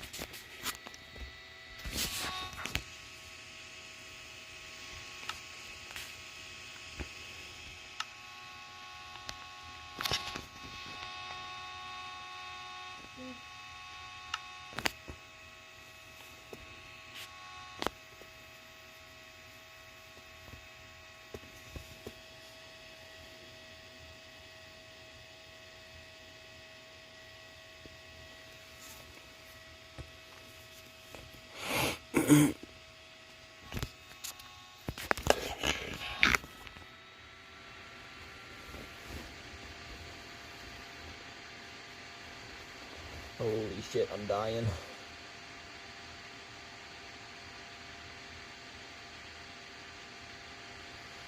Oh, fuck me.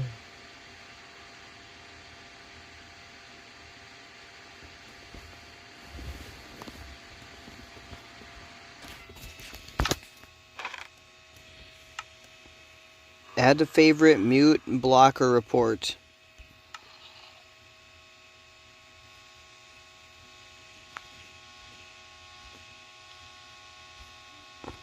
Add realm members. Invite.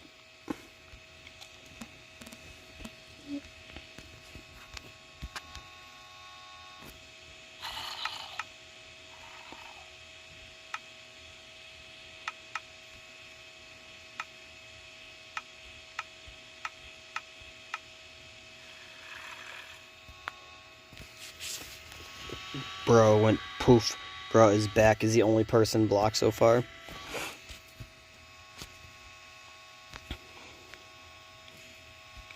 Because of hacking.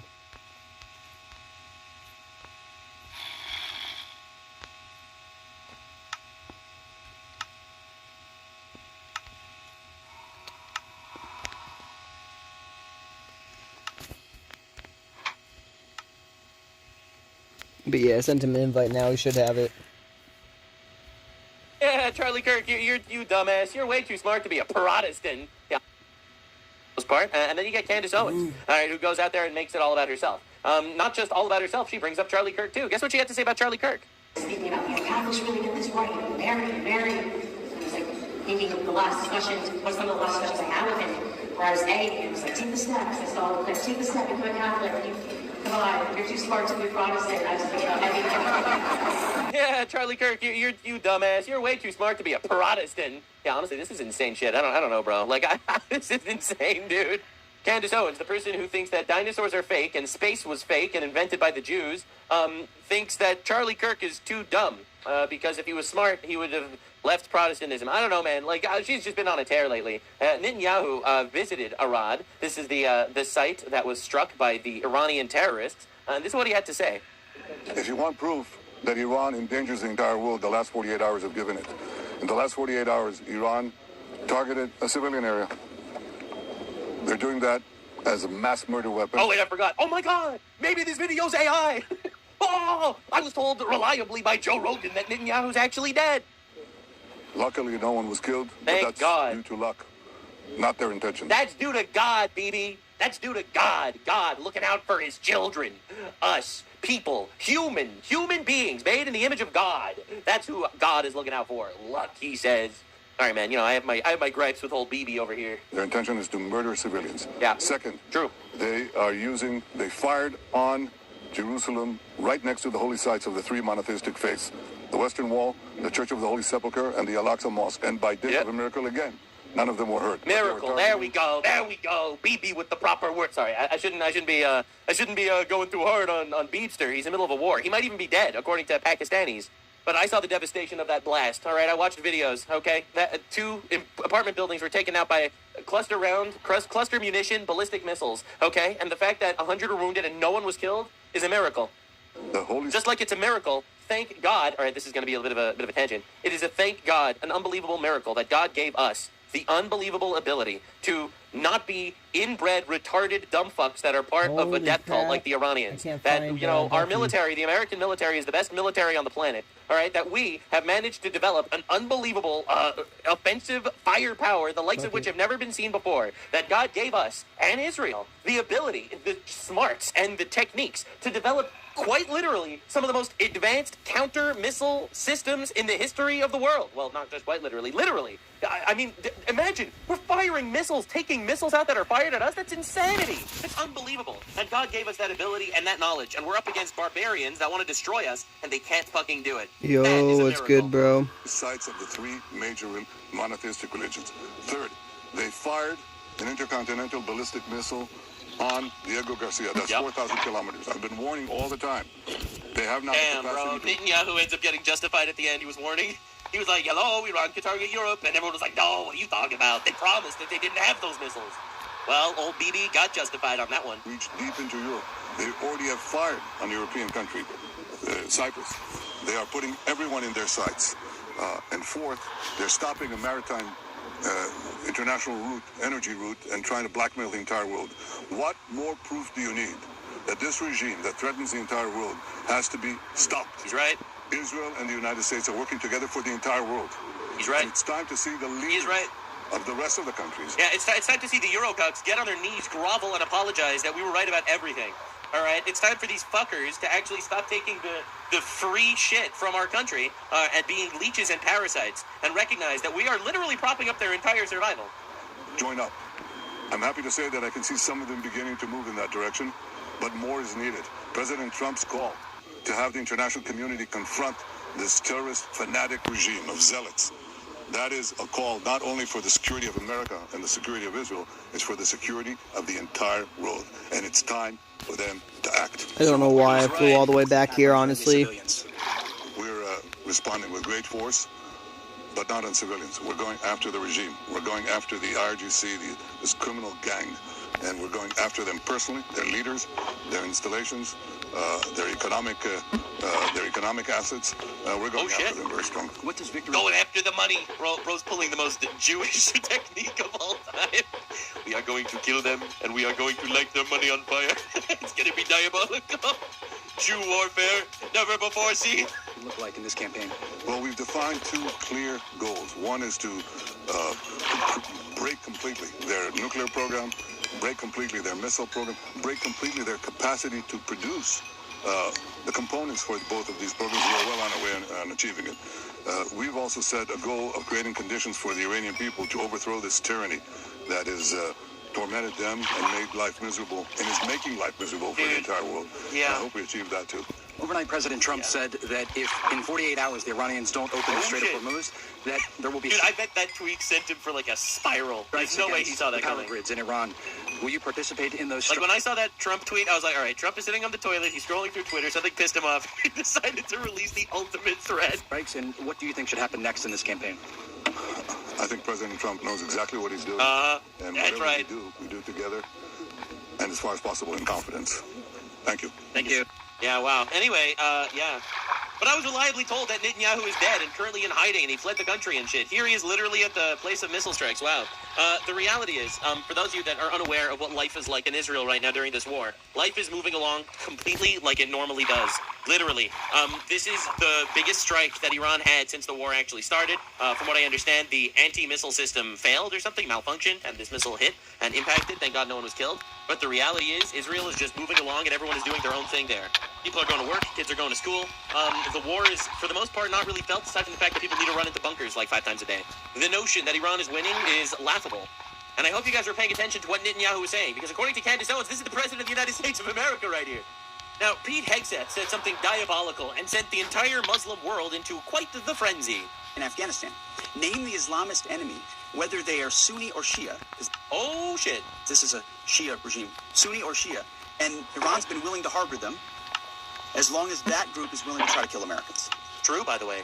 So the enemy, their enemy, has been their friend as well in the Islamist world. So Iran, whether it's Iraq, whether it's Afghanistan, whether it's around the world, has been targeting Americans. And what they wanted in this context, and what President Trump would not tolerate, is a regime of that nature being closer and closer to nuclear capabilities. So this is an insane story. The Muslim world is mad. The Gaza news stations are freaking out about it. Whether Sunni or Shia or enemy is Islam, and a lot of people are honestly freaking the fuck out because maybe he shouldn't have said it. Whether he's right or wrong, that is a debate for another day. But whether he should have said it or not is a debate for today. Well, of course, everyone in Islam is obviously crashing out about it. Mohammed Hijab, this is a British commentator. And you know he's British because he has a piece of paper and he also wants to rape children. In my opinion, please post the most devastating pictures and videos of Tel Aviv here. We need to assess the full scale of the damage for academic purposes. It's almost like he's a literal barbarian that just wants to see innocent people murdered or something. Anyway, I'm pretty sure Tel Aviv was not struck by a single missile and is totally fine. So no images there. Like, I'll show you the replies. The replies are the replies are not exactly doing I will kill. 7th of October, terrorism. 2 weeks later. Don't touch my shulkers. Sorry, what were you saying? Here's all the IRGC leaders.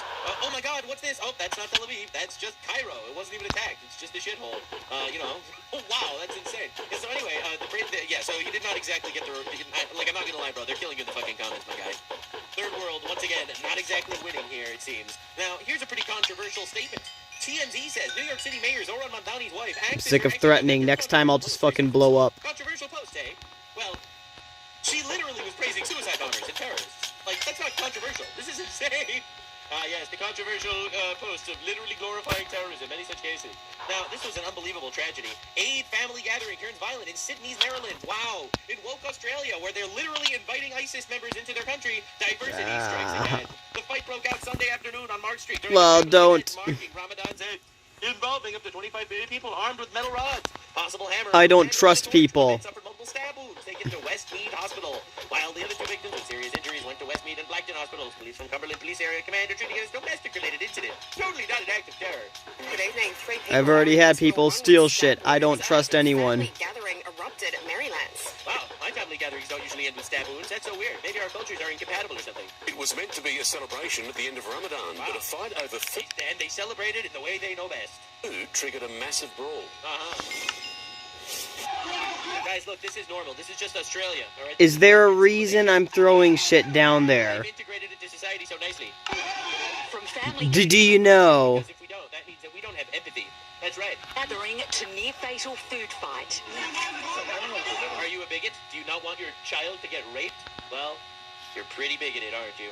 At least 1 man knifed, 2 others severely injured. I think I saw around 20 men throwing punches at each other.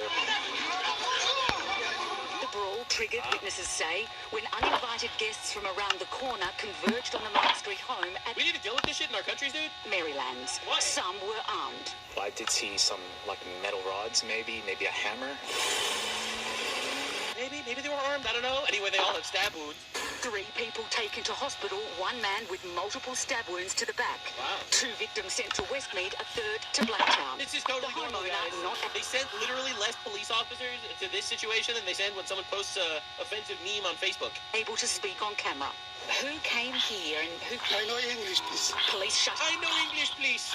A symbol of a completely assimilated man. Whoa! This gets better and better. Down the street, a forensics team also called to the scene. Officers This treating the situation fucking as domestic close. Anarchy. Just domestic violence. Classic case of domestic violence. You know, classic. This is just what happens, you know, when 25 men get into a stabbing match with each other. It's just another Australian day. These are Australians, by the way. They have paperwork. Their paperwork magically makes them just as Australian as all the other Australians. Understood the group had been celebrating Eid at the end of Ramadan, a time of charity and community, visiting family and sharing meals. Yeah, let's keep glazing Islam, all right? You know, like, they would never say this about Christmas. Christmas, a family event for everyone to get... No, they don't actually care about that. They don't call Easter anymore. It's just the holiday season. Or happy holidays. But anyway, I hope everyone's celebrating Eid. A beautiful day. A family gathering that for some will end up in court. Wow, I can't believe it. And I'm sure that they're going to get, punished intensely. Wow. 3 people in critical condition after 26 men stormed an Eid al-Fitr barbecue in Sydney. A total normal thing to do, ladies and gentlemen. And it's probably Israel's fault. Now, this is New York City, Birmingham, Melbourne, and London. This is New York City. This is Birmingham. This is Melbourne. This is London. Guys, deport them all. Some of them might be good, but I think they all have to go. Some of them are probably wonderful people, but I don't want to take that chance. Quite literally. You may not view diversity as conquest, but they do. And that is the truest statement of the day, quite literally.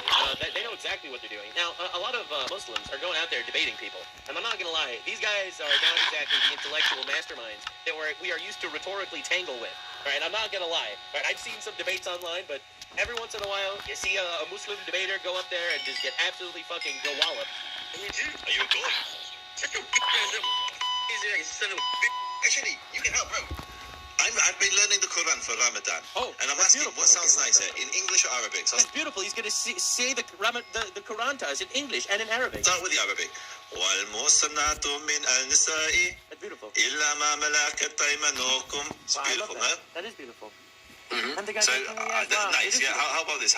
That is beautiful. Wow, isn't that nice? What a beautiful religion. That was honestly pretty beautiful. How do you like it in English?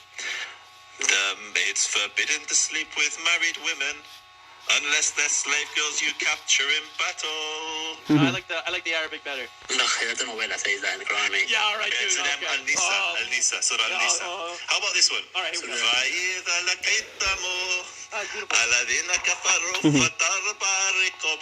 Oh, I love that. What a beautiful culture. We should invite these people into our countries. Millions of them, actually. English. When you meet the non-Muslims, strike their throats. Oh, I don't like that. I don't know where it says that. Surah Muhammad ayah 4. I can play it for you. That's great. Would you like to hear it? No, play it. No, I like to hear it. إِذَا لَقِيتُمُ الَّذِينَ كَفَرُوا فَضَرْبَ الرِّقَابِ حَتَّى. Wow, what a beautiful culture. Yeah, I like the Arabic version better, honestly. All right. Huh? Yeah, I mean, no comment. No comment. Plead the fifth on the Quran, ladies and gentlemen. This is the most diabolical shit I've ever seen. It's almost like the religion tells them to be violent. That's crazy. I wouldn't believe it. I was told that the religion is a religion of peace, and there are only a couple of radicals out there. You know, there were 66,000 Islamic terror attacks since 9/11, but I was told that they were the exceptions to the rule, not the rule. Now, this is one of the most unbelievable things I've ever seen in my entire life. So this was on Jubilee, all right, literally just yesterday, I think. This was posted on Jubilee. And here, you have a guy, a conservative dude, ask a libtard, do you think we should be allowing people into our country if they want and openly state their goal is to rape a 9-year-old? And the response was, well, if that's their culture, what's the problem? Let me ask you a specific question based on that claim. There is a tremendous problem. We spoke about this in the last prompt. In the Middle East when it comes to pedophilia, a really, really big problem. There are very loose or simply non-existent laws when it comes to child marriage. True. The rates of rape and sexual assault in predominantly Muslim Middle Eastern countries are far higher than any Western country. We had in the United States in the last 10 years, it stopped under Donald Trump, but who knows what it will be in the future. We had in the last 10, 15 years, massive rates of migrants coming from Middle Eastern countries into the United States. I'm just asking a hypothetical or theoretical. If you're an immigrations officer and you have an individual from Iraq and he's coming from that culture and he tells you, during his swearing in or whatever, if I find the right 9-year-old, I will get married with her, I will impregnate her as soon as she's ready. That's their culture. And, migration is just a history of humanity. It's just what we do. Would you find that in any ways objectionable, number one? And number two, would you reject his application to come to the United States? There we go. Personally, I find it objectionable, but I wouldn't reject. Personally, I find it objectable. My subjective opinion on child rape is that it's actually not very nice. But if it's their culture, this is literally the leftoid mind we have to deal with, bro. The application based on that because she wouldn't reject the application. Oh my god! Oh my god, dude! Oh my god! Oh my god! Oh my god! Oh my god, dude! Just kill me, bro. Just end it. Just end it here, dude. We're literally. Why did she vote, bro? We're letting these people vote. She wants to be so inoffensive. She's literally going to just give a pass to child rape. Can we have public execution brought back for people like that? I want to watch them die live on camera. This is like a leftist debater that they literally got on their show. I'm literally in shock. And so when I'll jack off to it. To a leftoid, this is the mindset of the person you're against. I wouldn't reject the application just based on that. What? I wouldn't just reject the application because he's a pedophile. What? Because legally that wouldn't be able to happen. Legally it wouldn't happen. Legally you can't rape children. So I would literally invite a pedophile into my home who's openly stated Insert Jeffrey Epstein. The leftist mind, and no one breaks laws, so we'd be totally fine about it. Oh my! Would you let a terrorist into your country? Well, you can bomb buildings. Yeah, it's illegal to bomb buildings. The fuck? And she would be like, of course, you can't bomb buildings. So yeah, if someone says if I come to America, I'm gonna bomb the fuck out of America and kill everybody there. Well, it's illegal to bomb buildings and kill Americans, so clearly they should be allowed to come to America. Some places in the U.S. the laws are young, but you're not gonna condemn Iraq where they marry 9-year-olds. Oh my god, dude. Like, I'm telling you, bro, you don't hate the left enough, bro. They're actually evil.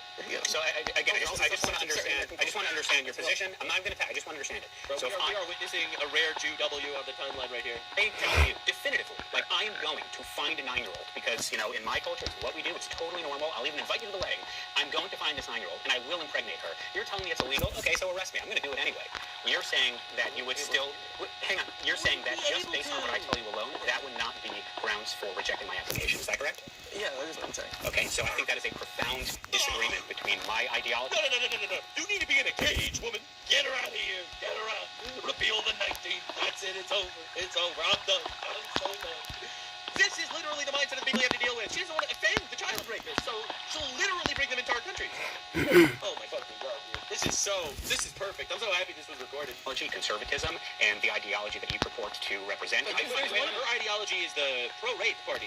There's one thing, I know, but you've been saying a lot. Let me just put this out here. There's one thing about saying, like, this person coming from a certain culture, and I'm not even going to necessarily agree that that is, like, a cultural phenomenon. It's a cultural phenomenon because their prophet does it. Because Muhammad... I'm not even going to agree. When she was 9. So they all do it. Kill yourself, you dumb bitch. I want to fucking see it happen. Quite literally, alright? That is what they believe. Start recording live, turn on the face cam, and fucking blow your brains out. This is insane. Right? This is what I mean. The left, they just don't believe in reality. Reality doesn't matter to these people. But for the sake of this argument, this person saying that this is what they're going to do versus what they actually will be able to do are two different things. So I'm not going to deny the application based on someone... She would say, let's bring pedophiles into our country because it's technically illegal to rape children. It's also technically illegal to kill people and illegal to blow up buildings, but yet, does that happen in America? Clearly, the only reason America has gun violence is because in America, guns are legal. Clearly, every other place in the world that has no guns or says that guns are illegal, there's no gun violence there ever. You know, that's clearly the case. Clearly, America has so much violence when it comes to guns that you are more likely to actually die of dehydration over in Europe. There are fucking heat illnesses, whatever you want to call it, heat stroke or fucking dehydration or whatever it may be, over in Europe for the lack of AC than you are to die from somebody shooting you in America. Huh. It's almost as if the guns are not the problem. But according to these people, if killing people is illegal, then you wouldn't be able to kill anybody. But for some reason, people still get killed with guns sometimes. And how does that work? I'm so confused. It's illegal to do that. So it's impossible. It shouldn't happen. It's like, you know, when you're playing a video game and you try to go past a part in the game, but then it's like, sorry, you can't get past here yet, you have to progress farther in the game. Yeah, it's kind of like that. Like, killing is something that we as humans aren't really allowed to do. When we try, the game, like, you know, freezes and stuff and says, sorry, you can't pass this yet. The only way you can actually kill people is if you're a leader of a place or whatever, and then you can unlock the killing ability. But otherwise, yeah, you can't just randomly kill somebody, clearly. Like, killings never happen. No one just dies randomly because somebody decided they wanted to kill them, you know? Like, clearly, Cain and Abel is just a pretentious story, and, you know, that Ukraine chick that was on the bus or whatever, that clearly never happened either. You know, none of this stuff ever happened. You know, the war with Israel and Gaza, that never happened because, well, obviously, killing's illegal. Duh, you stupid dummy. Can't believe you actually thought that was legit. Rape children in England. Why? It's because culturally it's acceptable, alright? That's why it happens, alright? I know this is a controversial thing to say, but some cultures are actually just inferior to others. I am just based on that. Like, that's not... Just based on that? Just based on the fact that they're a pedophile? Dude, I'm so done. I'm so done, bro. I'm so done. Alright, every day I have less faith in the left than the day before. It's honestly insane. Like, a lot of people say that immigration is destroying our country and the migrants are ruining the country. No, the migrants are looking for a better life. It's these fuckers that are ruining our country. And I'm going to blow up a building full of Catholics. You would still accept my application? Well, yeah. Yeah, because it's illegal to blow up a building. So if I said, yeah, I'm going to blow up a building full of Catholics, well, and I was in a, you know, and somebody tried to come to America, you would obviously have to accept me into America because it's illegal to blow up a building full of Catholics. Duh. Yeah, because raping a 9-year-old is not a violent thing, according to the left. I mean, the grooming party, ladies and gentlemen. Yeah, I'm done with this. I can't hear you speak anymore. This is the worst thing I've ever seen in my entire life. I hope she gets raped. What? Insane shit I've ever seen in my life. Oh my god. Consensually raped, you know. She is 7. This is a wedding. Alright? So no, I do not want to import these people into my country. This is husband and wife, ladies and gentlemen. If that doesn't I'm not even gonna look at it, because I'll fucking, yeah. Both women for months. He set one woman's hair on fire, forced her to drink bleach. He urinated on the other woman and fed her cat food. He broke one woman's eye socket, leaving her blind. This happened in Birmingham, UK. Alright? This is not normal. We do not have to accept this. What was it that Aisha said? The pagans get treated better than the Muslims? That was, Muhammad's child bride who said that. What's the difference between these countries? Well, Poland is the only one that doesn't have mass migration, and the other three have mass migration. And suspiciously, the rape rate increased by like 10 times. It's a coincidence, probably. Alright? This is insane. And it's not just our children that they're raping our countries. In writing. Nick Timothy. According to the census, 72% of Somalis here live in social housing. 72% of Somalis in England are literally getting funded by the taxpayer because they don't work, they don't make a living, and the taxpayer is funding their existence. They are parasites everywhere. 16% of the population overall. In answer to my written question, the department says it's exploring the feasibility of publishing benefits paid by nationality. This is really important for a proper debate on both benefits policy and immigration policy. Can the minister confirm that that work is going ahead and tell us when that data will be published? All right. The honourable gentleman will be aware that nationality and country of origin are not factors in assessing benefits eligibility. It may well be that we... There it is. There it is. Literally woking themselves into oblivion. These people are fucking killing themselves on the altar of woke. It's racist to notice that Somalis are parasites. It's racist to notice that they are below the retardation threshold of the Western world. It's racist to notice that there are Pakistani Muslim rape gangs raping our children. It is racist to talk about these things, and therefore we will not. This is the death of Europe, but it's also the death of the West. All right, and making believe this isn't an issue is actually retarded. It's insane. This is the London mayor, Sadiq Khan. He's a Muslim, and this is him talking about Islamophobia. These elections, and so winning elections, then being good enough isn't really important to win a game, to do good stuff. Do you see any comments on Muslim praying that they have been decided by the Prime Minister? What's your response to that? No. Muslims praying, by the way, doesn't mean Muslims praying. It means closing down all of the main roads in the city for Muslim prayers. There's a pretty big difference between Muslims praying in mosques and Muslims closing down the city so that they can do a show of dominance on their holidays to pray. All right, there's an obvious difference there, but the person asking the question obviously doesn't give a fuck because the goal is colonialism. I was born and raised in I've got nothing else, really. Cunt. I've been there for 10 years. And I've hosted events in Trafalgar Square for Jewish friends and colleagues, Hanukkah. I've hosted events in Trafalgar Square for Did they close down the city? Because if so, that shouldn't have happened. Christian friends and colleagues, events at Easter. Okay, did that close down the city? Nope. It's a Christian nation, and it's not a Muslim nation, so there's a fundamental difference there. Actually, for Christ events at Christmas, we have hymns and carols when we light the Christmas tree. How can you possibly compare a Christian holiday in a Christian country to a Muslim holiday in a Christian country where they also close down the entire fucking city so that the Muslims can pray in peace? Alright, how could you possibly compare? The answer is you can't, unless you're a fundamentally dishonest person with a stated goal of conquering the Western world. We have events for Diwali, for Hindu friends, and Vaisakhi for Sikh Londoners. And I'm heartbroken. He's heartbroken. The criticism that the Muslims have to endure when they close down the entire city for their celebration. Sad. He's sad. Sad and heartbroken. Sad and angry and heartbroken. The British Muslims. The British Muslims are suffering under the oppression of the country that's not letting them take it over. I mean, they kind of are letting them take it over. It's not letting them take it over fast enough. The Muslims are scared. Well, I mean, I don't know if you've looked at the statistics, but Jewish hate crimes have skyrocketed in England, alright? In fact, it was just that Muslim guy that killed 2 Jews in Manchester. But, Muslim hate crimes have not actually increased at all in England. I feel like you're trying to kill your dogs. I'm scared they boys, they rape our little girls and stab men and blow up tube stations at concerts. Right? Not every Muslim is a rapist. No, of course not every Muslim is a rapist. Only the religious ones. Like, we have to stop. We have to make a differentiation here. Muslims that aren't really religious and Muslims that actually follow the purity codes where you're allowed to take women as slaves and rape them. Alright? I feel like it's really important to make this differentiation there.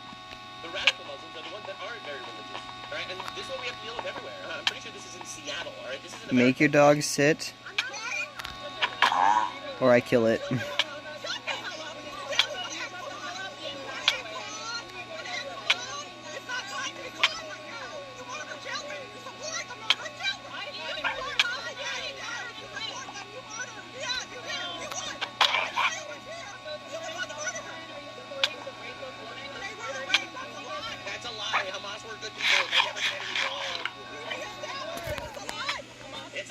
hey, how dare you slander the innocent Hamas jihadis like that? Okay, do you need me to kill your dog, bro? Totally rational individual. I'm really happy she's in our country. Right? Oh my god, dude. Do you think I'm Hamas? No, I support Hamas. I am Hamas. This is a terrorist organization! The United States designated terrorist organization. Holy shit! Get out of here! Why are you in our countries? This is insane. This is an Afghan. Well, your dog kept trying to attack me. Fuck your dog. You wouldn't make him sit down. God had never created women. If we are going to be so unlucky. You might as well not live at all. We are treated worse than animals. Holy fuck, dude. Animals can go anywhere on their own. We girls don't have the right even to step out of our homes. Do my videos radicalize you? Are you getting radicalized by my content or something? I don't know, man. I'm not trying to do that or anything, but I'm just noticing the fact that a lot of people don't want to engage with the talking points that their culture is diabolical. This is in Texas. If they attack me, I'm killing them. That's right. The Muslim police officers are telling people in Texas to go home. We're not welcome here.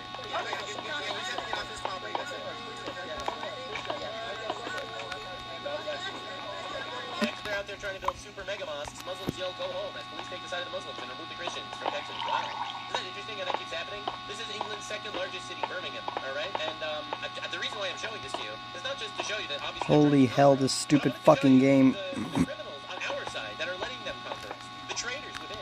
The leftists. They colonized 70 countries, ruled 700 territories, referring to England. This is payback time, and it's beautiful to watch. They know what they're doing. They absolutely know exactly what they're up to. They know that they're literally importing an evil force to come into our countries and rape us and conquer us, and they like it. We are dealing with the agents of Satan, the people that quite literally hate our civilization. They hate the Western world, and they Okay, fuck this goddamn shit. and they want our women to get raped. This is the leftist party. Now, the irony is, no one's a bigger colonizer ever than Islam, but they actually don't fucking care about that, because they hate the West so much. They will side with people that would execute them, and this is what this empathy is doing to us. Man found not guilty by reason of insanity in killing a pregnant Seattle woman and unborn child. Oh my god, dude. Ladies and gentlemen of the jury, my client is legally retarded, he's an IQ of 70, and this is the fucking jury. And this is what we need to deal with. With a system absolutely broken. A broken system that exists quite literally to oppress and destroy us. Judge rules shooter not guilty by insanity and pregnant woman's death.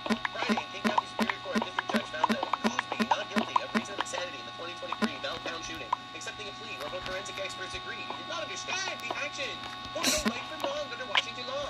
So instead of prison, the now 33-year-old will receive indefinite treatment at Western State Hospital. But any further release requiring strict court oversight of public safety evaluation.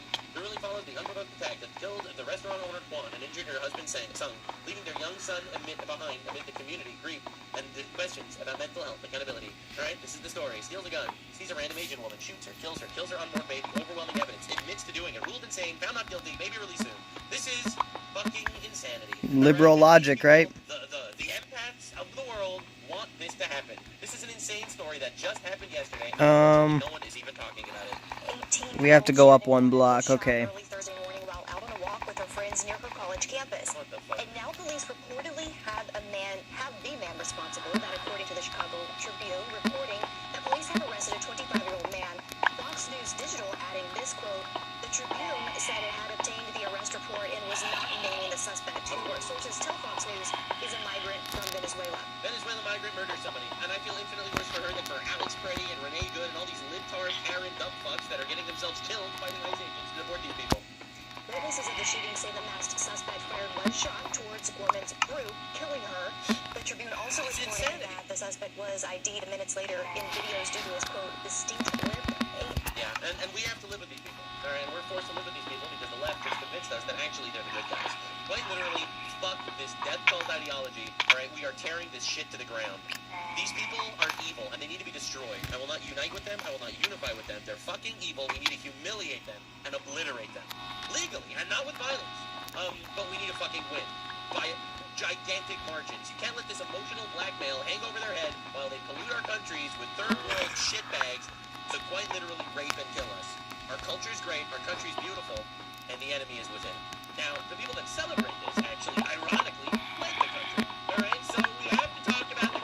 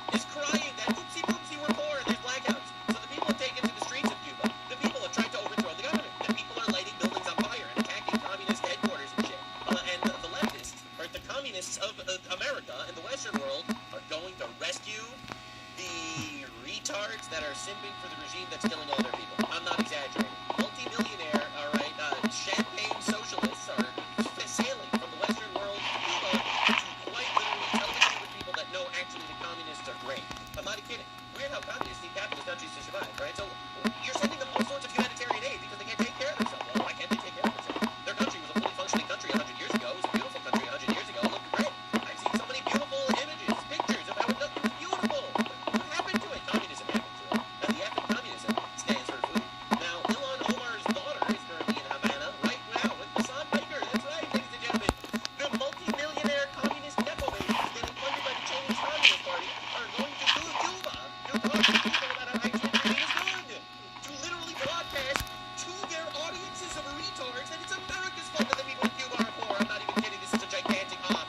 That's right. A bunch of multi-millionaire nepo babies that are pro-communism are going from America to Cuba to talk about how communism is good to people that are being starved by communism. It's honestly incredible stuff. It really is.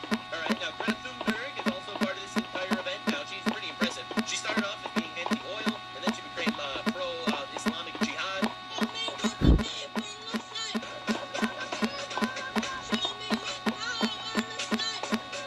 Oh my god, could she kill herself? Yeah, and now she is literally going to support a not democratic, fascist, communist dictatorship. All right, show me what democracy looks like, she says, as she goes to support a dictatorship that is literally imprisoning all of their people that dissent with them and disagree with them. She is super against oil, and she cries that quite literally Venezuela is not able to send oil to Cuba anymore. She's a walking hypocrisy. It's unbelievable. She has been groomed from a young age to quite literally be a poster child, a puppet that just exists. The talk about the Western world is actually bad. She's pro-democracy, so she's supporting the dictatorship in Cuba. She is anti-violence, so she is pro-Hamas. She is anti-oil, so she is pro-Venezuelan oil going to Cuba. Like, it's honestly unbelievable. They don't actually have any form of conviction or any form of... I can't mine if you're in me! Literally are just little puppets that exist because they're trying to overthrow the West. And in my opinion, a lot of this is funded by places like China and George Soros and people like that. Now, Kneecap is a band that is, by the way, a literal pro-Hezbollah band. They've been banned in, like, England, and they decided to do a little show for the Cubans that support the communist regime.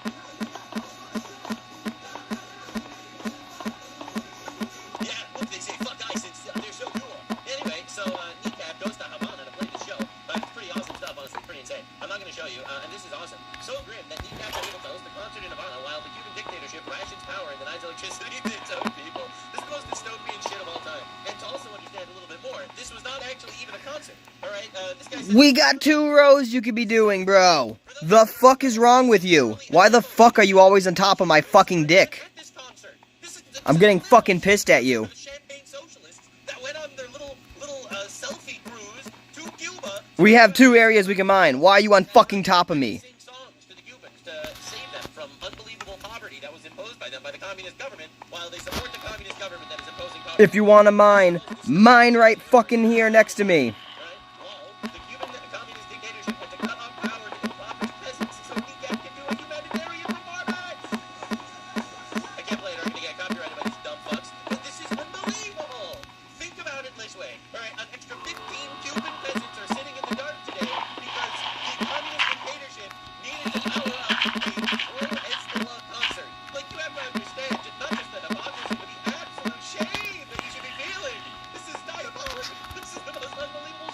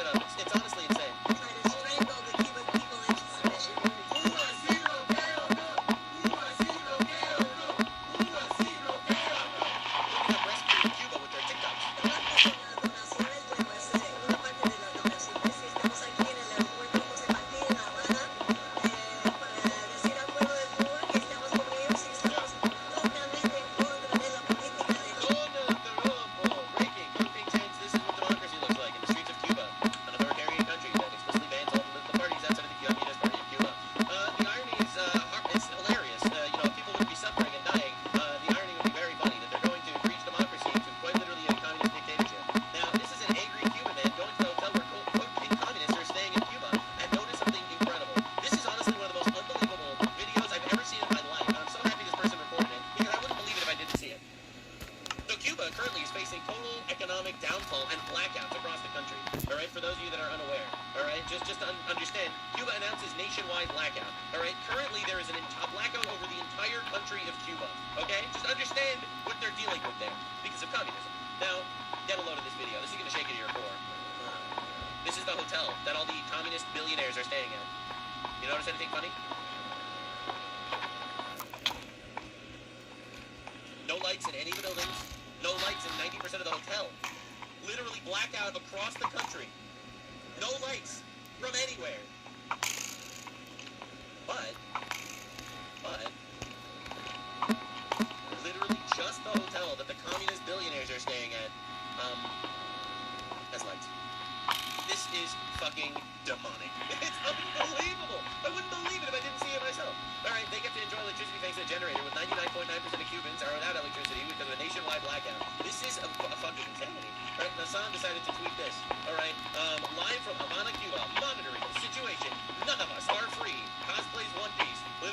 Cosplay One Piece in a 5-star hotel in Havana while actual Cubans live on 50 cents a day next door. Like, it's amazing. It's unbelievable. Like, these people are retarded. A highly qualified Cuban doctor with over 20 years of experience, scientific publications, and teaching experience might earn around 7,500 Cuban pesos, which is $20 a month. Hassan Piker makes more money in 2 minutes of streaming from his luxury hotel in Havana than a top doctor in Havana makes in a month.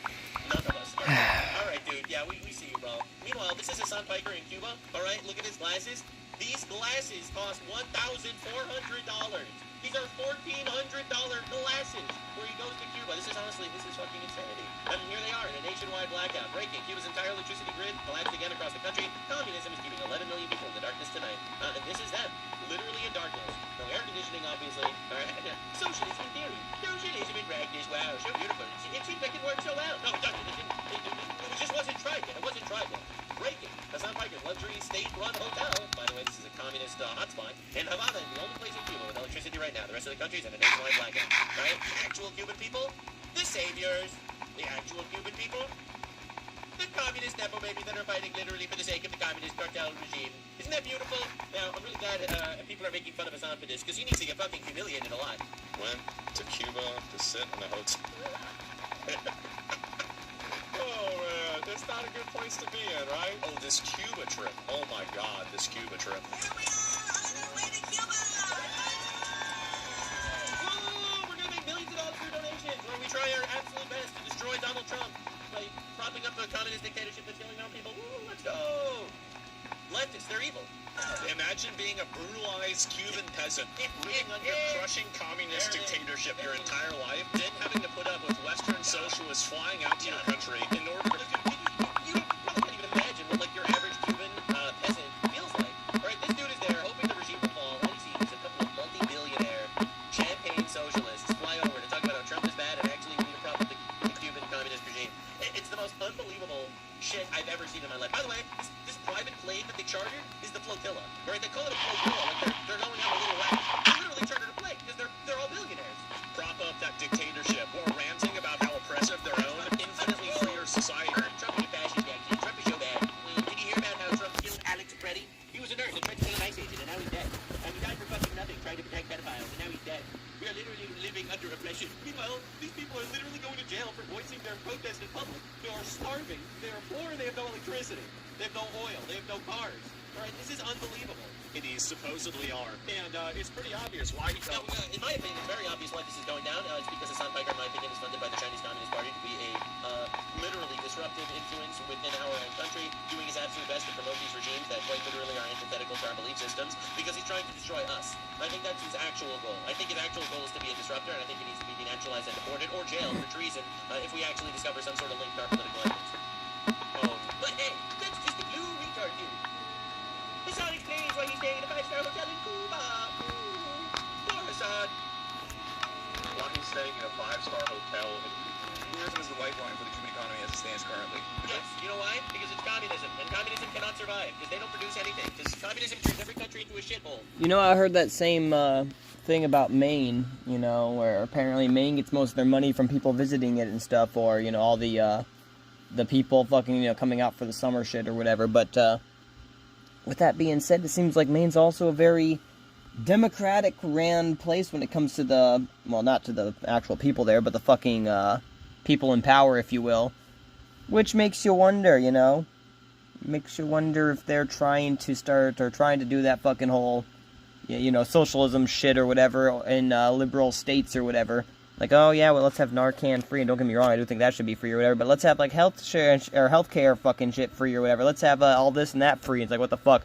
Let's have more food stamps for people. It's like, bro, what the fuck are you guys trying to do? You're trying to fucking just kill the place by fucking making everything free and then forcing people that come in to basically pay for your stuff. Like, I don't know, it's fucking stupid, but maybe that's not even as good of a subject or as good of a topic as I was gonna whatever, but I gotta go for a few minutes, guys. I'll be right back shortly. Have to go do a few fucking stupid things real quick, but yeah, I'll be back.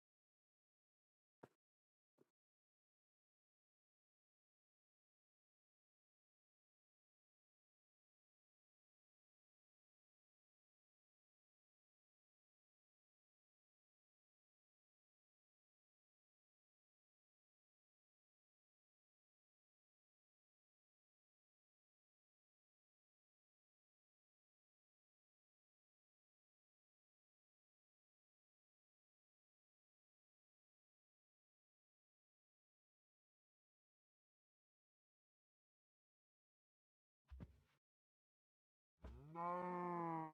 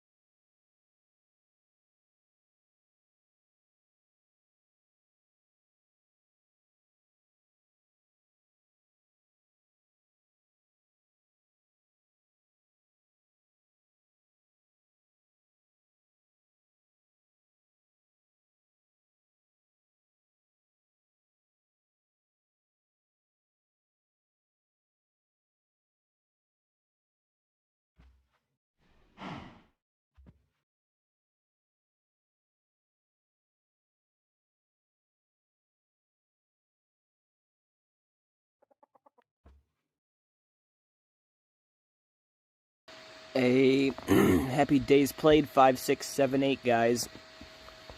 Also, I love having an emergency stash of stuff. Yeah, I have a whole bunch of empty, quote-unquote empty carts, but they all have a very tiny bit in the bottom, so I forgot about that for the longest time. But yeah, I ended up going and checking on that a second ago, and yeah, it was definitely enough to keep me going and shit. So yeah, I'll be back in 1 second, guys. Oh, we're sleeping through the night. It's going to be days played 5, 6, 7, 9, but 5, 6, 7, 8. Oh, there it goes. But yeah, I'll be back in one moment, guys. Just give me a second. My bad.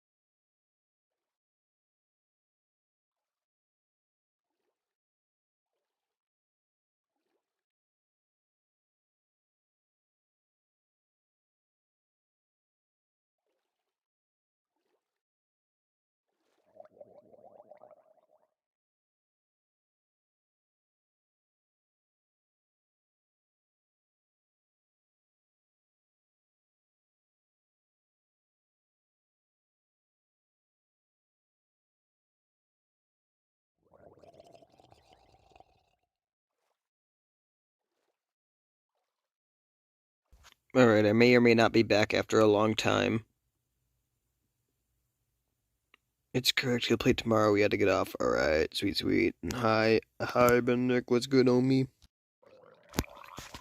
Try to get some nooks back on for you guys. We ended the broadcast, and I went and linked up with the rest of the International boys. Yeah. I met Jeremy Corbyn. Grab my water real quick and actually come right back fast. Celebrity homies, we partied hard in Cuba to fight capitalism. Fantastic. Is that guy a retard? Hi, Yes. I'm here in Havana. We went out that guy is retarded, actually. and It's so weird that all of these people also support Hamas terrorists. Is it a coincidence? Probably not. It's almost like they want to destroy Western civilization. None of them care about the Cubans. None of them care about the Palestinians. None of them care about any of oil and the environment like Greta Thunberg was talking about. None of them care about any of these things. Their actual goal is the destruction of Western civilization. The moment you notice that, the better off you will be while analyzing almost any geopolitical situation. And unfortunately, not enough people have the balls to call it out. But that's the truth. They fucking hate us and they want us dead. drank at like a local establishment. We've just been living La Vida Loca, honestly. Bro, we've been living La Vida Loca. We've been living our lives. We've been loving it. We've been out there with like my other billionaire homies. We've been chilling. It's been awesome. We do propaganda, pro-communist propaganda for the American retards that watch our streams. It's amazing. So let me get this straight. So you went down to Havana to hang out with other celebrities? Absolutely. We've just been living life, living large, and, you know, just peppering people with wads of cash for the most part. Yeah. With I did it in ones because it makes like a nice little cloud of ones when you throw it at people. It's awesome. that, you know, there's like a little bit of economic respite for each individual Cuban that we encounter. The Cubans. Literally a son. No. Let's go. You know, they say, gentlemen, some things never change. Cubans? Yeah. Fucking best people. They're Okay? the best people, but specifically the good Cubans. The Cubans that are here in Cuba under communism, not the bad Cubans that tried to flee communism to have a better life. So kind, so welcoming, just the best. Not in Miami? Oh, dude, it's the reversal. I hate like, those all Cubans. the good Cubans stayed here. The good Cubans are here. The bad Cubans are trying to flee from communism. The good Cubans are suffering under communism. I hope you understand. And most of the ones that are crazy just like flew up there. Yeah. That's a stream? Funny experience. So you racially profiled them. It's crazy how the people that escape the country don't like it. I would have never expected that. I would have never expected this in a million years. No way. So, yeah, it's see, there's the good Cubans and the bad Cubans. The good Cubans are the ones that agree with me. The bad Cubans are the ones that don't agree with me. Ah, I see. That makes sense. That is how it works. And that's Hassan Piker, ladies and gentlemen. Champagne socialist, here to destroy the West. He's doing his best. And honestly, he's doing a pretty good job. Now, destroying our country really seems to be a fundamental principle of leftism these days, because they just hate what we stand for. They hate the biblical values that our countries are built on, and they want us to be destroyed. It's actually very obvious if you pay any attention. So, Donald Trump has been on fire lately. He tweeted this: "We have two options: deport every single third world migrant, illegal alien, and America-hating visa holder, or live in your nation the way the United Kingdom have and watch your society collapse in the coming years." This is actually pretty freaking awesome, because he also tweeted this: "The radical left Democrats have hurt so many people with their vicious and uncaring ways that what they have done to the Department of Homeland Security, our fantastic TSA officers, and most importantly the great people of our country, is an absolute disgrace. If the Democrats do not allow for just and proper security at our airports and elsewhere throughout our country, ICE will do the job far better than ever done before. W, mass deportations, back on the menu, W, let's go. And honestly, any leftist that wants to commit suicide by cop, I welcome their resolve. I welcome it. I don't want them to die. But if they try to kill a police officer, I really hope they do.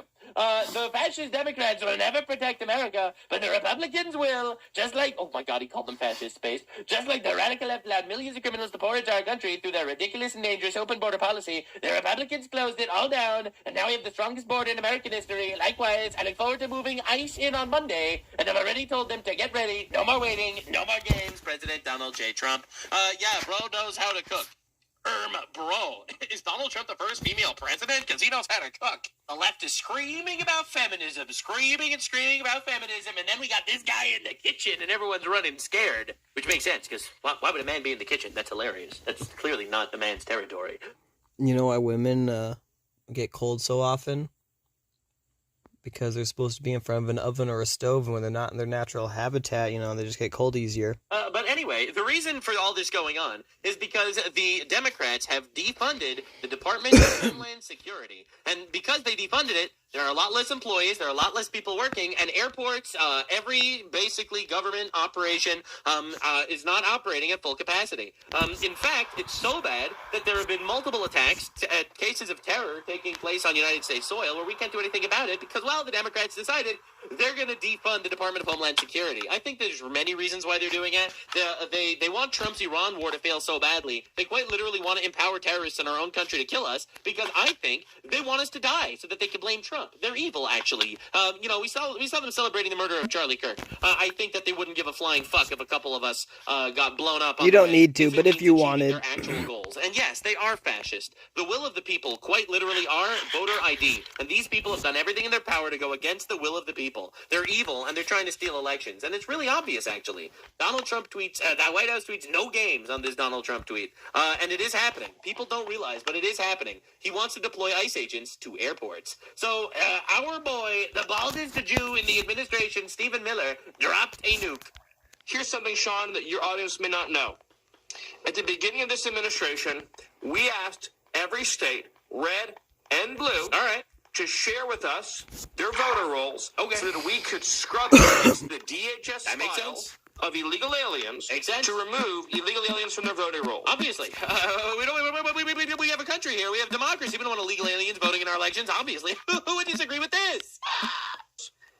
Every blue state refused. All of them. Every single one of them. Huh. They hate our country and they want Almost us as to if die. I've been right the whole time. This is the solution here. This is why they import third world rapists. This is why they quite literally bring people who have pledged allegiance to a death cult into our country. These are why they don't vet for terrorists. This is why their border was open. This is why they'll celebrate the murder of Charlie Kirk. This is why they'll defund the Department of Homeland Security. They hate us and they want us to die. All right, they're rooting for our enemies. All right, we see how they're preying on our downfall. Literally glazing Iran constantly through this entire conflict. They hate us and they want us to die. All right, this is the takeaway here. Okay, a lot of people are like, no, they just have different ideologies, different fiscal policies. They do not. They hate us and they want us to die. It's really obvious if you actually pay attention. California refused. Minnesota refused. Oh, you're a fearmonger. Yeah, I'm a fearmonger. But they hate us and want us to die, and I'm a fearmonger. After they openly state they hate us and want us to die. All right, we have streamers like Hassan and Destiny and people like that celebrating the murder of innocent people and talking about how they want to start doing Nuremberg trials, hanging ICE agents. But they hate us. And they also want us to die. You think that they think of the world like you do. You think that they have the same morality that you do. They don't. All right? I don't think I don't want them to die, quite literally. I don't. I want to deport the illegals, and I want the retards to go into asylums. That's what I want. And I want to brutally humiliate and crush dissenters, all right, politically speaking. They have a different philosophy. They hate us and want us to die. You'll pay attention. You'll notice. I think they might hate us and want us to die. Why? Why would every single one of these blue states refuse to send us voter rolls to figure out if our elections are actually fair? Because they don't care. They want to win an election by any means necessary. It's not that they don't care. They really do care. They care a fuck ton. They know that if they do that, they aren't going to be able to rig the election like they did in 2020. Donald J. Trump, the only president to win back-to-back-to-back elections. And that would mean killing our greatest political figure, Charlie Kirk. And that would mean trying to assassinate Donald Trump. Still, we know nothing about the guy who tried to assassinate him. That means weaponizing the Epstein files, which they have covered up for the last 4 years, to basically slander a whole lot of people and call them pedophiles. I mean, that's what Gavin Newsom said in response to Nick Shirley's investigation. Nick Shirley investigates fraud in California. Gavin Newsom's response was calling Nick Shirley a pedophile. Excuse me, what? He's just going to look at children in daycares. What does that even mean? So we are literally up against an existential threat to our democracy. Not just our country, not just our Use the word the Democrats like to say. This is an existential threat to our civilization. Because if we lose another election and the borders open again and more illegals flood the country and they're going to nuke the filibuster and they'll pass their shit and they'll naturalize and basically get all these people to become citizens, they will fucking destroy us forever. You have to know that that is their goal. That their goal bastard despawned all the blocks, didn't he? What a slut. Rebellion that is taking place on our streets every day. And they will do anything in their power to destroy us. And they expect us to be beholden to invisible principles. I'm fighting for our survival. All right, they'll ban me from the moment the 2028 election happens. By the way, if a Democrat wins, God forbid, I'm getting banned off YouTube. Oh, facts, same. It's inevitable. Just because I'm, pushing a counter narrative. Also saying, like, I don't know, I spoke up on shit before, but recently I'm like, fuck this shit. We need to go harder than ever, and yeah, I feel like if another Democrat becomes president, I'm definitely getting banned. But that's just my personal opinion.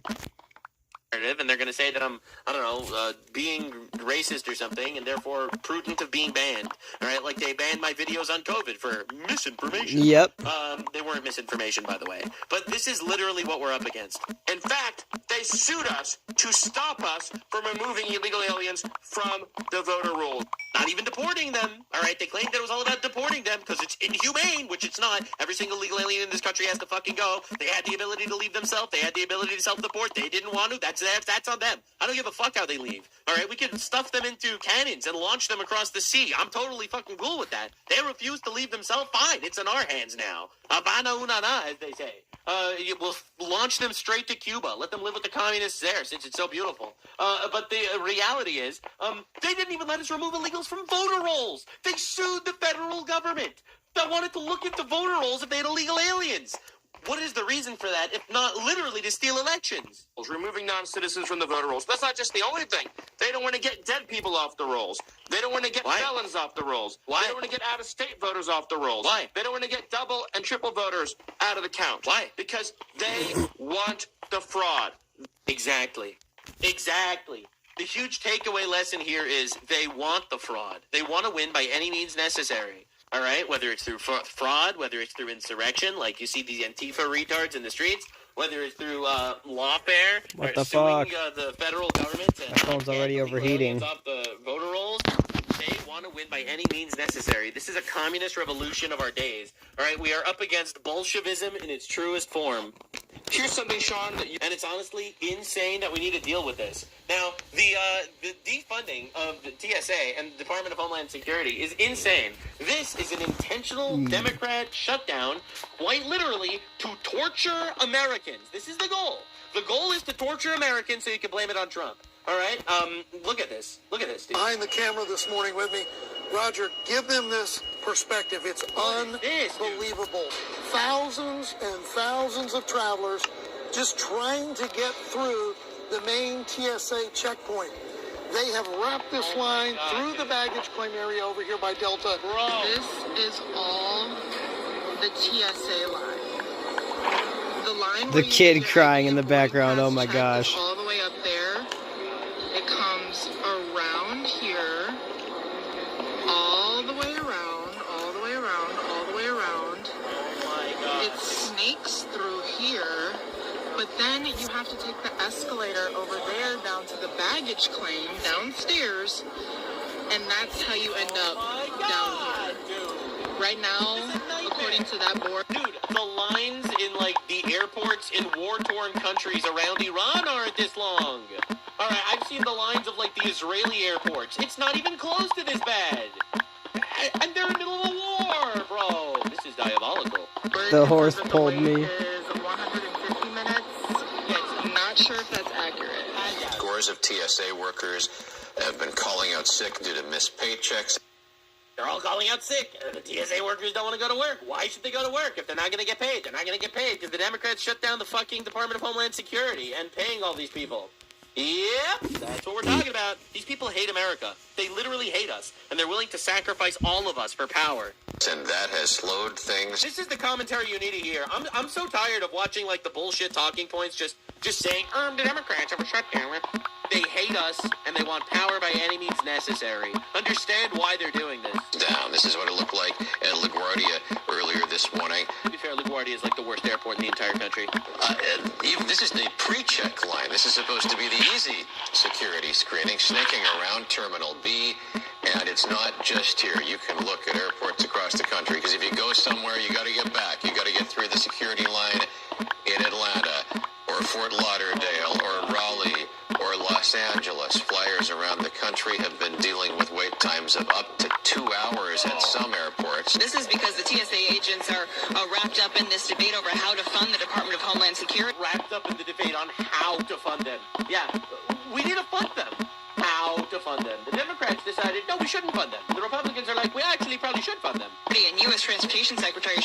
took to social media saying this situation is likely going to get worse, especially if these TSA officers miss a second paycheck. They missed their first one on last Friday. The DHS says that more than 350 TSA... This is evil.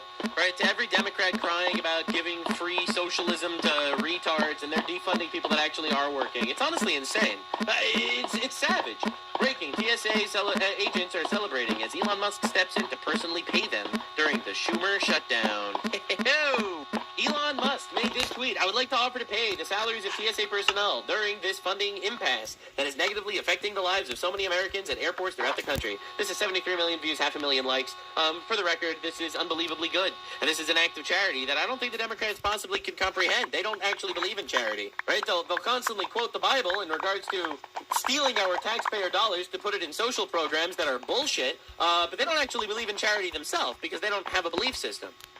Elon Musk is actually the GOAT for this. This is an unbelievable act of kindness that he's doing. Out of the goodness of his heart, thank God for billionaires, I guess. Right? Isn't that the lesson here, my commies? All right, so this is everyone celebrating that they're actually going to get paid. It's crazy, dude. It has consistently been hit with these long lines almost every single day over the last week or so. So I'm going to have my photographer give our viewers a look at exactly what's going on here right now. Holy shit, dude. And it's every single airport is like this. Crossings are at historic lows, and self-deportations are higher than ever. W. But that's not stopping migrants. W, Trump. From finding creative ways to break into our country. Oh my! Like airports have become hotbeds. Like airports, where the leftoids literally. I find it pretty helpful. Thanks, homie. For migrants, more than doubling in recent months. The Washington Times reports that Chinese and Indian migrants have led the surge. They are marked as inadmissible, paroled, and told to return with documents to resolve the issue. Many are coming from China and India through international flights without fully valid paperwork. DHS calls them inadmissibles. But but what happens if you defund DHS and the airports are all overwhelmed and the lines are super long and everyone just wants to get through things? What happens then to the inadmissibles? Are they perhaps admitted? Half of them get paroled, meaning they can remain in the U.S. despite not having the correct paperwork. So it seems to me like the Democrats are just finding a new way to open the border. It's diabolical how obvious this treason is, but it's actually right here. It's in front of our own eyes, all right? Trump shut down the border, and they're like, holy fuck, we need to get our illegals in as much as we possibly can because we're trying to steal elections. So they overwhelm TSA, they defund DHS, and then they let all these people into our country through the airports.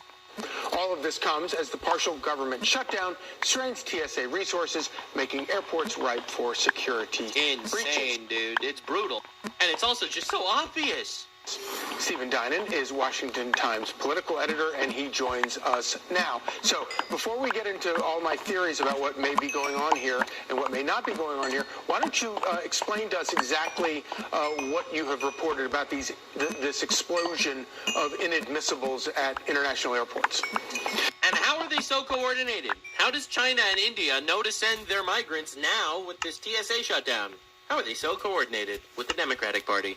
Yeah, usually when you think of the border, you think the 1,900 miles of U.S.-Mexico boundary, 4,000 miles of U.S.-Canada, but our airports are part of that border. And what we've seen last summer, those numbers at the airport of unauthorized migrants, as you said, Homeland Security calls them inadmissibles, had dropped to about 8,500 per month, lowest I've seen in the numbers I've been tracking back for basically a decade. Then suddenly they started ticking up, and in January they hit more than 19,000, more than doubling. And as you said, the question is, why is that? What's going on? Homeland Security has yet to explain. What a fantastic question. So, obviously, and you and I have talked a lot about this over the years, migrants spend a lot of time reading the political press. They know the politics of what's going on in the country. Am I wrong to assume that this this rise in inadmissibles would have anything to do with the defunding of DHS? So I don't know about that, but look, there are two explanations here that are possible. There's good news and bad news. The bad news first is that the cartels, who are always, they're incredible.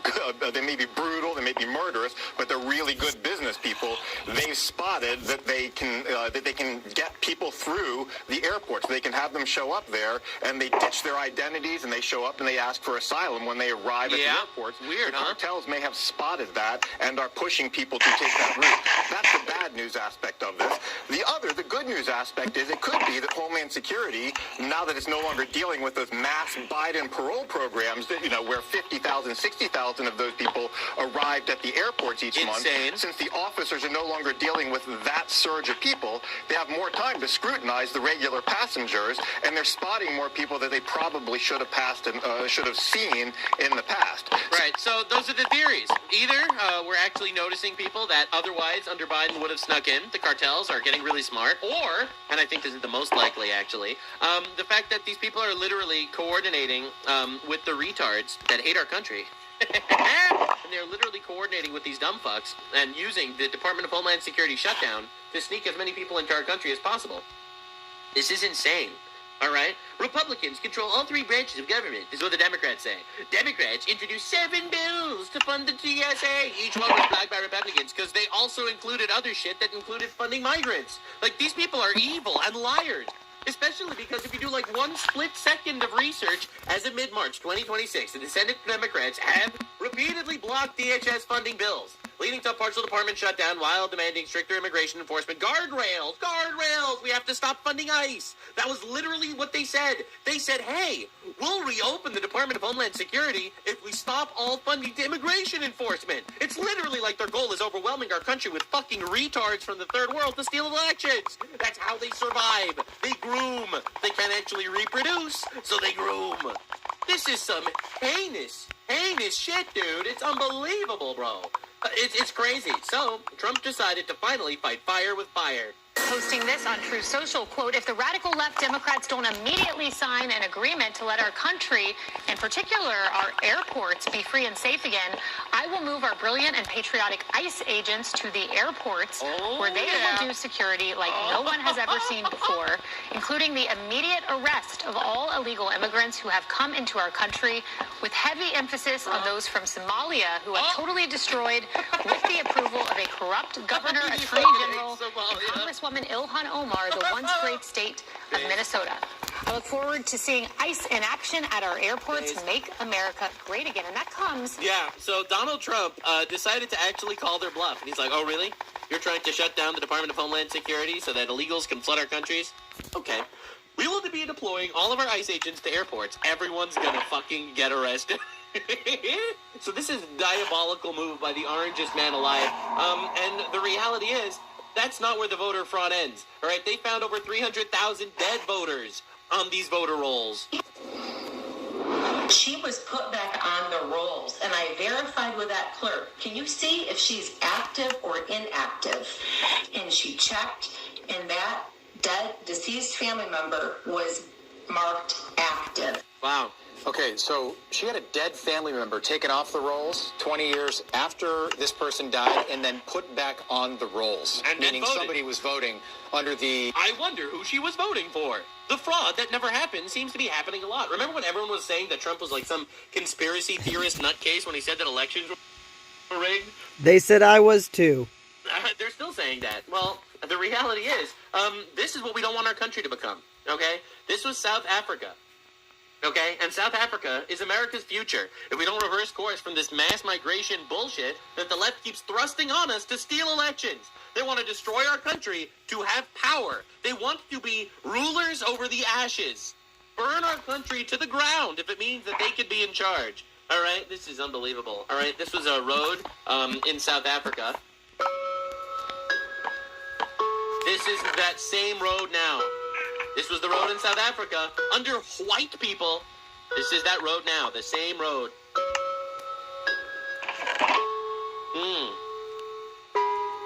What changed? Same road. Oh my God, this is heartbreaking. This is like those fucking weight loss ads just in reverse. It's like all those ads on websites that shouldn't really necessarily exist, that it's like, do you want your penis to grow 47 inches in 1 week? And this is just that in reverse. South Africa's America's future if we don't reverse course. It's honestly insane, dude. It really is. So, Breaking news, it's official. President Donald Trump is deploying ICE agents to airports on Monday if DHS and TSA are not fully funded by then. This is the ultimate Giga Chad move that he needed to pull, and I'm really happy he actually did it. Now, just to make fun of some retards a little more, this is Kamala Harris's little Twitter account. New reporting reveals Trump's longtime friend and special White House envoy and asked ICE to detain the mother of his child amid a custody battle. The mother of his child was deported last fall. Gangster shit. Hell yeah, baby. That's what I'm talking about. Absolutely. What, you think because you're an illegal alien you have immunity? No. ICE is just one phone call away. It's inhumane. No, it's inhumane that this person invaded our country. All right, I am doing a public community service. Based, by the way. They're really trying to push this story to be like, oh my god, I can't believe people on Trump's side would do this. It's fucking awesome that he did this. Hell yeah. One less to go. Only another like 30 million more. Let's go. We take those. This guy's a fucking patriot. You will not emotionally blackmail me. I actually don't give a shit. I Your booze despawn mean nothing. blocks. I've seen what makes you cheer. Now, I have a fondness in my heart for patriots, and the patriots are getting a lot of Democrat fatigue lately. All right, people are just tired of the constant bullshit that we need to deal with. This anti-reality cult. Yes, of course, men could be women, says the Democrat that's trying to get the vote for mentally ill people and manipulate their empathy. All right, like that's what we're dealing with on a daily basis. I mean, in fact, it's so insane. This is literally a Democrat candidate running in CA11. Right? This is literally in the 11th district of California. This is not AI. Endorsing Choykot Chakrabarti for Congress. We need a disruptor. We need someone who's not a politician. I hope I don't offend you by saying that. No, that is a compliment. So Choykot, I've endorsed you. You've got my support. Great. Now I know who I'm not voting for in California District 11. But the reality is, people are just tired of this. So Caleb Hammer is interviewing ex-government workers, all right? And he is just, like, he's so done. He's like so many of us, just the unbelievable leftoid fatigue. The mask slipped, all right? We understand you're trying to poison our nation and flood us with retards and migrants that want to rape and kill us, et cetera, yada, yada. We get the spiel, we get the shtick, all right? We're aware you hate us and you want us dead, fine. And quite literally, even like the relative centrist, like Caleb Hammer, he's a centrist guy, he really is. But he's tired of it. And what are you? What's your net? My net is... So, I just started this job, so I'm still, like, seeing what it is after taxes, but I think my net is around $5,800 a month, and then I also get disability from the VA. And disability. You're in the military? A leftist getting disability. Interesting. I was in the Navy for 2 years. What'd you do? Okay, he went to school, and the Navy paid for it, and then he got out medically. I was Navy. I am so fucking tired of this, because the Navy's awesome, our military's great, and this is unacceptable. And everyone is seeing the left for what they are. They're actual just moochers. They exist to suck off exactly us. That's literally what we're dealing with. We're dealing with parasites. The left is literally the party of criminals and parasites. Right? Whether it's the migrants, whether it's the retards that you have to validate all their disabilities and shit. This guy is a fucking bitch. Naval Reserve, and then... And what's your disability? Other than your depression and anxiety. What's that out of getting 55? That sounds like a nothing to me. Depression and anxiety. Now you have to pay for my school, and I have to get infinite money from the government forever. 100? $5,800 for the salary, and then the money that I get from the VA is around like $2,070. This guy's getting $2,000 a month because he had depression, and he had his school paid for by the Navy. Said he had depression, and now he gets $2,000 a month from the taxpayers for the rest of his life. And people are just tired of it. Yeah, valid sigh. This is unbelievable. It's insufferable, honestly. 2 parts. One of the parts alone was over $2,000. Yeah. Okay. That was just the ramp. Remember, these are people... Yeah. These are people that are coming to this show. Caleb Hammer's doing a financial audit. These are people complaining that America's so bad. It's so bad here in America because we can't afford anything here in America. Because everything's so bad and so expensive here in America. We can't afford anything. I think I spent $7,000 on it. Crazy. You guys are dying in debt. $7,000? Again, for your degree collection, it isn't actually even providing anything for the household. Do you not understand the difference there, where she's out actually contributing to this world, and you're doing nothing but a ego boost? I mean, you're if I spending finish money on my it. degrees, She's earning money I can yourself. I have a degree in lesbian butt sex. Have you considered how useful that could be? Spending money. double my income. Potentially, but the thing is, in the worst situation you guys have ever been in order for your degree collection, you're putting all that money in there. I need more degrees in order to get where I need to go. I must gather all the degrees. I have a degree in gender identity. I have a degree in underwater tap dancing. I have a degree in LGBT butt sex. He's trying to be Barbie. To a certain point is what I'm saying. It's the timing thing, man. It's the timing. Worst time to spend.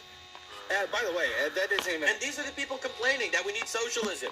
They need more money, more handouts from the government, because they're spending tens of thousands of dollars every month on garbage. Account for, I mean, you guys spent outflows $25,000 where income was 12. Like, so that doesn't even make up for that whole amount. Yeah, how did that happen? Still, when we're already going even further in the hole's insane. Yeah, leftist fatigue is insane. These people are retarded, and here we are. Bro, they have robots to clean cat litter boxes. Put these people in jail. Put these people in jail. Get them out. They're defrauding us, in my opinion. All right? And it's honestly insane. So, get ready when you hear this guy's sob story. Why? He's only making $8,000 a month, which is a good salary. He could barely survive on his only $8,000 a month salary. All right? And get ready to hear his explanation. Why did you guys move here, by the way, from D.C.? I lost my job. He lost his job in D.C. Yeah. I got fired in the federal... Trump. It's Trump's fault. The reason why he's poor, only living on an $8,000 a month salary between his actual salary and literally disability-free shit, it's because of Trump. Trump fired him. Colton told me you guys blame Trump. Yeah, Trump fucked him in the ass. Oh, for the job? Yeah. Yeah, Trump. Oh, you work through the federal government? Yeah. Yeah. Good, thank you. I appreciate you getting fired. I do too! Bro, the normies are so tired. Look at his face. I am also appreciative that you were fired, sir. All right? Not only are you a faggot, but also I really am tired of my taxpayer dollars funding incompetent people. If this dude is so disabled that the government is giving him $2,000 a month, I don't think he should be a government employee. I would like to not spend as much in taxes. True. Why do we employ so many people? I mean, it makes no sense. A federal research lab that provides goods for society, I would Oh! He provides nebulous goods for society, and Trump is bad for firing him. Based Trump, by the way. And I provide goods for the society as a whole. I should be given $2,000 a month for making YouTube content just randomly, because not even if anyone's watching me, just because I do it. No one watches them do it, so. And they did it. That's right. That's right, everybody. Goods for society. All right, and it doesn't stop. It's unbelievable how it keeps going. Like, these guys are insane. They're not patriots. They hate our country, because you have to understand something truly real about leftists. They hate our country. They want us to die. All right, this is a real fact. All right, a lot of people are gonna say like, "No, you're overdoing it." This is why Shoe Head called you out for being too anti-left. No, it's more like, how do I put this in the right words? They're evil. Those are the right words. They're evil. They want us to die. Those are the right words. All right, I thought about it. I mulled it over. I considered the options. I looked for alternatives. They're evil. They worship the devil. They fucking hate us. They want us to die. All right, quite literally. You can look at the Ten Commandments as their, to-do lists. All right, in leftist policy. You show me one leftist policy that isn't satanic, and I will stop calling them all evil, objectively. Now, here's the thing. They talk about patriotism. Now, I think that being a patriot is a good thing, especially if you're, working for the federal government. This guy's explaining why America bad. Are you not patriotic? With blue hair, you think I'm patriotic? How could... and you're complaining about being fired by the federal government? Why should our government hire people that hate our country? Like just think about it rationally. They should be able to hate us for free.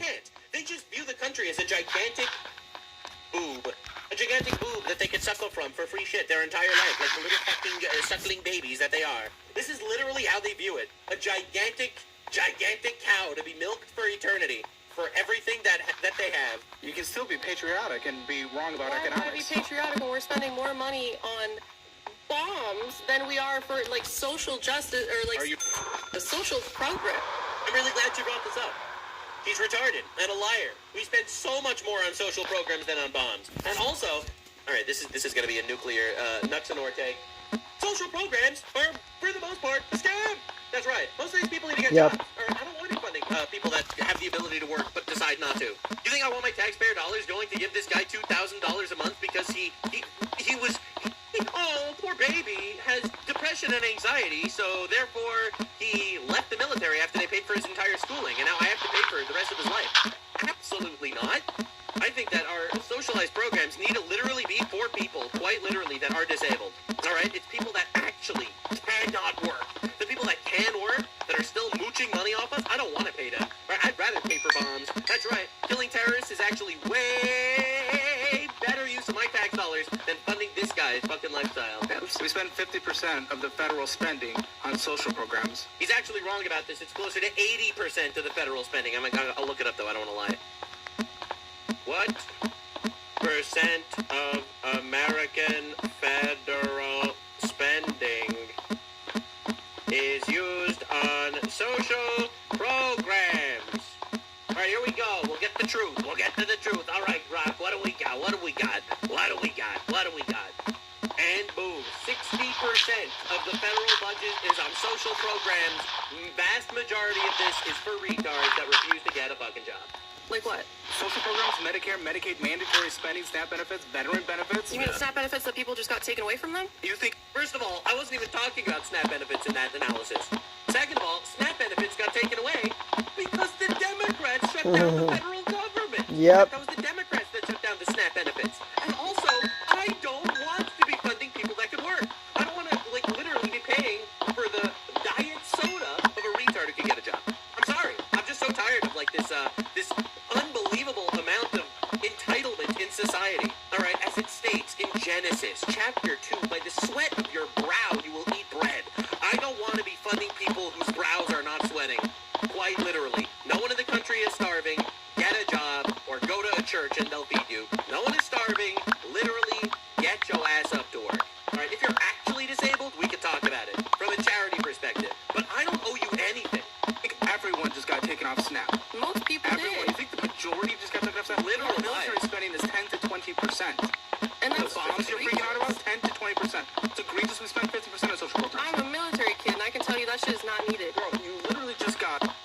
It's totally not needed to stop people that are trying to nuke our country, okay? Just let them be. The information that you were just wrong, and yet you're still doubling down. We don't spend the majority on bombs. Okay, maybe it's not the majority, but it's It's not even close to the majority. It's not even a quarter. It's far too much. Okay, you can advocate for that, but that all of a sudden doesn't mean... You just said we don't spend anything on social. That's where... But again, I think it's important to note that your argument means nothing, all right? Because we have elections, we elect a president decides on what to do. All right, this is part of the system. Now, you could dislike the president if you want, but, you can't say that you are entitled to more money because we spend money on a military that protects us from threats. This is obviously retarded. Where, more than half of our money goes. What are you talking about? I think it needs to be more. As usual, you're uninformed about everything. I think it needs to be more. And then you're just not patriotic. No one cares what you think. Your opinion means nothing. What do you mean? We spend more than We saw the color of your hair. Your opinion is irrelevant. Anyone. Well, number-wise, absolutely. Yeah, well, technically. By technicality. Technically, by money. By per capita, yes. We do a lot. We're a very... I love how tired, your average person is from, this leftist entitlement bullshit. Progressive nation. I know I don't work, but I deserve more money because we spend money on bombs for our military. These people are retarded. We have the most progressive income tax in the entire Western world. Okay. Oh boy. I love when people have no idea what they do, and then they're just not patriotic. It's dude, you're literally not a contributor. Bro! These are useless people. Absolutely. That's right. Make the parasites feel like parasites. I agree. We should be humiliating these people. See, I had this analysis before. A lot of people thought that it was a little too far at me, but I'll say it again because my opinions don't change because people are upset at me for different things. I think that every time someone is on Snap and goes and uses Snap benefits in a grocery store and gets their little Snap card for the month, their little EBT card, you know what I think? I think they need to film a little video thanking the American taxpayer for funding their survival, saying that they couldn't exist without you. I think that they should know that they are quite literally the recipient of our charity. Charity that is taken from us against our will. So it's not charity. It's actually just the government stealing your shit to give it to people that quite literally could get jobs, that refuse to get jobs, so they could get funded by the government by stealing our shit, once again, so that they could vote for the Democrats. It's a literal giant Ponzi scheme to get quite literally, poor retards to vote for them. I'm not saying no one deserves SNAP. I'm not saying no one deserves EBT. Absolutely. However, I think the bar needs to be under the ground. Literally get off your ass and get a job. You're the most patriotic person. You contribute nothing. I mean, these are useless people, and they should feel useless, and they should be humiliated. Absolutely. You contribute literally nothing. You've only been a taker, and yet you're the one that doesn't like the country. I would and the leave one if that I gives could. everything's the one that. I would leave if I could. Yeah, go to Afghanistan. Likes it. Leave for where? Anywhere. I used to live in Germany. This is literally just the ideology of like these retards. Our country fucking sucks. We have to go. Germany, I'd Grass rather is live there. always greener. What would you be doing in Germany? I could still be an artist there. Yeah, you think Germans just immediately they're like, oh, you want to be an artist? Let's give you 80,000. I mean, I know a Yeah, German I was gonna say, we all know of a German artist, huh? talk about him a lot to these days. Yeah. Basically, any person that ends up in a right-wing position of power gets compared to this German artist. Well, technically he was an Austrian artist, but whatever. Yeah, Australian, technically. Tomatoes. German artists, they make them art. How can they give me $80,000 a year for being an artist? They're not going to give you fucking jack shit because, quite literally, you don't contribute anything meaningful to society. This is like saying, I'm a YouTuber, I deserve infinite money. That's what I just, yeah, literally, that's literally what I use as an example. Literally everything. If you are not providing a service, you should not be getting paid. Your life does not inherently need that I, a taxpayer, need my tax dollars to go to your existence and survival. It doesn't. This entitlement is just unbelievable. As they continue, like little babies, wah-wah, to suckle from the great breasts of America. And honestly, a lot of this comes from A, bad parenting, and B, the school system grooms you into thinking that you deserve things. You're not, alright? Communism is cancer, alright? It can't produce anything. That's why Cuba's a shithole. That's why every communist country's a shithole, okay? Because it cannot produce things, because it doesn't incentivize anyone to produce things. Everyone thinks they just deserve everything. And it's producing an entire generation of largely liberal women that quite literally feel like the world is owed to them when they do nothing for the world. But that's not how it works, bro. Alright, that's not how it works. I think if I was able to do my art full time, I'd be able to make the money I need to make. Yeah, no one cares. No one cares what you think. Germans trying to pursue art and failure. That always goes over well. Alright, well, yeah. That was a pretty good one. Yeah. To be fair, it was Austrian. To be fair, to be clear, to be honest. Yeah, but the reality is, these people are getting obliterated. How did I go so fast? I'm really glad that we have, like... I don't know, mine keeps fucking off. I have efficiency 5, but there's a glitch you can apparently do by breaking the blocks. If you get like right to the end of it. But mine's not doing the glitch. I don't think it works on mobile, because it works when I use a controller. It's funny how sad you guys are for how incredibly not trash you are. You make bombs to bomb people. You're a stay-at-home wife and mother, and you domineer her in terms of what she's allowed to do for work. Yeah. Like, what the fuck are you doing? Yeah. So confusing. But I was a stay-at-home. Maybe almost like your guys' feminism is just performative, not actually resulting in anything positive for women. Many such cases. Pay attention and you'll notice a lot of feminism is performative. A lot of these simps are just performative simps. Alright, listen, I'm gonna hit you with a truth nuke, and this is gonna change your world.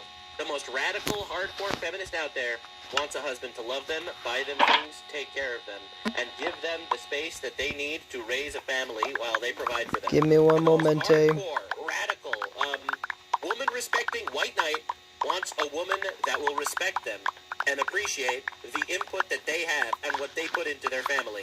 The reason why feminism produces some of the most deeply unhappy people on the fucking planet is because feminism is antithetical to our very biology. Alright? So all these people that scream about feminism, they are dying to escape the matrix that they created and that they force themselves to live in. I mean, the positive part is that I get a choice, and that's... Do you? Yeah. No, you actually don't. Now I have to ask you, feminist, are you... Because the fact is, you literally have told me in this conversation you want to build your business. He is making you get your degree. You're doing what you want. You have a choice. What? Has he warped your mind this much? What do you mean? You have told me you do not have a choice. What the fuck are you talking about? You have a choice. You wait in the street. They have to live in this fantasy land. Being an OF. You have a... So this whore, alright, this is a stripper OnlyFans girl. Alright, so this whore expects my taxpayer dollars to fund her adventure, studying, and accomplishing art. Are we being serious, dude? Choice? That was the only entrepreneurship he actually encouraged. What do you mean choice? There's no choice. He's not giving you a choice. Where's your choice? You don't have a choice. This isn't feminism. This isn't helping you out as a woman. You being a leader. as a woman and point out, nah, this is on you, buddy. I'm bringing up the shit that you're doing that she's saying for the first time, and it's hitting her. Uh-oh, she's realizing that her feminist utopia is actually not that utopic. Well, that's awkward. There's no choice. But her entire life, she was told that she was strong and empowered, when in reality, she's like actually not strong or empowered at all? Damn, who could have seen this one coming? A choice. And I don't want you to be all of a sudden convinced that you have a choice. It might be in love from his perspective, but it's from a domineering, perverted worldview. Damn, no one saw this one coming. Oh shit, a woman's crying. Tear up the Constitution. Give free benefits to everybody. A woman is crying. Yeah. Take a break. Take a break. Yeah. No, that's awkward. Anyway, she thought she was a girl boss, and in reality, she wasn't. Wow, the world view collapses. Another $1 trillion to OnlyFans stripper artists. I love how sometimes feminism is just like an excuse for rich liberal men to just abuse women. And, they're a liberal. They're a liberal. They respect you, and they respect feminism, as they literally just completely want to dominate you anyway. But don't worry, you won't slim down the dating pool, because he's a liberal. He respects women, totally. He thinks Trump is a fascist. But he lied to you. He propped up your fake worldview, and it all collapsed in front of you. Look, any rational person knows that feminism is bullshit and garbage and a subversive communist plot to destroy our culture. Everyone knows that, I think, at this point. And a lot of people that claim they don't know it, they're retarded, gay, or evil. These are the weak fucking men that create hard times. His very biology wants him to be dominant. Her very biology wants her to be submissive to her husband. And because they both can't admit what reality is, they have to live a lie where he is so progressive and wholesome, he is convincing his wife to become a stripper, and she thinks that this is her freedom, when in reality she is in a cage. It's amazing how the leftist worldview literally could just collapse after like 3 seconds of introspection. It's almost like they don't actually have a belief system or believe in anything, and are just like groomed into becoming these ghoulish, evil creatures trying to destroy Western civilization or something. Kind of weird, and that seems to always be the case. It's like you toss a coin 100 times and it lands on the same side all 100 times. Well, it's just a hell of a coincidence, isn't it? But that is why you subscribe to me. I say it like I see it, and the way things are, I don't fluff it, I don't chuff it, I don't lie about it. As much as I can, I'm as honest as I possibly can. I'm sometimes wrong about things. I retract, I correct myself when I make mistakes. I just don't make them very often, so you probably don't see a lot of retractions. So this was the really mega deep dive into current cancerous issues going on in the West. Leftists entitled to everything. Democrats refuse to fund their federal government. TSA lines massive. Import more illegals. The illegals are rapists, criminals, and pedophiles. They're part of the death cult, and we are killing them in the Middle East. The left is telling us that's actually a bad thing, but quite literally, Iran proved to us that Trump was right all along. They were a threat. They were retards. We were based. And Western civilization is in our hands, and we will destroy you. Because we will get married, we will have families, we will have children that we raise in the name of God to be wonderful, contributing, fantastic members of society, and you will have to rely on your grooming tactics to convince another generation of children that they're mentally ill vampires that can swap genders at will. I am very confident that we will prevail. Thank God that good and evil has never been this black and white for so many people.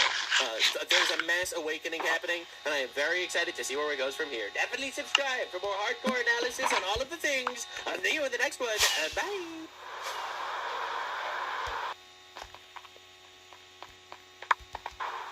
Great video, in my opinion. I love that he's doing these longer type videos. Right here. I'm going to link it to you guys. I think I actually already did a little bit ago, but I'll do it again anyway, because look it.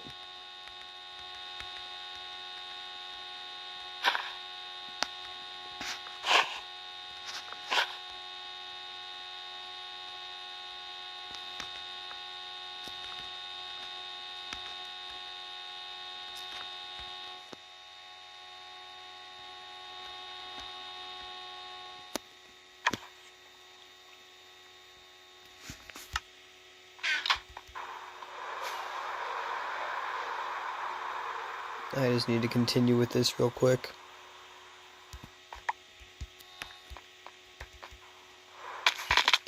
Fucking block.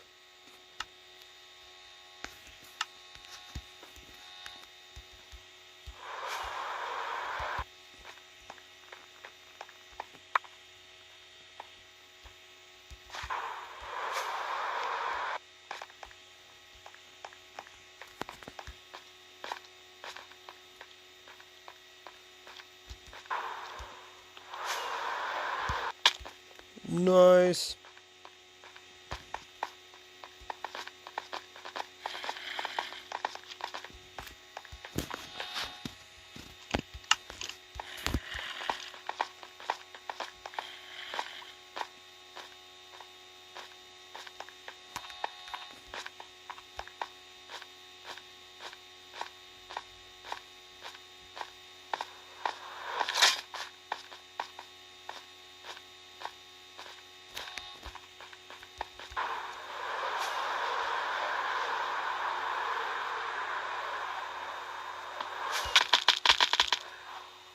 I broke my neck.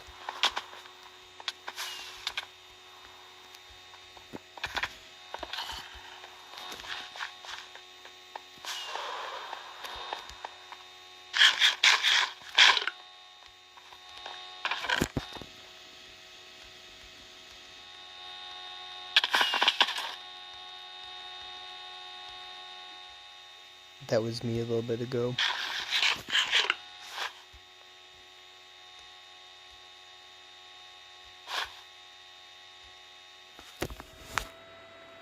Alright. Let me do this now real quick.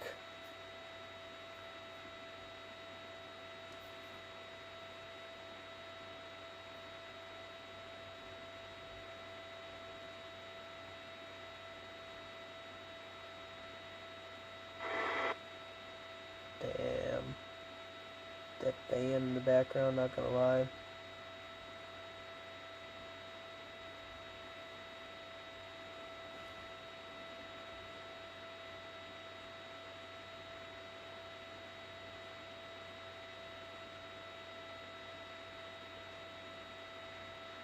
Nick Shirley is angering liberals everywhere because he uncovered $170 million of fraud in California. Gavin Newsom is crying about it, literally crying about it. Donald Trump has appointed J.D. Vance as the fraud czar of the United States, where they are going to be cracking down on all fraud everywhere. And also, there is an Islamic terrorist in Iran that we had like a $10 million bounty on, and he's dead now, and we will not need to pay out that bounty. So, another way to save money. Let's freaking go, boys and girls. Definitely subscribe to the Nux and Or Leering Center for future updates, but this deep dive is going to be diabolical. So, it started off with Nick Shirley saying, here is the full 40 minutes of my crew and I exposing California fraud. Minnesota was big, California's even bigger. We uncovered over $170 billion in fraud, and I'm sure leftists are like so upset because they hate fraud or something. Psych, they are the fraud. Nux Doctrine keeps getting proven right again and again and again. And I'll tell you, Nux Doctrine just... Hey, Cock Doctrine too, bro. With no consequences. Like and share the fraud. Now stop. As you can see, this got 183,000 likes. Right, it just came out. 3.4 million views. Hold up, let me reload the page. I'm sure it's even higher now. Wait. Let's see it up to 4.9 million views. All right, and you didn't even upload the YouTube version. This is just on Twitter so far. No wonder why Gavin Newsom is crashing out. Now, Nux Doctrine is actually very simple. If you are an immoral piece of garbage, I don't actually expect you to have morals in any other sector at all. Leftist policy is quite literally satanic, and I know I've got lots of people telling me, Nux, you have to ally with them. Don't call them all satanic. Don't do it. You point out one leftist policy that's not satanic, and I will stop, all right? This is exactly what I said when Shuan had called me out. It all actually comes back to this. I'm not smearing, like, the left as a whole, okay? This isn't fucking Fox News. This isn't the Nuxanor channel.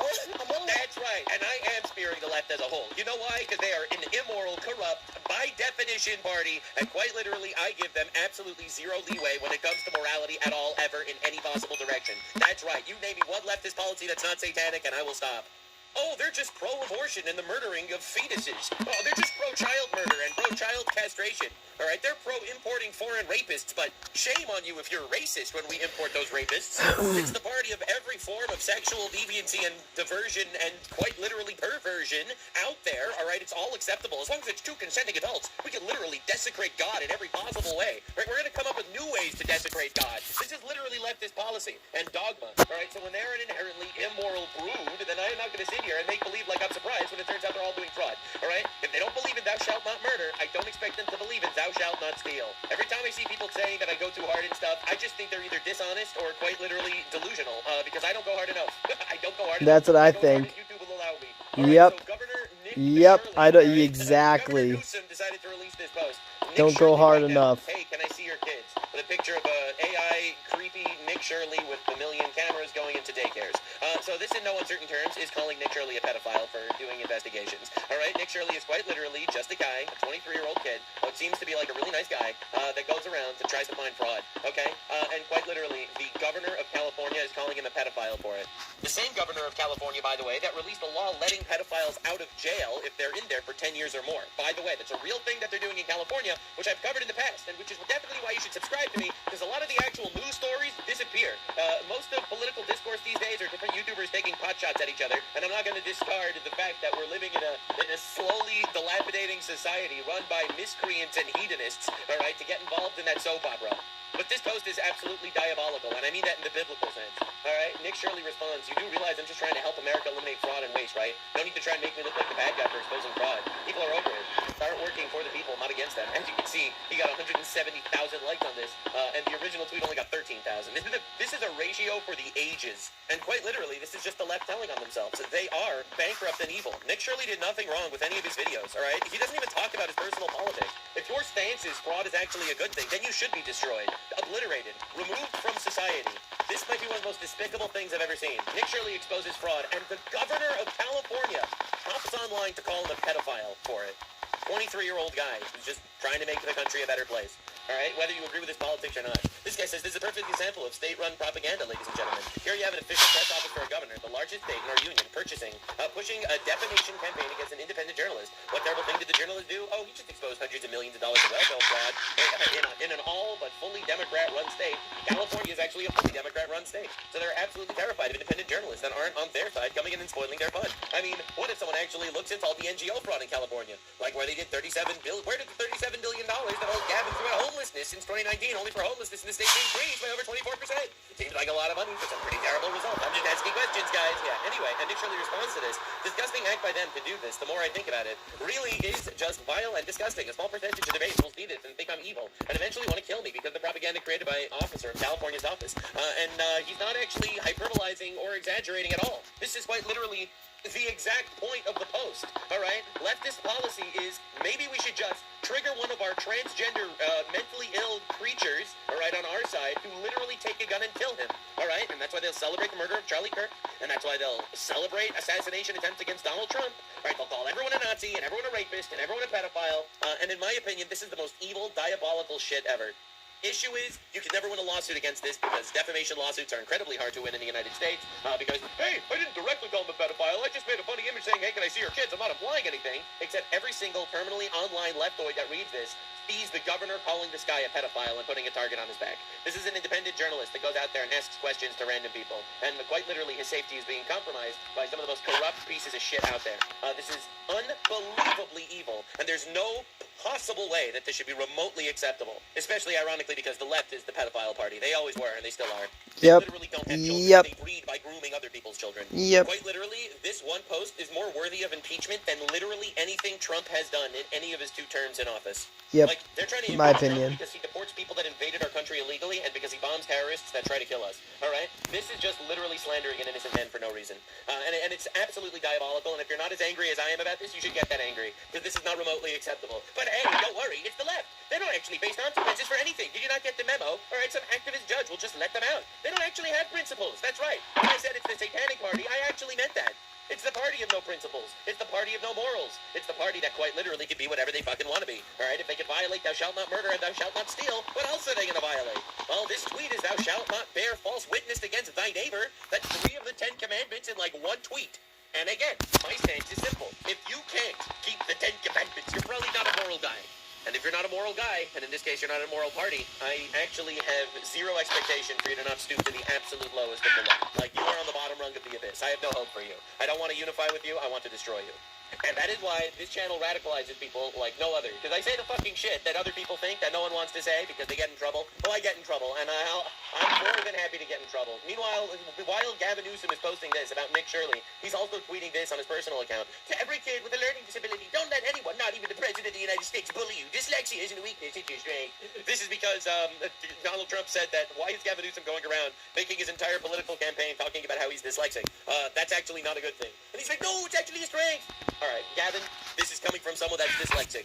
It's not a strength. It fucking sucks, all right? But you move on. Exactly. All right, these people, it's like I've been told I'm dyslexic by a teacher, so same, and it fucking sucks, but fuck it. fucking nothing burger. All right, that is leftist politics. All right, if you are a straight white man, you are filth, and you need to be destroyed. So Gavin Newsom was like, holy shit, if I want to run for president, I need to be disabled. Now he's running with this dyslexia scam. My guy, it is a weakness. It's not a strength. Stop being a bitch about it. He's crying about getting bullied for being called dyslexic when he's literally calling a random 23-year-old independent journalist a pedophile? Like, this is unbelievable levels of delusion. Like, this guy fucking sucks, honestly. And if he becomes president, our country's gonna fucking suck. And he is currently the Democratic front-runner for the 2028 election. It's terrifying. Anyway, on our side of the political party, we got plenty of bullshit, too. Don't get me wrong. I'm not saying that the Republicans are perfect or anything. Report from the U.S. Senate is preparing to vote on the Save America Act on Wednesday. However, there will be no talking filibuster. It seems like John Thune, retard McGee, really doesn't fucking want to get this passed. Right? We have traitors within. It won't pass because he doesn't want it to pass. They have the means to force it through, but they refuse to. One of the worst betrayals from the Republicans in my life, and there's a long list of them. Quite literally, we have enemies within that we need to destroy, and then we also have the enemies within our party supposedly fighting the enemies within that we need to destroy. All right? The silver lining is our generation is fucking done with this shit. All right? The boomerocracy is going to end, and we are going to have the most radical fucking government of all time at some point, and it's going to be unbelievable levels of pendulum swinging. And the pendulum is only going to swing harder if these people The pendulums are going to swing like my balls. People in my generation are so fucking tired of this. And every single time they try to cram Oh, I've been tired of this for over a fucking decade. And all you see is a whole bunch of liberals literally online saying, do something about it. What you gonna do? You're not gonna do nothing about it, because fuck you, that's why. We'll do whatever we fucking want. The media's lying about this constantly to try to drum up an emotional backlash from their side. The constant release of violent criminals, my guy, they are not ready. None of you are ready. I don't know if it's going to be 2028. I don't know if it's going to be 2032. I don't know if it's going to be 2036. But at some point, we are going to get a fucking government that's going to destroy you people. Everyone said that the right was going to swing back to the left under Trump. No. Trump's not nearly radical enough. More radicalization. All right. Foreign policy, I think he does a very good job. He bombs terrorists. Love that. That's awesome. Domestic policy, oh, my fucking guy. You are not ready. Just for clarity's sake, I want to kind of explain to you exactly what's going on. And mark my words, I'm going to be correct. All right, so if this is the left, okay, and this is the right, all right, we're paying attention, all right, this is the center, all right? So this is where, like, Gavin Newsom type people are. Gavin Newsom is, like, around here. All right, we'll call it G for Gavin Newsom. All right, Zoran Mamdani is, like, here, let's say. All right, okay? Trump is here. Trump is here, all right? The sentiment of young men in this country is here. You are in for a rude fucking awakening, like the likes of which you quite literally don't think exists. But anywho, 400 killed in Pakistan airstrike on Kabul hospital, all right? So no one cares because, you know, there's no Jews involved, so obviously this is really not a big deal. No free Palestine people, all right, interesting. It's interesting that there's no protests in England. I mean, I hear that if you bomb a hospital, every dumb fuck in England is going to protest. Every college is going to freak out. I bet you none of you even knew this actually happened because literally, no Jews, no news. That's what they say. All right, let's be honest for a second. No one even knew this happened. Where are all the Pakistanis that were screaming about Palestine now that they're bombing hospitals, huh? Well, the answer is they never actually cared about bombing hospitals. The answer is because when you're dealing with agents of the devil, no, you have to stop dehumanizing people. Dog, I am being very, very forthright with my descriptions. There was no hyperbole with that statement. All right, when you're dealing with agents of the devil, whether they're knowing agents or unknowing agents, they don't care, and they will use your principles against you. All right? They're like, you are supposed to follow and abide by the rules where you don't bomb hospitals. However, we can bomb as many hospitals as we want because we actually have no moral guidelines or compass whatsoever. And you see it literally every single day if you actually pay attention. No one even fucking knows this happened because quite literally no one fucking cares. And it's heartbreaking, but it's true. Now, speaking of people that are dying, all right, dead Muslims. Speaking of dead Muslims, all right, Ali Larijani was the secretary of the Iran Supreme National Security Council and the regime's effective leader. It's over. He's dead. They got him. Israel got him. Let's go. Basically our one competent ally these days, it seems. Aside from, like, Argentina and El Salvador, all right?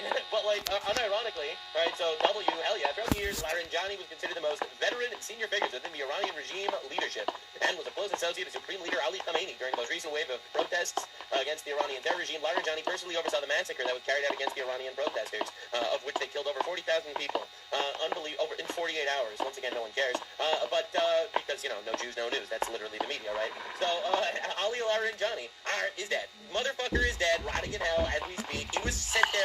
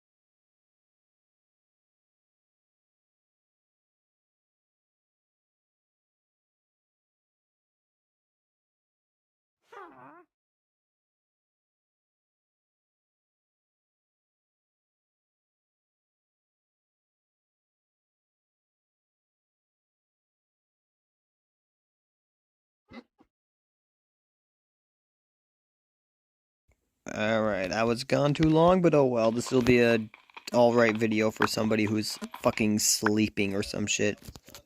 Hey, shut up, me. Shut up. Alright, I got 2 witches here.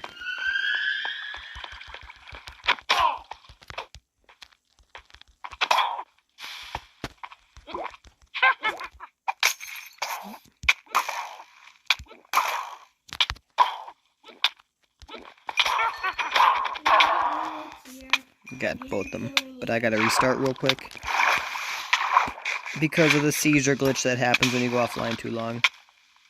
Crap. Oh, there's a crack up there. What do you know?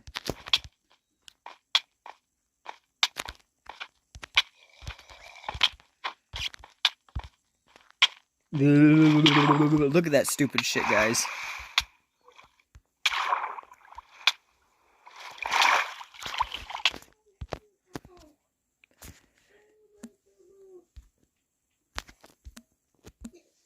Alright, turn this back on real quick.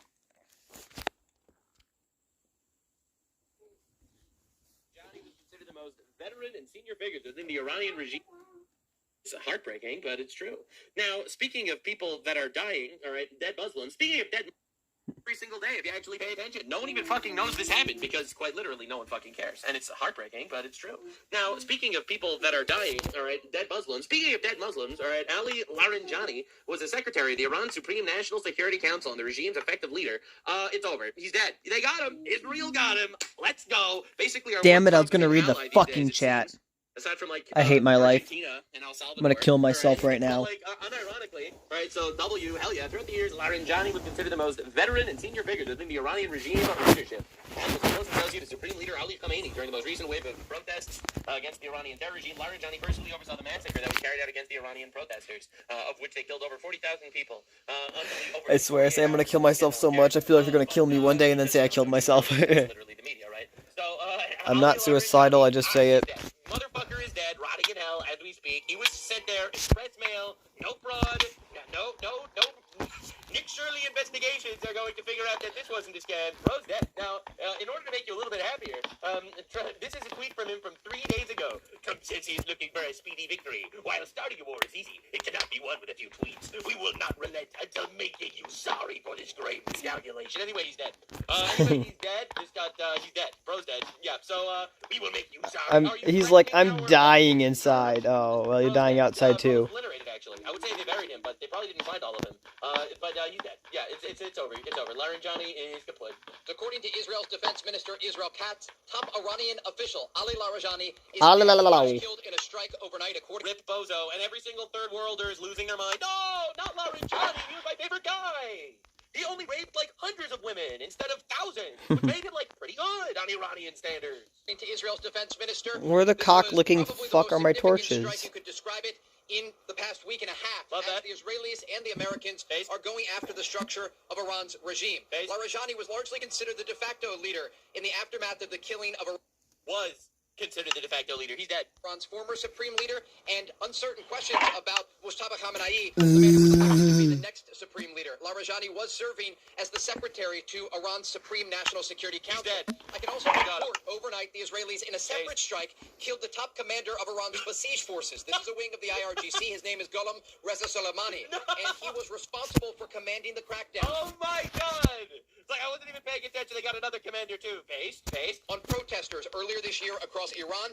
An official tells me this morning that over a dozen Basij officials were with him when that strike took place. They're all dead. This top commander. It comes as the Israelis have launched a series of airstrikes alongside their American counterparts across Iran over the past 24 hours. I shall not murder. Oh my God! I'm an idiot. It's a war. It's a fucking war. Right? If you're going to use biblical doctrines against me, you say, but I hope that motherfucker kills himself. Thou shalt not murder. Yeah, you retard. Thou shalt not fucking murder. Thou shalt not kill is not a commandment. If you're going to be fucking over there nuking people and raping fucking women, especially the type of people that will be like, oh yeah, let's fucking rape these women. I don't know if these are the exact people. I'm pretty sure they are 99% sure. But yeah, they'll be like, yeah, let's rape this fucking woman before we fucking kill her. So that way she can't go to heaven. You know how fucking stupid that sounds? Yeah, that's not thou shalt not murder. That's literally killing the fucking murderers. Fuck your mom, you stupid piece of shit. You just said thou shalt not murder, and now you support killing a terrorist that's killed tens of thousands of people? My guy, are you unfamiliar with anything that you're saying? Read the Bible, and you'll see how God tells you to fight wars, all right? I'm so tired of, like, this absolute pussyfoot shit, all right? You're gonna really try to hit me with that? For hours, you can see some of these strikes on Sunday. This video released by the IDF. They are expected to intensify and increase in the hours and days ahead. Good. According, kill them. They're bait. Killing them is bait, actually. All right. You know, you're not going to emotionally manipulate me. Actually, the terrorists are their terrorists are going to fucking die. All right. Now, whatever. This isn't a war video. This is a fraud video. Ironically, and we're going to get into this. All right. The way you walk when you know that the opponent lacks air dominance, your offensive power projection still deters to some extent. He's dead. He's dead. Actually, they posted this 3 days ago. He's dead. Any update on this, sir? Do we have any update on this? Do we have an update? Now, this is from the actual Israeli Foreign Minister Gideon Saar, and this is what he had to say. Larijani was also under U.S. sanctions for the same reason. Yeah. There's a $10 million prize on his head. All right, so apparently we had a $10 million price on this guy's head. $10 million bounty on Larijani. They did it for free. Anyhow. And they did it for free. That's what when a Jew does something for you for free, you say please and thank you. All right? That is a lesson for every single one of you in the audience, all right? If a Jew is willing to do it for free, holy shit, it's got to be good. So anyway, yeah, so while Gavin Newsom is stealing our money, apparently killing terrorists is big. Now can we just stop funding every single foreign country on the planet, please, Mr. President? You mean apparently killing foreign terrorists isn't based? Apparently, even though it is. And I don't like that word. I don't like that word and don't use it that much, but fuck it. That would be great. But please stop funding everybody ever, please. And that includes Democrat governors. Not even gonna lie, that shit's crazy. But anywho, they did it for free. They did it for free. We just saved 10 million, some would say. $10 million saved. Hell yeah. Colossal W. Saving money. And Donald Trump has done the thing. As you can see, this is the straight of America. I guess you could say we are the Jews now, right? Saving the money. We control the world. We're the Jews all along. Pretty awesome stuff. Meanwhile, of course, all the anti-Trump people are losing their mind. And it also sends a very unsettling message. This is Tucker Carlson doing his most recent show with this guy, Greenwald, who's a fucking cunt. Because censorship, is always levied on behalf of the I will rape him in Minecraft. Are the only ones who ever pass laws telling you can't criticize them. Of course. And so, what does this tell you? By the way, this is literally being posted by RT.com. That's Russian state media. By the way, all right. So Russian state media is posting this about censorship. Okay, just to like understand the context. Russia is criticizing United States censorship. All right, through Tucker Carlson. Well, I mean, what is this? It's spooky. I've never been the guy who runs around saying Israel runs the United States. It's an overstatement, but I certainly don't want to think that. But like, if you can't criticize social media has got to your brain, retard. Right? I mean, what other conclusion should I draw? My guy literally criticizes Israel every single day on the show. Every single day he does a show about Israel. All right, so-called America First Tucker Carlson. He doesn't talk about America. He doesn't talk about deporting illegals. He doesn't talk about pushing the SAVE Act for voter ID. He only talks about Israel. Only, exclusively. He criticizes Israel every single one of the shows, the entire show. Right? Yeah, same thing. You can't criticize Israel, which is what no one ever does. True. No one ever criticizes Israel, actually. And just to understand. Yeah, you can't. You can't criticize Israel. Nobody does that. It's not like the popular thing to do these days. They consider literally everyone except for China. Just to understand, they mean that everyone except for China, because they view Saudi Arabia as Zionist. Right? They view the United Arab Emirates and Qatar as Zionists, and of course the United States. Right? So they call everyone a Zionist. Right? So they say Hormuz is close to the Zionists, and Candace Owens says this is objectively hilarious. What is even? I don't even know what this tweet is supposed to mean. Like, you are literally hilariously tackling at our enemies, bombing civilian ships in the Strait of Hormuz. What are we even doing here?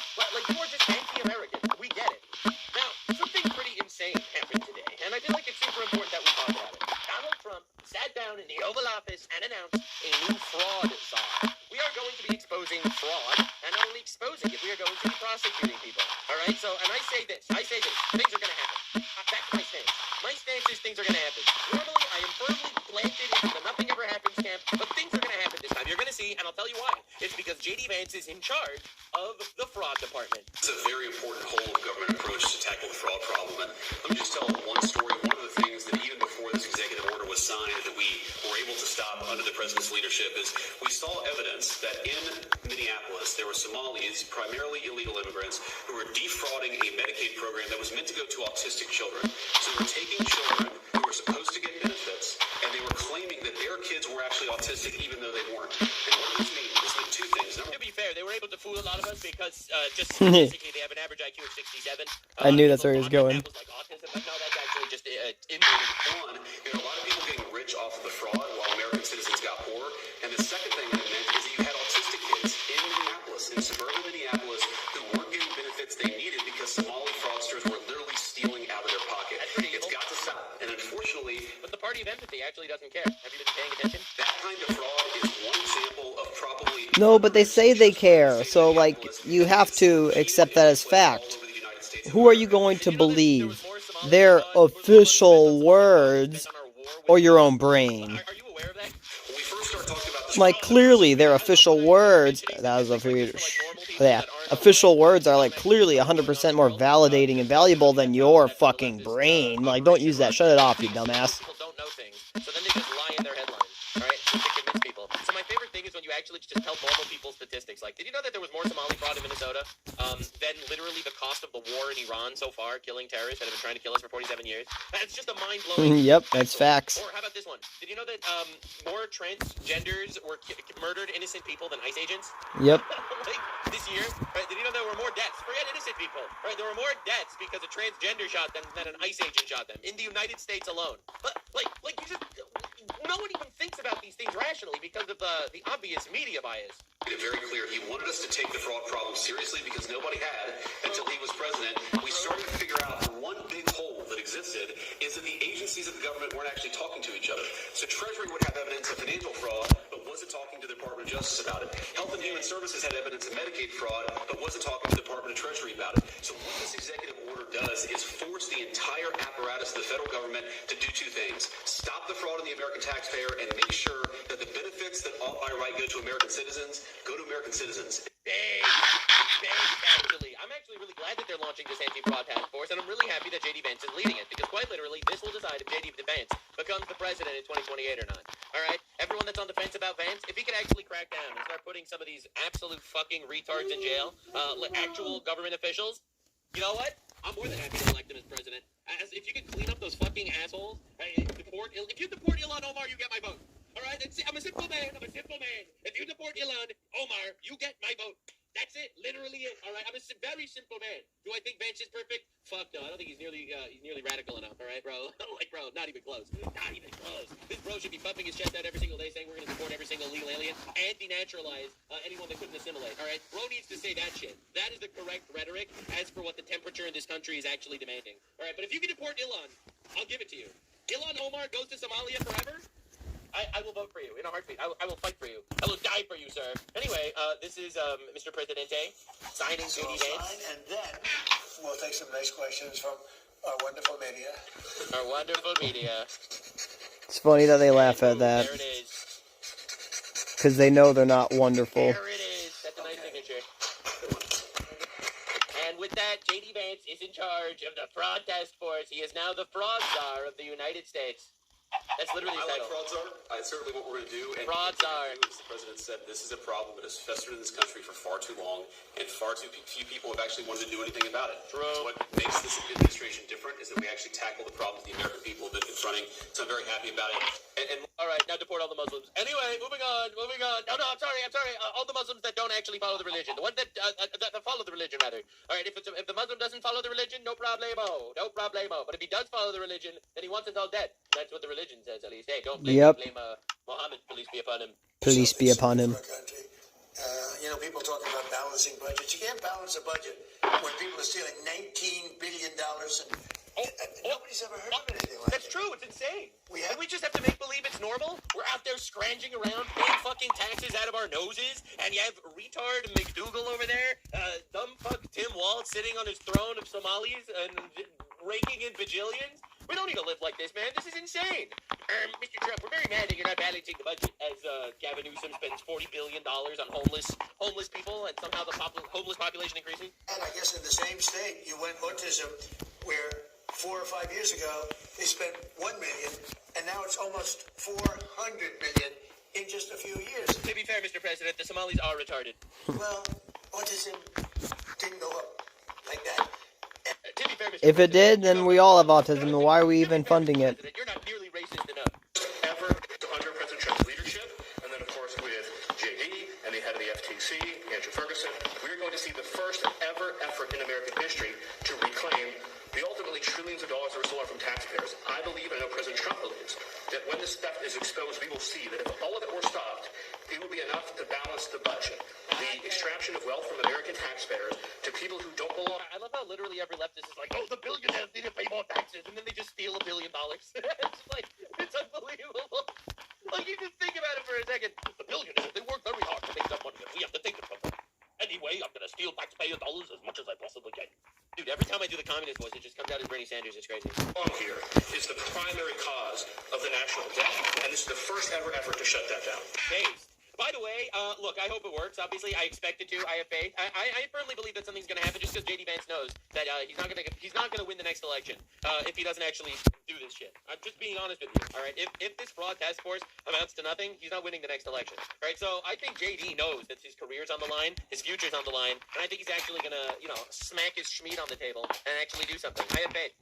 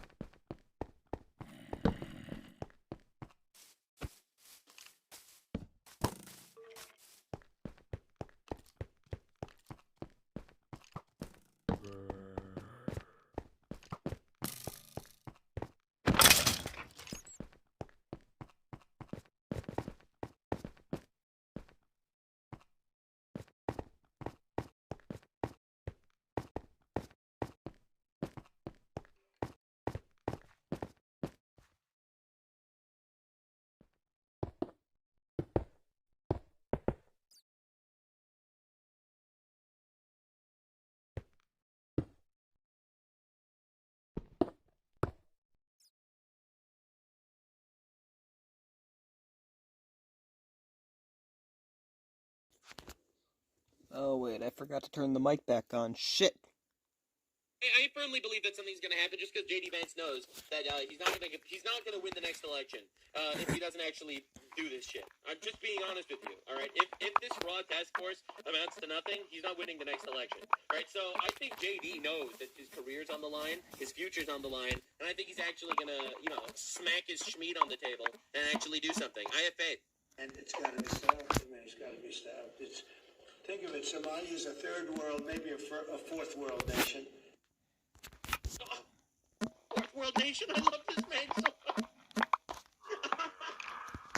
Every time you think you're out, and Trump pulls you back in. Oh, fourth world nation, Somalia. God, unbelievable cinema. One of the worst, one of the most dangerous. They don't have anything. They don't have lies detected. Councils. They don't have government. They literally had to invent the fourth world nation bracket just because of Somalia. Police, they shoot each other all over the place. Yeah. They come here and they steal $19 billion. Yeah, what the fuck are we doing? Are we retarded? Are we insane? Look, man, I love America as much as the next guy, but don't get me wrong. American land is not magical. You're not going to take a pirate from Somalia, bring him to America, and poof, he's going to become a 115 IQ midwit. That's not going to happen, my guy. No, sir. No, sir. She's a congressman. That's crazy. And Ilhan Omar, I hope this is part of it, but she married her brother, supposedly. I mean, documentation. That means she's here illegally and she's a congresswoman. And I hope you're going to be looking at that or something. Direct presidential endorsement. God, I love this man. That's right. God, yeah, Vance, I'm telling you, man, if you want my vote, Ilhan Omar needs to get deported. Listen, I'm a simple man. No one's perfect. Vance isn't perfect. No one's perfect. But if you deport Ilhan Omar, you will have my sword. What is, all right? Because she's one of the ringleaders here. She's bad news. She's bad news. So bad for our country. She's also stupid. And she also hates our country. And she also worships a pedophile. Anyway, JD, please say a few words. All right, JD. Deport it, please, JD. I don't care how. Figure it out, JD. Figure it out. So hard. And then you see them stealing $19 billion. It's like in one pocket, out the other. And they're pirates. I think Andrew and JD, I think they have maybe one of the most important jobs. Honestly, maybe it could be one of the most important things that we're signing because I really believe that they have an opportunity to do something for our country. I agree. Mr. President, you keep capturing El Presidente around the world, okay? All right, topple Cuba next. Cuba next month. That'll be awesome. Let JD handle Ilhan Omar. Somalia and plenty of others. Calling out anybody, but a lot of it has to do, but it's Somalia and plenty of others. And it's so interesting how, like, we're importing these gigantic ethnic demographics from the third world, and instead of assimilating, they're literally here to rape us. We expect to be treated with our own values because that's how we were brought up. We are expected to have that everyone has the same basic cultural values as we do, but we are dealing with barbarians. We are. And it's not racist to say. You look at where they came from. You look at their siblings. Right, the guy that just blew up a synagogue in Michigan, that guy's brother was a Hezbollah terrorist. Okay, why are we surprised about this shit? Right, we know where they're coming from. Why do we expect them to be magically different when they get an American passport? Like, it is an irrational position that they just expect you to leave. I believe the governor is complicit. I believe Ilhan Omar is complicit. I believe that your attorney general is complicit, and if they are, you're going to hopefully find out about it, and you're going to have to do what you have to do. Do what you have to do. That's right. Jail or worse. Somalia. Oh my God. And there it is. J.D. Vance in charge of everything. Oh shit. That's insane. To my view, what we found since President Trump came into office is that the Democrats have set up a system to funnel hundreds of billions and ultimately trillions of dollars to migrants that are in our country, oftentimes from places like Somalia. So as an example, ICE recently asked a group of illegal immigrants that were in detention whether or not they were receiving Medicaid. Half of them raised their hands and volunteered that they were on Medicaid. They don't even know that it's illegal. Oh my God, dude. They're literally raping our country. Just volunteered that. These aren't the ones who are hiding, right? They also asked illegal aliens how they paid their medical bills, and they said that if they don't have Medicaid, They go to hospitals, they get free care there, and they bill it to the taxpayers. So they aren't paying for any of their own health care in this country. This is one example. And we've seen this over and over and over again. So under President This is the thing that leftists say never happened.